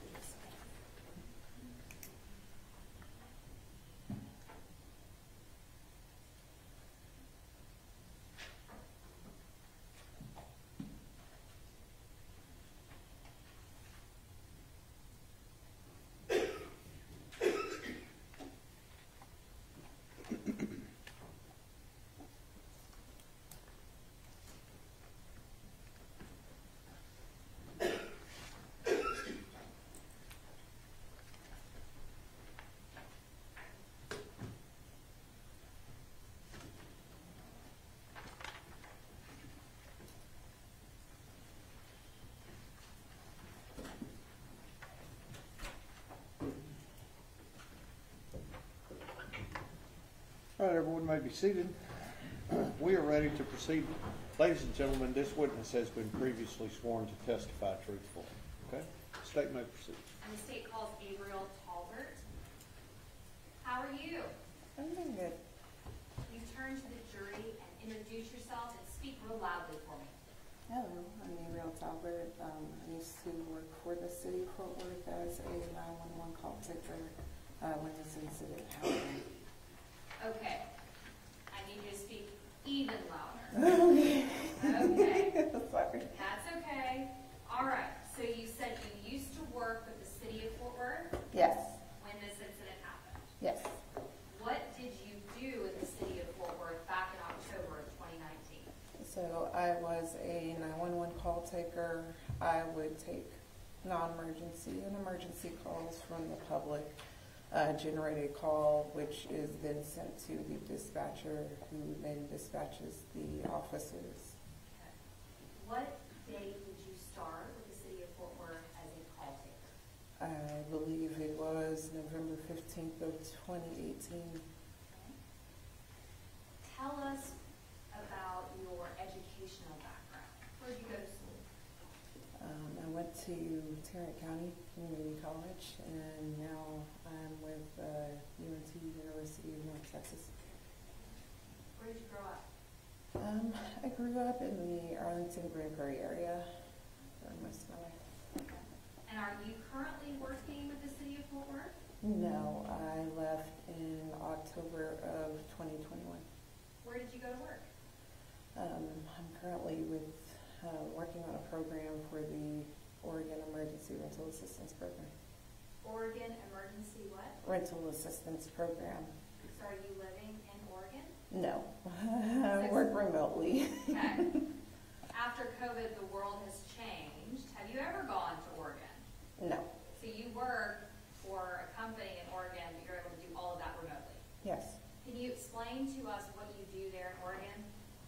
So I help with people that have been affected from COVID when it comes to rent and needing help with emergency rental assistance. You said you started working there in October of 2021? November of 2021 is when I started working there. So in total, how long did you work as a call taker with the city of Fort Worth? A little under 3 years. Tell us about the training you have to go through in order to be a call taker with the city of Fort Worth. So you have to kind of go through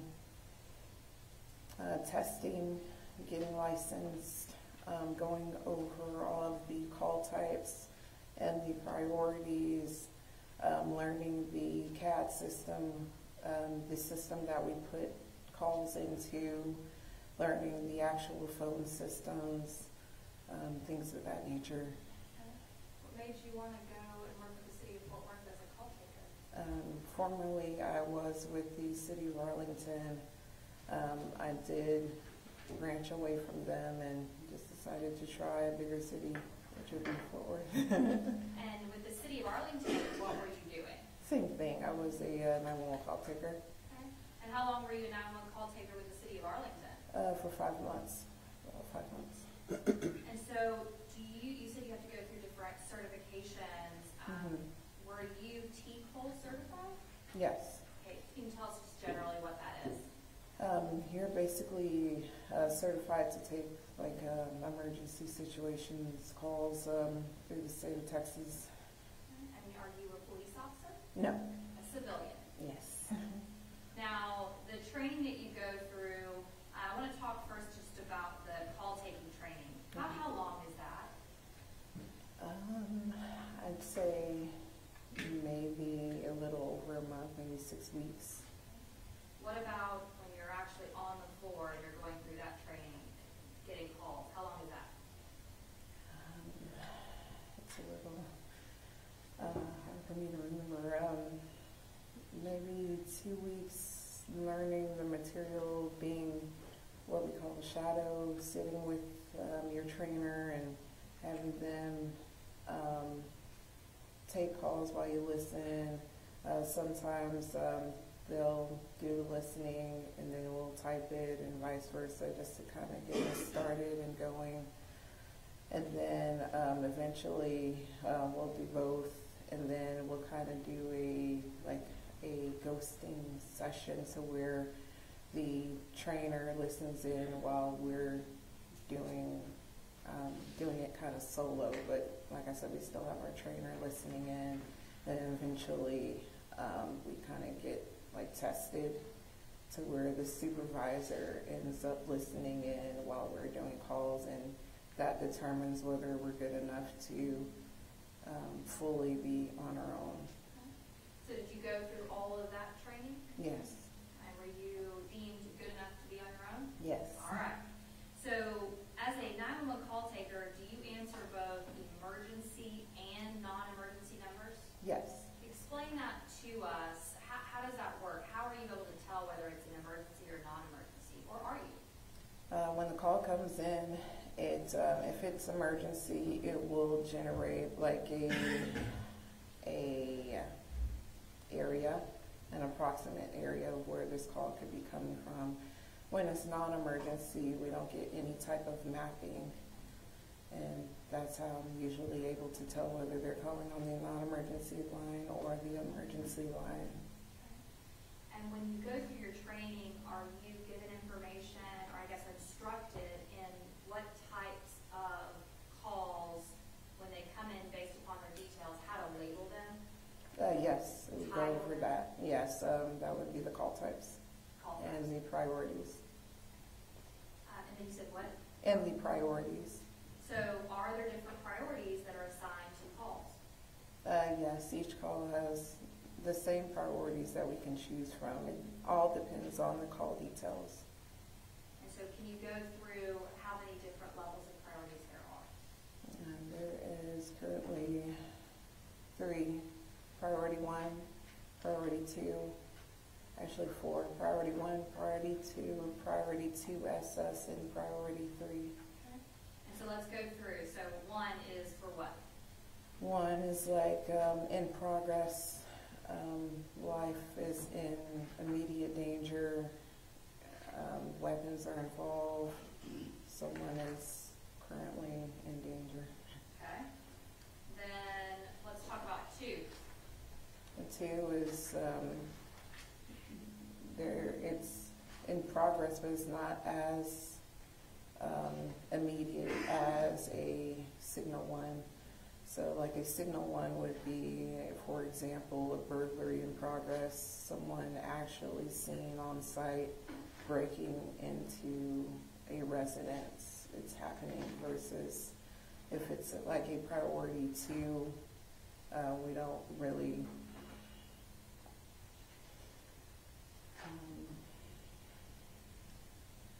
priority 2 would be like I saw someone around at my house or my neighbor's house like 5 or 10 minutes ago. I don't know if they're still on scene or not. Or Okay, so something that's already passed would be a 1.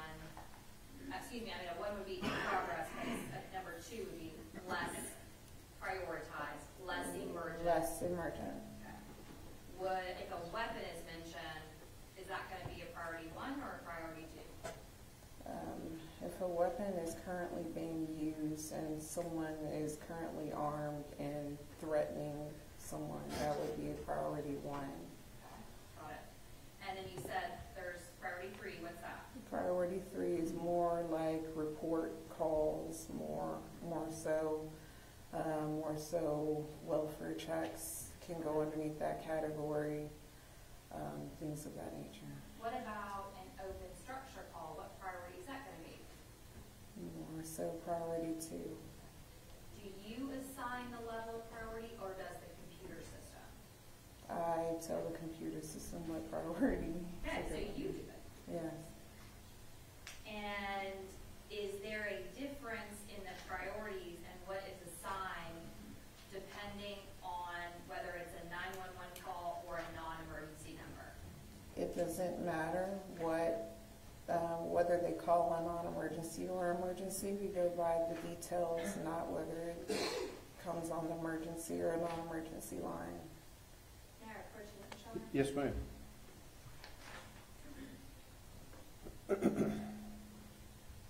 Show you State's Exhibit 95. It's not in evidence yet, okay? If you look at State's Exhibit 95, are you familiar what that document is? Yes, it's the incident report of that day. And when we say that day, October 12th of 2019, what were your hours that day that you were working? I came in at 11 p.m., got off at 7 a.m. Is that called the midnight shift? What's that called? Yeah, that was the midnight shift. Now, looking at State's Exhibit 95, are you able to tell whether or not this call from an individual was on the non-emergency number or on a 911 call? No, you wouldn't be able to tell from this document. Okay. And when you talked earlier about mapping information, how would you be able, what is that information? How is that depicted on a call detail, or is it? On the sheet, no, it wouldn't be. Yeah, it wouldn't be. Where would it be then? When it comes in, it'll be depicted on our screens, but not on the incident. Okay. So what dictates the title of the call is really going to be the call details. Yes. Meaning the information that the caller is giving you. Yes. All right. And so does State's Exhibit 95, though, does this particular document pertain to the call about this case? Yes. All right. Okay. So you were given information about what was going on at this particular address. Do you remember the address by chance? No, not off the top of my head.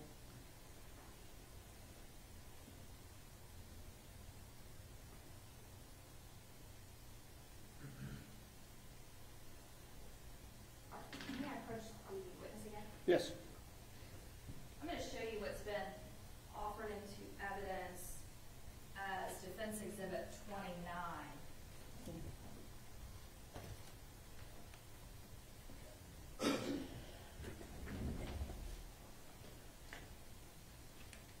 And comparing that to State's Exhibit 95, very top, will you just compare those two and let me know if that appears to be the information that was given to you from the caller? Yes. So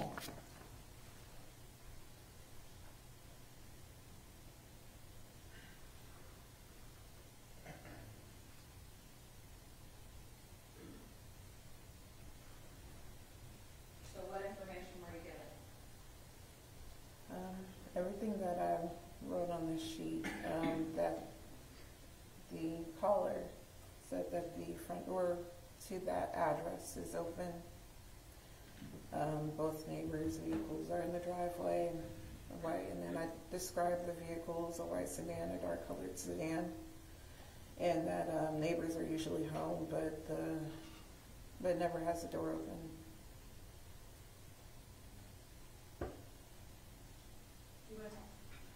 We're having some technical issues. Can you go forward Yeah, without it? I don't need the screen. Okay, so that's fine. It's fine. That's fine. All right, so repeat that for us again. You said what now? Okay, so I put that the complainant said that the front door to the address is open. Both neighbors' vehicles are in the driveway, which is a white sedan and a dark colored sedan, and that the neighbors are usually home but never has the door open. Okay. Now, why did you put that both of neighbors' vehicles are in the driveway? Why did you put that? Just so the officer knows what's supposed to be at the address. Okay. Nothing out of the ordinary other than the open door. And why did you put that the neighbors are usually home? As at that time, I believe it was around early morning, maybe 2, 3 o'clock in the morning. So it was important to know that they're on scene. They're usually on scene at that time.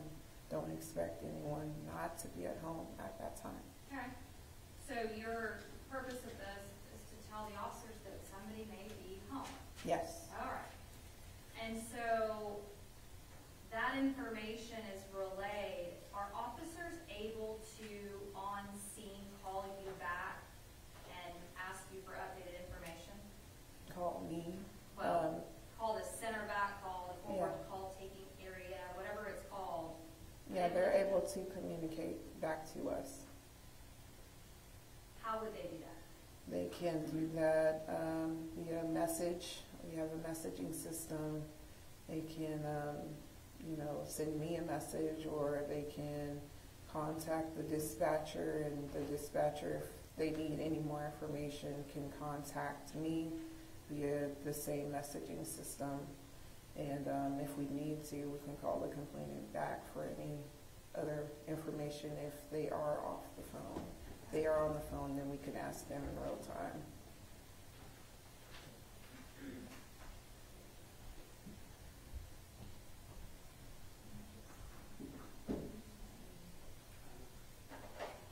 State's Exhibit 95, does that have information regarding who called, the non-emergency number? Yes, it gives the complainant's name. Does it also have information about the person that called the complainant, their phone number? Yes. Have you had it before where officers will call you guys back and give updated information? Yes. Have you ever received a call where an officer will call you back and say, hey, can you tell the homeowner to come outside or answer the door? Yes, they'll send me a message, or they'll contact the dispatcher, and the dispatcher will contact me. So how does that work? You're the call taker, but then there's a dispatcher. Explain that to us. Okay, no problem. So I basically speak to the public. I'm the one that takes the calls and gets that information. And then I generate a call, which then gets sent to the dispatcher. Then the dispatcher is the one that assigns officers to certain calls. And that's usually how it goes. If you're giving me an idea of when we talk about call titles, give me some examples of what are some different call titles? So you'll have like a disturbance, a domestic disturbance, an investigation, a suspicious person, a burglary in progress, things of that nature. Are there quite a bit? Yeah. If you were to give me an idea of about how many different types of calls, what would you say? About 55 to 75, around that range. Quite a bit, okay. Are there any types of calls, you just mentioned domestic and disturbance, and you mentioned burglary in progress. Are there any types of calls that are more common than others? I would probably say a domestic disturbance, a disturbance, and probably a suspicious person. You run into those quite often. Yeah, around that time of night, yes. Can you, the title open structure, is that an example of a title of a type of call? Yes. Could you give me an example of what would be an open structure type of call? What kind of information would you have been given? So an open structure basically classifies as a building or a house with any type of entryway that's open, or like a window, door, anything of that such that's open.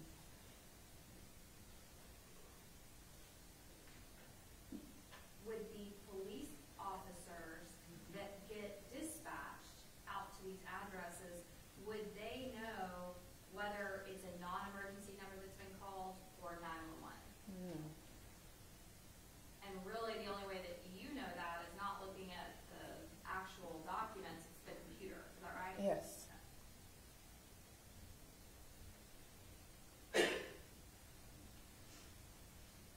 In this particular case, on October the 12th of 2019, did you get a call around 2:23 in the morning regarding an open structure? Yes. Why did you do and title it an open structure and not a welfare check? Because there was a structure, house, building that had an open door. So it's pretty specific to that. So, Doesn't really fit a welfare check, does it? no. Does it fit any other type of call, any other title of call? Maybe an investigation, but it would still be about a priority too. It's just the open structure is pretty black and white on that. And in this particular case, did any of the officers at the scene ever reach back out to you or dispatch to get any further information? I'm unsure about dispatch, but for me, no. Once I hung up with the caller, that was it on my end. Are officers also able to call you or the dispatch and ask to run license plates? Yes. Do you know if that was in this case? I'm sorry? Did they call you to run license plates in this particular case? No.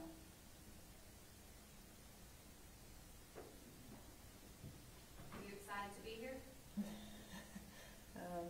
Not really. Are you nervous? Yes.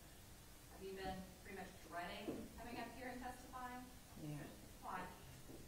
This isn't a case that I don't think any of us would ever want to be a part of.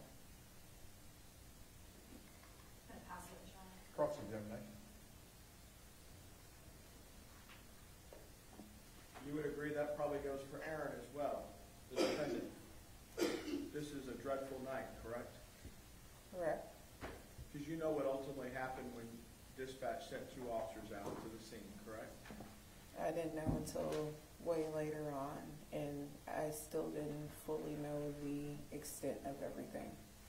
And after you hung up with Mr. Smith, you didn't know your role in it until Major Case came over to visit with you. Is that correct? Yes.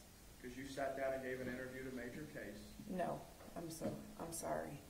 I didn't know my role until one of our supervisors that night, hours later, basically pretty much said, hey, there's a heads up, there's a officer involved shooting on an open structure.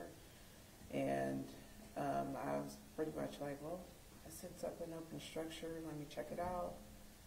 And I pulled up my call details and realized it was one of my calls.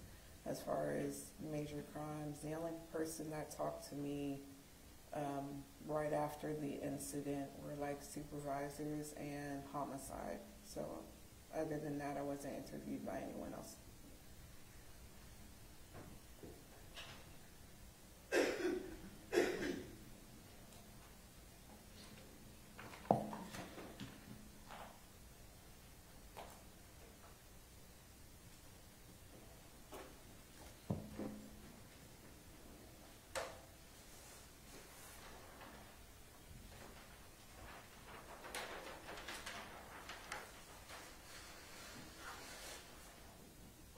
When we start talking about Fort Worth communication, that's over what, on West Bolt Street? Yes. And was that where your office was at the time? No. You were officed at West Bolt Street for the call taking? I was, yes. Okay. And it's a rather sophisticated center that the city of Fort Worth has, a little bit bigger than Arlington's center that's in the main police building on Division, correct? Yes. Am I right in understanding your training that everybody that's in the Tarrant County area, the Tarrant County 911 district is all basically cross-trained? You can work Arlington calls. If Arlington's lines fail, they fail over to Fort Worth and vice versa? Yes, calls do get switched over, so yes. And the only way you know the difference between a non-emergency and an emergency is whether or not you get the AOI, or the automatic location identification information, in Yes. your console. Yes. And there's AOI and then there's ANI, is that correct? Yes. Automatic number identification? Yes. And those two products came about as part of the E911 system that was brought about after 9/11. You were trained on that, correct? Yes, correct. When the console that you were at that night for non-emergency, it could just as easily been a 911 desk as well, correct? Yes, and like I said, we go according to the details, not whether or not a call comes in as 911 or non-emergency. But greeting's not the proper term. You're taught to introduce yourself with your operator number. Yes. On a 911, you do it a little bit differently. What's your emergency? On the call, the regular non-emergency, you don't greet with that type of sentence to start with. Would you agree with that? No, I have greeted the same way regardless. Like I said, I don't know what I'm going to get until a caller tells me. You have a headset on, Yes. so you can have both hands on keyboard, mouse. Is the monitor a touchscreen as well, as I understand it? No, it was, but we work on 3 different screens. So we'll have one that has the calls and comes in, any alley mapping. And then we have the one where we work on and generate calls or look up anything. And then we have like a second type of mapping system on the 3rd monitor. And our profession that ties into this building is probably the last bastion that uses a MapSco as well, right? I've never had to use it. Well, my time there. You're too young. Yeah. All right. And MapSco, for those that don't know, is grid coordinates in a book that tells you where stuff is. If the visual maps that the patrol cars have don't work, there's a MapSco coordinate to where something is. That's your understanding in your training, correct? Yes. Okay. This console with your 3 monitors and your headset, do you pick and choose which calls in the queue you get to answer, or if you're available, what happens when you're sitting there? If I'm available, it just comes on in. so I don't get to choose or pick out of a queue or anything of that nature. Next call up, it's in your ear. Yes. You get a prompt to know you have a call. We'll get it's like a slight beeping noise, and then we'll hear the caller. And your job, if I understand it correctly, there's general orders just for communications. You remember those? Mm-hmm. Is that yes? Yes. Your job, if I understand it, was to listen to what the person was telling you and then figure out how it fits into those 55 to 75 codes or signals you talked about, correct?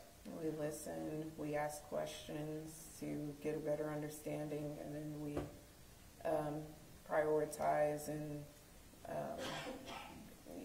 assign a signal based off of that, what was said.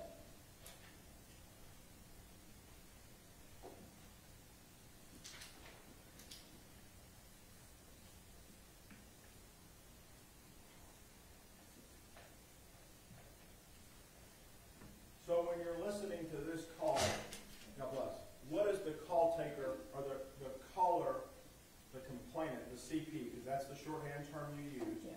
What's the CP telling you?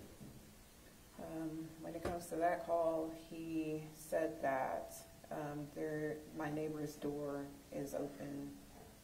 Okay. Did he ever mention the word welfare? No.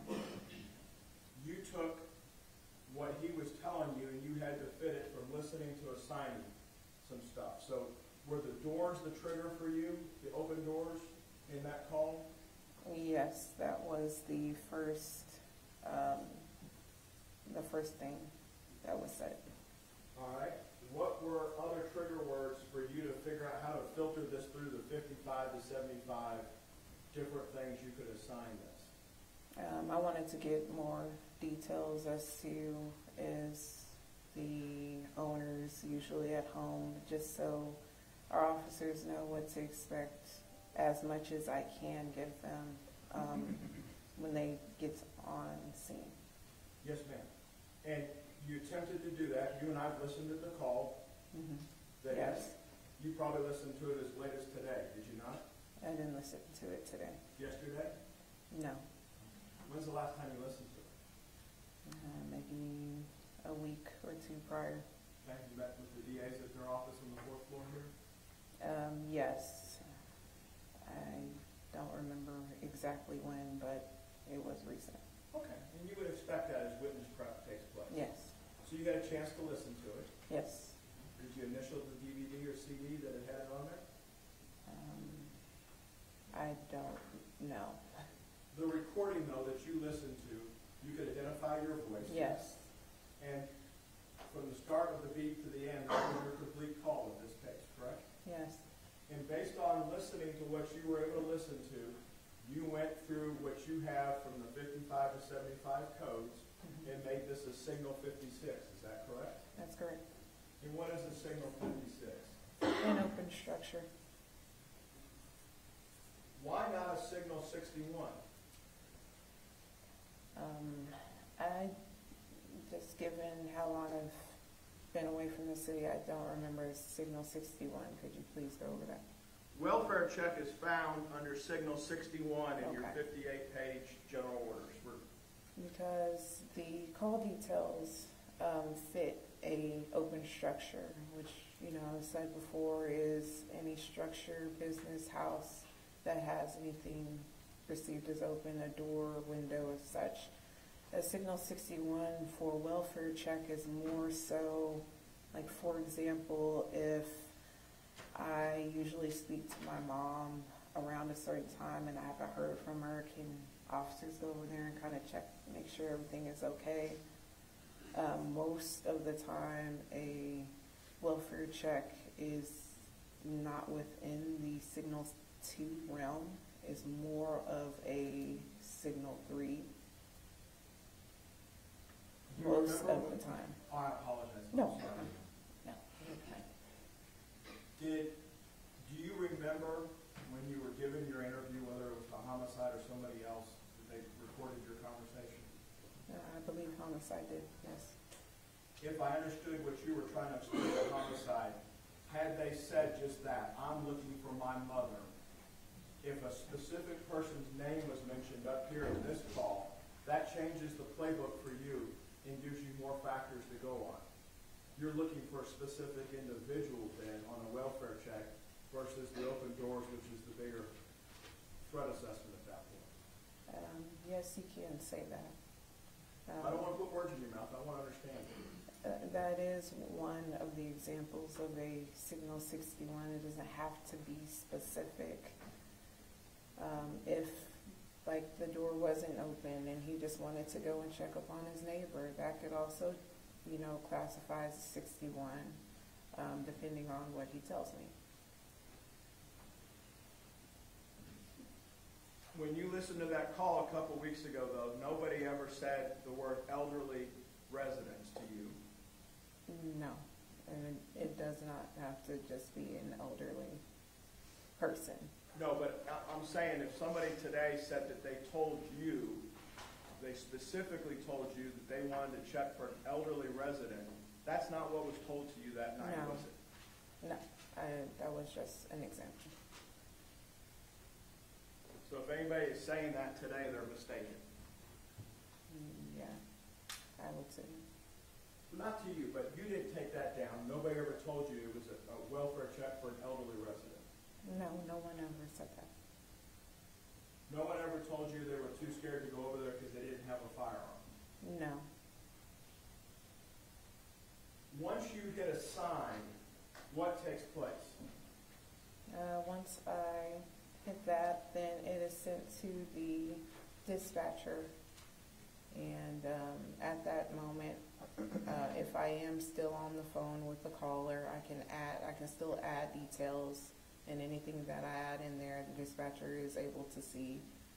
And the dispatcher then assigns a unit, I guess, based on availability. And given a priority 2, they have to have, at least it goes to 2 officers. If 2 officers aren't available, it goes to an officer and a sergeant. If the sergeant's not available, the lieutenant. They find 2 people to go out there. From my understanding. In your time at Fort Worth, did you ever work on the dispatch side, or was always the call taker side? Always call taker. And those are really specific disciplines, are they not? What do you mean? Well, are there people that are cross-trained to do both besides supervisors? Yes, there are some. Had you had the opportunity to do that at that point yet in your career at Fort Worth? At that point, no. Prosecutor asked you about officers calling back in. Was that on a regular occurrence that officers get stuff and they immediately start calling back in, or is that? If an officer needs more details, then they can contact dispatch, or every now and then they'll just shoot the call taker a message. Do you think your handling of this call, you got enough information to dispatch officers to do their job? Yes. Thank you. Pass the witness. Read it, right? Nothing further on it. Then Ms. Talbot be excused subject to any potential recall. No objection necessary. Yes, Your Honor. Thanks, ma'am. Go unclip that microphone. It's ready to go.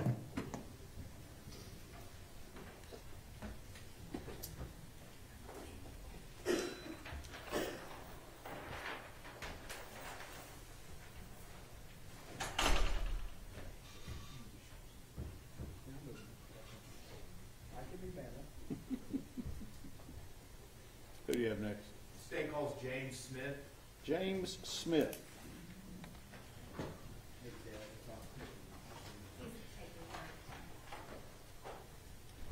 I think it may be working again. It's hypothetically. Yeah, yes. I understand.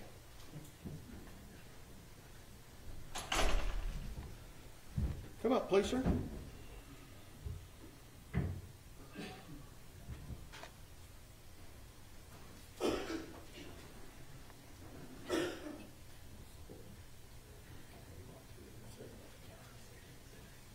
Just have a seat. Ladies and gentlemen, this witness has been previously sworn to testify truthfully. Mr. Smith.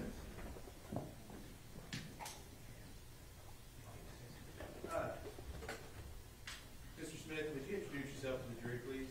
My name is James Smith. And speak up and do that one more time? Make sure that microphone catches everything. My name is James Smith, And Mr. Smith, what city do you live in? Fort Worth, Texas. And what street do you live on? East Allen Avenue, Fort Worth, Texas. How long have you lived on East Allen Avenue? Oh, give or take about 60 years or more. And you live in the same house on East Allen? Not the same house. We own several homes on that property. Throughout the years, we moved from house to house. You said we. Who's we? My mother, my grandmother, 2 sisters, a brother. How many homes have y'all owned on East Allen Avenue, your family? At one time, we had 13. We're down to 5 now.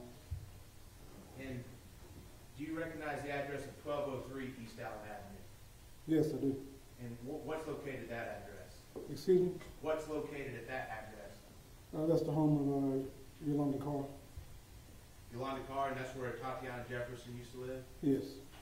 Do you live directly across the street from Yolanda Carr's house? I'm across the street, but I'm kind of like a diagonal. And how long have you lived in that particular house? About 20 years. Anybody live there with you? I'm taking care of an elderly lady, yes. What about next door? Who lives next door to you? My sister and her family, And who all lives there with your sister? her children. And I'm sorry? Her children? how many children does she have? Living in the home? Adult children, let's say. Let's start there. Well, there are 3 adult children in the home. And who are the adult children in the home? Rachel Bowman and Julian Bowman, Jade Bowman. So I'm sorry, that was Rachel, Rachel. Julian, and Jay Jade, Bowman? And then, are those all brothers and sisters? brothers and sisters, yes. And then how many kids between those brothers and sisters? 5. And what is the range of those ages? No one over the age of 18. Is there some young kids too? Young kids, maybe 6 to 15, 16. Mr. Smith, you've lived on that street for 60 years. Why don't you tell the jury a little bit about your neighborhood, your street that you grew up on, or you lived on for 60 years? Well, it's a pretty great neighborhood for me to be there 60 years, but I started at my grandmother's house on the opposite end of where I live. And when my mother was able to rent a home, she moved from her mother's home to a home closer to where I am. In fact, next door to where I live. And she rented that home for about 6 years. She got a job at the post office. She was the second black person to be hired at the Lancaster post office. And she was able to buy a home. And she came home and told us that she was going to move. And we thought we were going to be the Jeffersons and move on up.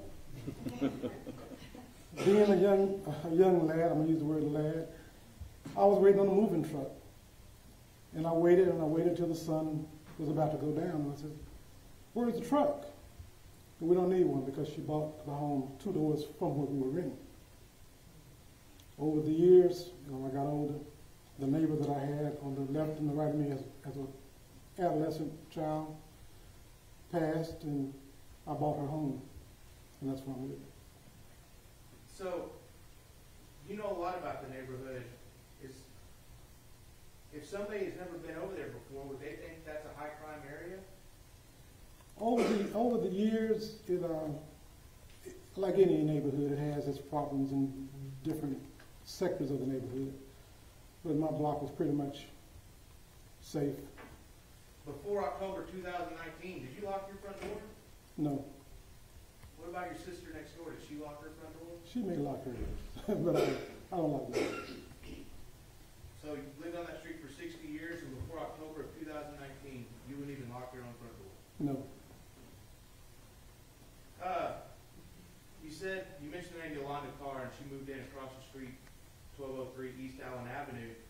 About when did she move into that home? That lot was empty for several years. There was a home before her home was built, but I believe her home was built in 2016. Did you meet Miss Carr when she first moved in? Yes, I did. And how did you meet her? She came across the street to bring Zion to play with my grandchildren. And was she wanting your grandchildren to teach Zion something? She came across the street. She wanted them to teach him how to ride a bike, and she was willing to pay my grandchild to help him ride a bike And I told her she didn't have to pay him for that. Did those kids play with Zion? All the time, yes. They teach him how to ride a bike? He rides the bike, yes. What about, did any Yolanda's Carr's children ever move into that home? No. Did any of her children ever come to stay in that home off and on? Well, Atatiana came after she got out of college to stay. And do you know where she went to college? It's Louisiana, Xavier. Xavier? Yeah. About when did she kind of come back after college? I can't really remember the exact time, but pretty much close to when she had this incident. It's same year. Do you know what Atatiana studied at Xavier? She was, I don't know exactly what she studied, but I knew she was planning to become a doctor. Planning to become a doctor. Yes. What, did you ever meet Atatiana? Yes, I did. And when did you first meet her? I met her, the first time I met her, she and Zion's mother, Amber, came over to my granddaughter's birthday party. And we sat on the porch and watched the kids play on the bounce house. Did you ever see Atatiana taking care of Zion or teaching him how to do things? Yeah, she taught him how to cut the grass. It was rather comical because he would run with it when she was trying to teach him how to walk with it. So he would just run as fast as he He was could? running fast. It was comical. I was doing my yard, they were doing theirs, and it was comical. Well, if I may, I'm going to show you some pictures. Is that okay, sir? Sure. I'm looking at State's Exhibit 6 up here. Your Honor, can you put it in presentation mode on Yes. yours? I have it on mine, but it's not working. It's not translating over. So, Like, the phone, I mean, We can start with State's Exhibit 6, Your Honor. well, it's, I know, that's what I'm trying to explain as judge. It's almost as if it's stuff. Can I just use the screen to do it? Yes. We have it on some sort of.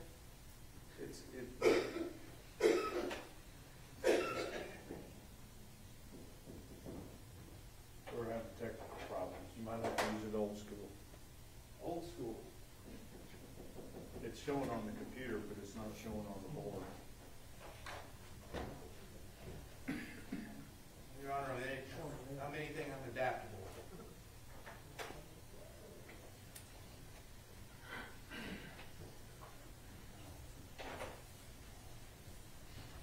Now, approach witness, Your Honor. Yes, sir. Okay, James, or Mr. Smith, I'm sorry. James is fine. James is fine. Okay, James, this is kind of hard to see, but this is State's Exhibit 6. Do you recognize it? Yes, I do. And what is this a picture of? In my neighborhood, my street, All right, and what house did Yolanda Carr live in? this one. All right, and let the record reflect the witness has pointed to the home in the middle of State's Exhibit 6.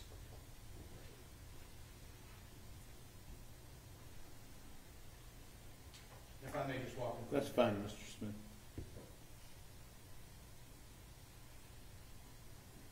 Now, James, which home is yours? This one. This one over here. There's 3 homes in the bottom right corner of this photo, and yours is the middle of those 3 homes in the bottom right corner of this photo. Correct. So I'm pointing to it right now. Correct. May I publish this, Your Honor? Yes, sir.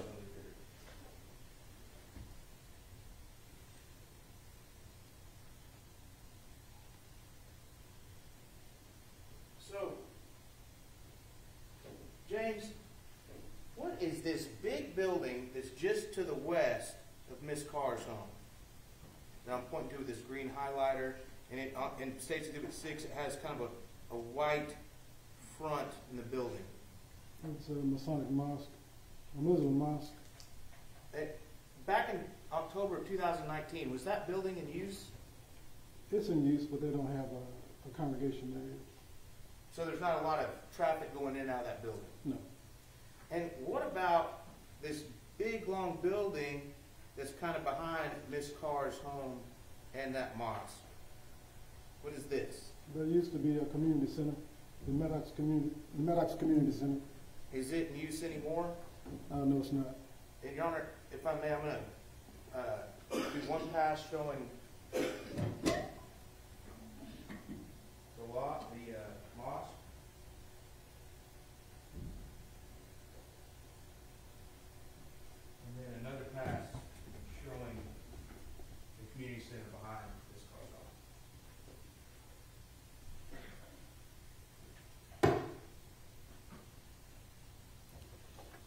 So, James, when we're looking at State's Exhibit 7, do you recognize that? Yes, I do. And is this a view of Miss Carr's home in the middle of the picture from the east looking west? Yes, it is. So what's this street that's going right here, horizontal of State's Exhibit 7?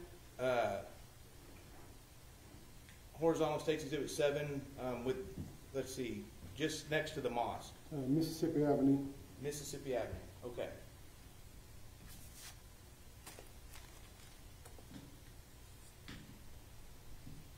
Now, have a moment, Your Honor?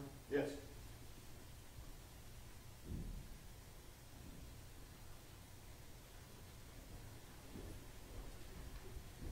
Now, James,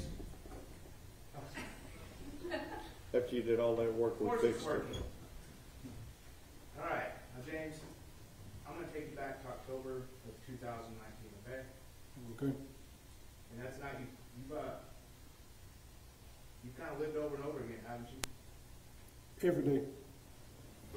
So let's go to the daytime of October 12th, October 11th, 2019. What did you do that day? I worked in the yard. And what was going on? Did you notice anything out of the ordinary while you were working in the yard? Working in the yard, nothing out of the ordinary. Like I said, I was cutting my yard, and Atatiana and Zion were cutting their yard. Was this another one of those times where Zion was racing with the lawnmower? When he really wanted to be across the street playing, but she had him working. Maybe that's why he was racing, so he'd get over with the play. Could be. So about what time did you finish up with your yard work? Not really, maybe 5:30.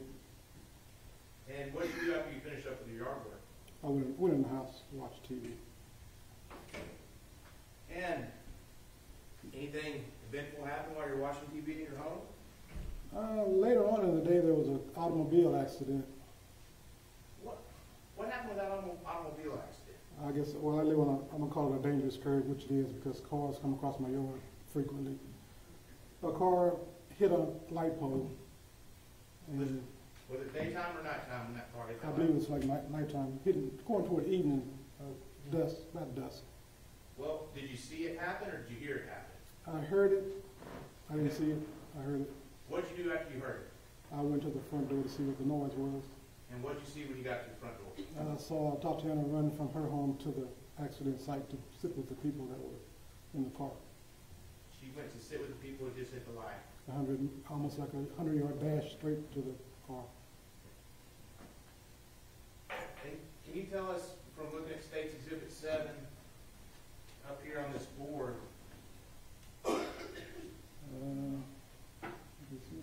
What I do? I did that. Oh. She ran east toward the other end of the lot to the last clump of trees. There's a light pole there that the car hit. Okay, so I'm going to give this pointer to you, James, so you can use it. You see this button right here? Mm-hmm. Why don't you show me where that car, can you see where the car accident would have been from this photo? Right here. Right there, and he's kind of pointing to the middle. For the record, he's pointing to the middle of State's Exhibit 7 to a tree almost. It's where the curve is going into the bottom of the photo. Right. And so, could you point to Miss Carr's house again? Right here. And so you saw Tatiana run from that house all the way over there to sit with those people? Yeah. And how long did she sit with those people? Until the paramedics came. Is everybody okay? They were fine. Okay, so after that excitement, what'd you do?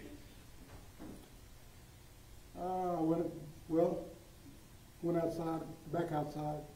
It was dark. All the lights were out. The street was totally dark. And I thought that I was standing outside talking to my son. Okay, and did you eventually go back inside your house? Yes. What did you do once you got back inside your house? I continued watching TV. Did you watch TV all night, or did you go to bed at some point? Not all night. I usually watch the world news. But I eventually went to sleep. So you went to sleep. Was it still October 11th, or did you stay up past midnight, or do you remember? October 11th. At some point, after you went to sleep, did you wake up? Yes, I did. Who woke you up? I got a call from, I'm not sure if it was my nephew, but I guess it was like on a conference call. But my family next door called me. Without getting what they said, what was the nature of that phone call? They're concerned for my neighbor. And were they concerned about this car's house? Yes, And did that make you concerned? yes. So what did you do after you became concerned? I listened to them give me their concern. And when I got up to look out my window, my dining room window faces Miss Carr's home. And I noticed the front door was open. Both the doors were open. Okay, so now we're looking at State's Exhibit 5. Are you talking about the front door that faces the street and that sidewalk and that little side door that comes out to the driveway? Yes, When you say they were open, was it dark inside the house? no, it's light inside the house. So the living room lights were on? Living room, I think dining room. The living room, dining room kind of combined, so yes. What about the porch, the front porch? You remember? I don't believe the front porch light was on, I don't remember. So about what time was this when you walked outside and saw these doors open of Miss Carr's house? Well, I was looking through the window and it was like, I guess 2 something, I don't know the exact time. It was after 2 o'clock. So what were you thinking when you saw these doors wide open and the lights on? Well, when I saw the front door facing the street open, I was concerned because that door had never been open for the duration of her living there, that concerned me. They didn't use that front door? She never used that front door. Which door did they use? She used the side door. And both that front door and side door, in fact, open up in the same room of the house, right? Correct. So, you've known Miss Carr for about 3 years. Was she in good health? No, sure. Had she spent a lot of time in hospitals before October 2019? She'd have frequent bouts of travel to the hospital, yes. So, you see these 2 doors open out your window. What do you do next? I go over to the home, You left your house and walked across the street? yes. Walked across East Allen Avenue? Mhm. What did you see whenever you got to Miss Carr's home at When I got 1203 East Allen? When I got to the back of the car, I didn't see anything. Back of whose car? Back of, I don't know if it's, I think this car, no, Atatiana's car. There was a car that's normally parked there? Right. Did you hear anything inside the house when you walked over there? No, I didn't hear anything. So, did you knock on the front door or anything? No, I didn't. Again, this is after 2 in the morning? It was 2 in the morning. So what'd you do? I went back home and called the police. So, what was going through your head that you thought it would be a good idea to call the police at that time? Well, because I didn't know what was going on. It was 2 o'clock in the morning, and I didn't want to startle her. I realized that she's in the back of the house, and if she had to come from the back to the front, her front door was already open. So that would have been concerning for her, for someone to be at her home at 2 o'clock in the morning, and she not know who it is. Were you concerned about her medical condition? Her mother's, I didn't know her mother was still in the hospital. You're talking about your Honda car. Yes. So, did you call 911? No, I dialed the non-emergency number. Why did you call the non-emergency number versus 911? Because I wasn't really sure what was going on. It didn't appear to be an emergency. Can I approach the witness, Your Honor? Yes. Now, James, you've come to me. You came up here to meet with me and Ashley before, haven't you? Yes. And in one of those times, did you listen to your call to the non-emergency line? Mm-hmm. And did you initial it? Yes. And is that your initials right here? Yes. Have a moment, Your Honor? Yes.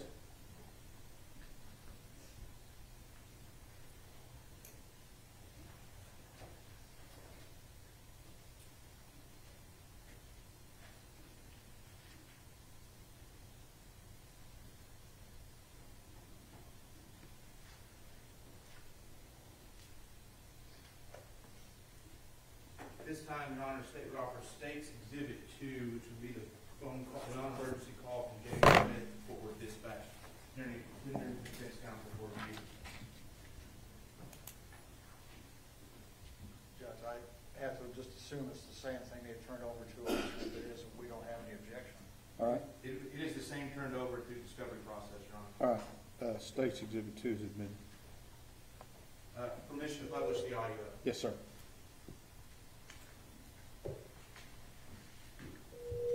Fort Worth Police Operator 873 with the address. I'm calling about my neighbor, Okay, what's the address? 1203 East Allen Avenue. Okay, 1203 East Allen Avenue, what's going on there? Well, the front doors have been open since 10 o'clock. I haven't seen anybody moving around. There's nothing wrong with them now. Both of the doors open this time, man. Okay, you know if anyone is inside? No, I'm not sure. Both of the cars are there. Okay, yeah, let me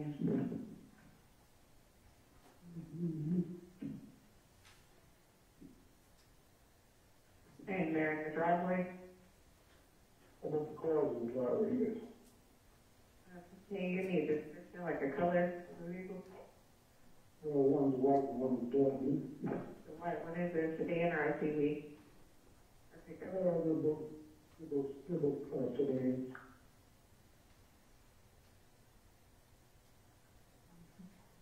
Okay. And what's your name?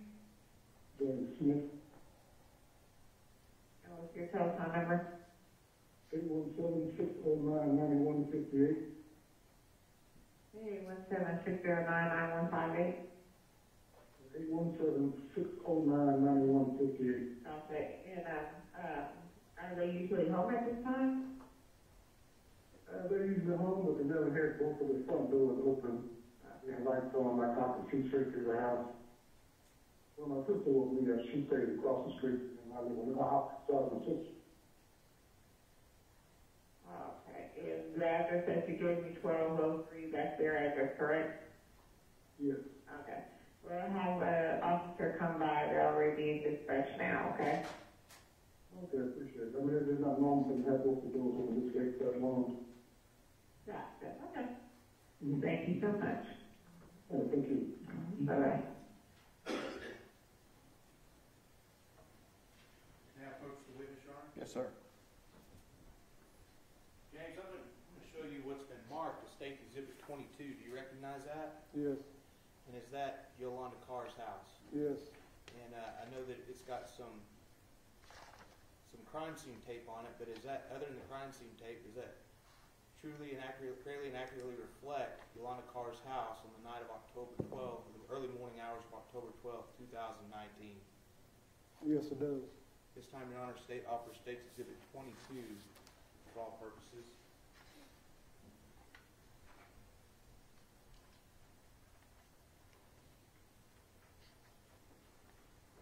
No further objection. All right. State's Exhibit 22 is admitted. So, James, when we're looking at State's Exhibit 22, I see a white car in that driveway. Is that one of Yolanda Carr's cars parked there? That's Atatiana's car. That's Atatiana's car. Yes. And I see another car that's kind of back there to the garage. Whose car is that? That's Miss Carr's car. And those are the two cars that you identified in that call we just listened to, right? Yes. How close did you get up to that white car whenever you went to go look? Just the passenger's back end of the car, the white car. Did you notice anything about the lawnmower and weed eater? I saw the one lawnmower in the weed eater. Are they still plugged in? Yes. Did that strike you as odd? It was odd, but I remember them using it, yes. Because they just used it earlier that day. Correct. So, after you made the phone call, we can bring lights back up. After you made that phone call, what did you do? Did you go back to bed? No, I was going to wait for the police to come. Where'd you wait? I was going to wait where I was standing, but then I thought I could be construed as a perpetrator, so I went across the street to my sister's home and sat on the stoop. Sat on the stoop, and who sat on the stoop with you? Myself and my older sister and several other family members. Did you ever see the police arrive at Yolanda Carr's home? I didn't realize they were the police, but I remember I was standing in front of my sister's home, And my nephew, Julian, said, "Uncle James, who is that?" And I looked to my left, and we saw two silhouettes coming from around the corner toward the house. Were they coming from Mississippi? Yes. And were they running through somebody's yard or in the middle of the street or something different? Well, there's a vacant lot around the corner, but they were just crossing the street. Because they were out on the asphalt. They were on the street's asphalt. I'm sorry? The street is the asphalt. Yeah. Were they on the street or the sidewalk? They were on the street. On the street, out in the middle of the street. And whenever you first saw these two silhouettes, did you have any idea who they were? No, I didn't. Did you figure it out pretty quickly? I really didn't figure it out until after. Did you ever see, was it clear to you from where you were sitting, did you see any badges or anything? No, I couldn't make out what they were. Did they say anything to you as they went by your sister's student? No. Where'd they go, these two silhouettes? They came across from the Mississippi, from the west side of the home. They crossed the street. They walked up to the front door. At that time, I thought it might have been the police. But when they passed that door and went to the right of the home, we were all wondering where are they going. Did one of the officers stay at the front of the house, or they both go around the side? They both went around the side. I'm sorry, the silhouettes. They both went, the figures that we saw went around to the side. Did you lose sight of them after they went around the side? Yes. What happened next after you lost sight of them? After I lost sight of them, I heard some yelling, and then I heard a gunshot. Did you see those two silhouettes again? After you heard the gunshot? I saw them running to go in the house. Did you see those two people go inside the house? Yes. How long before anybody else showed up at Law&Crime's home? It was rather quickly. The street was filled with other police cars. How many police cars showed up there on scene? I started counting. It was over 10 for sure. Were they all going inside the house, or were they out the street, or something different? They all went to the house. Were there other officers kind of out in the street checking on things? They were all around the house, all of them down the street. What were you thinking at this point? What had happened? Did you have any idea what had happened? Not at that point. When did you figure out that something horrible had happened? I believe the officer came across the street and took a statement from me and advised me that there was a fatality, but she wouldn't tell me who the fatality was. Who did you think the fatality was at first? At first, I thought it was the officer. And what did you learn? It was 9 hours later I learned it was Atatiana. How was it getting that news? It was devastating. How many times did you give a statement to the police that night? I think I gave 2. Well, I gave 1 statement, but another conversation was recorded.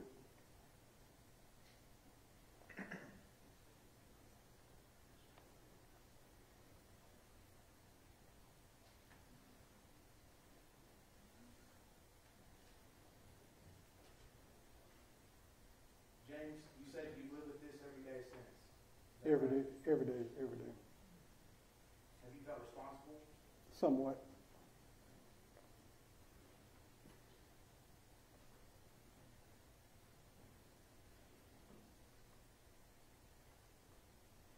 We'll pass the witness.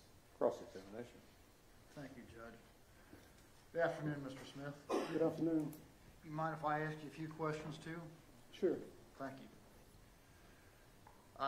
In your 50 years of living over there, has it been a quiet, calm 50 years over there? On my block, it has been calm. You said that the neighborhood was a pretty good neighborhood? It has its problems in different sectors of it, but where I live, it's no problems. Okay. So what do you consider the neighborhood to be? Excuse me? What do you consider the neighborhood to be? A neighborhood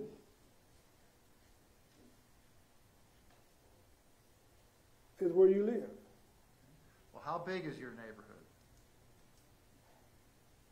Well, I live, well, if you want to do it in sectors, I live in a two square mile area of a neighborhood. In a 2 square mile area on the east side of I-35, correct? Yes, South of I-30, yes, located here in Fort Worth, yes. right? And in that 2 square mile area, have you ever heard of there being any crime? Yes, I have. Okay. It's pretty plain that there's quite a bit of crime over there, isn't there? I don't know the stats, but there is crime over there. Okay. Are there burglaries? I'm not sure. I don't know the stats, but I know there's crime over there. Okay. Well, what do you consider crime to be? Well, just recently we had a murder. When was that? I can't remember the date, about a few months ago. Okay. Is that the first murder that's ever happened in the neighborhood? I'm not sure. That's one I know about. Is there a little bit of crime or a lot of crime? I'm not sure. I don't know the stats. You've only lived there 50 years. Yes. Okay. What's your opinion? My opinion? Could you rephrase that? My opinion of what? The neighborhood? What is your opinion about the amount of crime that occurs in your neighborhood? My opinion, it could be less. It should be less. But it's not. It's more. I wouldn't say more, but it should be less than what it is. Are there any crimes that occur at night over in your neighborhood? It probably does, but I'm not, I don't keep a record of every crime that goes on in the neighborhood because I'm not privy to every crime in the neighborhood. You couldn't possibly keep a record of every crime that happens over there, could you? No, I couldn't. Ever had a burglary over there in your neighborhood? I'm quite sure there has been, yes. Okay. Probably quite a few of them, right? I wouldn't know. I wouldn't know if it was quite a few. I know we've had burglaries. There are burglaries in every neighborhood. There are, aren't there? Yes. And there are robberies in every neighborhood. Right? Yes. And there are car thefts in every neighborhood. Possibly. And there are murders in every neighborhood. Not in every neighborhood. Name a neighborhood that's never had a murder. Well, sir, I don't know every neighborhood. I don't know the name of every neighborhood, so I couldn't give you that answer. So you live in, what is the address of your house on East Allen Street? 1208. And then, so looking out your front door, does your sister live to your left? Yes. And is there another house to the left of her? No. And when the police came out that evening to the car home across the street, there were a number of your family members that were out there on that front stoop waiting to see what happened, right? Yes. Who all was there? Oh, Julian, my sister. I think both of my sisters. And some nieces and nephews. Who is Julian? My nephew. You were actually asleep and got a call from one of your sisters that she was concerned about what might be going on over at the car house, correct? Yeah, correct. And that woke you up, and then when you learned about what was going on, you became concerned, right? Excuse me? After you were woken up by that phone call, you became concerned about what was going on over there, right? Yes. Because you could look across the street from your house and see that their front door was open. Yes. The door that faces, there's two doors on that corner, isn't that right? Yes. One of them directly faces the street. Correct. And one of them faces the driveway, right? Yes.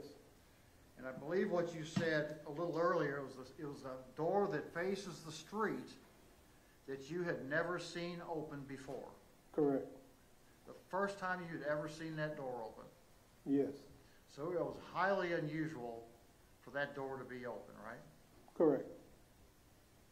Not only was that door open, but the other door that faces the driveway was also open, wasn't it? Correct. And you were concerned enough where you got up out of your home and at 2 or 2:30 in the morning, you walked across East Allen Street to their residence, right? Yes. And you got all the way up to where that white car was parked in that driveway. Yes. And you were able to get a good look inside the house from there. Isn't that right? Not a good look, but I could see inside the house from that angle. Well, you didn't walk up any closer to the house, did you? No, I didn't. So you saw all you needed to see, right? I walked across the house hoping that I would see someone in the living room. I didn't see anyone. So having not seen what you hoped you would see, did you back up across the street or did you call the police from a cell phone? I think I called him on a cell phone, yes. Were you standing right out there in the driveway when you called the police? I don't remember. Were you across the street at your house when you called the police? That's possible. It's possible that you had backed away and gotten over to the safety of your home before you called police, right? The safety of my home? Yes, sir. If you call my home safe, yes. You're the guy that called it safe. You said you didn't even lock the doors over there. I don't lock my door. Okay. Did you consider your home to be a safe place? Yes. And you made the call to the police, right? Yes. And you told the police what you wanted to tell them, isn't that right? Excuse me? You told the police what you wanted to tell them. Yes. No one told you what to say, did they? No.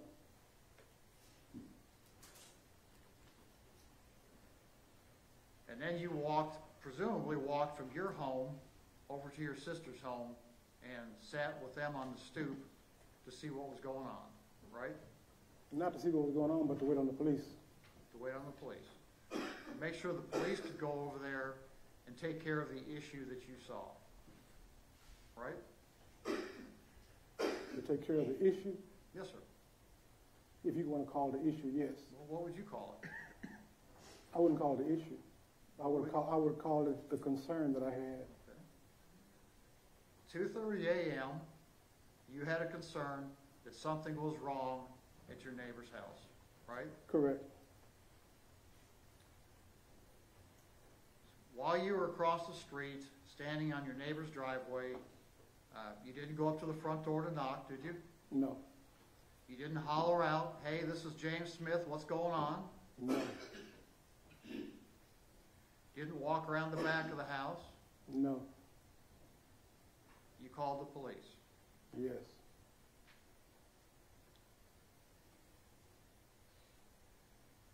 Now, after all this happened, the press and the media did a number of interviews with you, is that right? Yes. And you answered all their questions for them, isn't that right? I believe so. And told them what was going on from your perspective, right? Yes. And you were honest with them about what was going on, weren't you? Yes. And do you recall telling the press that you didn't get any closer to that house because you didn't have a weapon? I got to the end of the car, yes. Do you recall telling the press that you didn't get any closer to that house because you didn't have a weapon? Yes.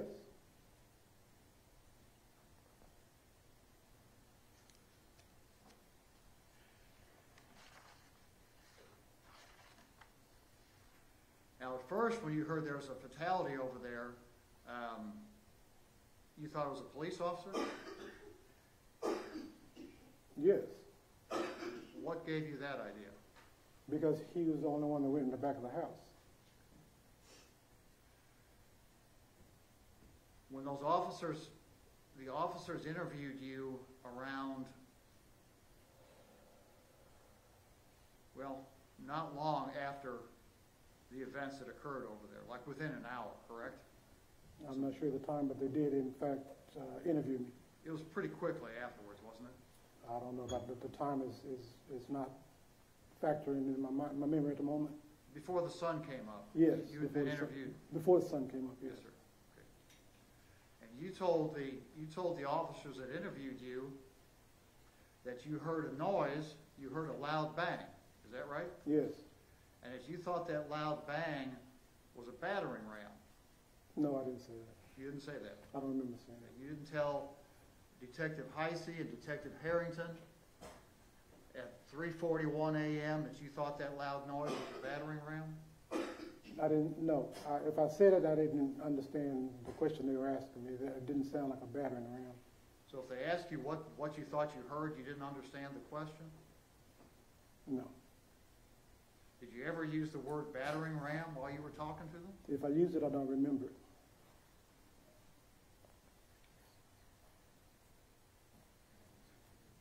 Did the prosecutors play the recording of that interview give you the benefit of that? I believe I heard that, but I don't remember hearing battered around. There's no back door to that home, so I wouldn't be using the word battering around. There's nothing to batter. Okay, you knew there was no back door to the house. Yes. You didn't tell the call taker when you spoke to them that there wasn't any back door to the house, did you? No. We pass the witness. Redirect, Mr. Smith. One further question, Your Honor. May this Mr. Smith be excused subject to a potential recall? We asked that Mr. Smith be excused. I'll stay here. Can we swap him for you? Sure can, Judge. You're free to leave, Mr. Smith. And Judge, the rule still applies? Be sure, I forgot to tell you that there is a rule of procedure, rule of evidence in effect that says once you testified, you're not to discuss your testimony with anybody else except the lawyers, okay? All right, thank you very much. Let me see counsel.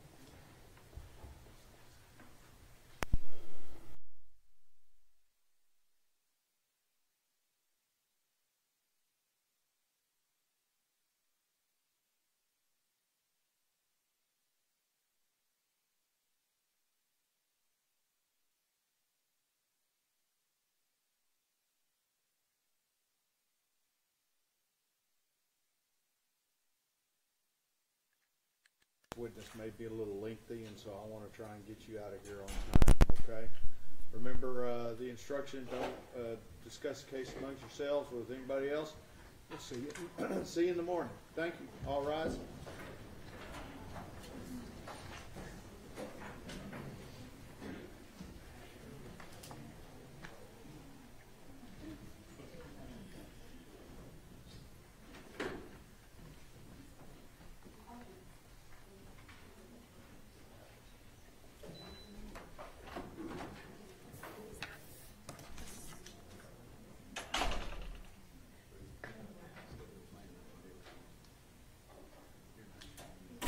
Thank you, everyone. Everyone have a nice evening, okay? Thank you. Yeah. I don't know. Mark Porter's coming over in the morning. I'm gonna...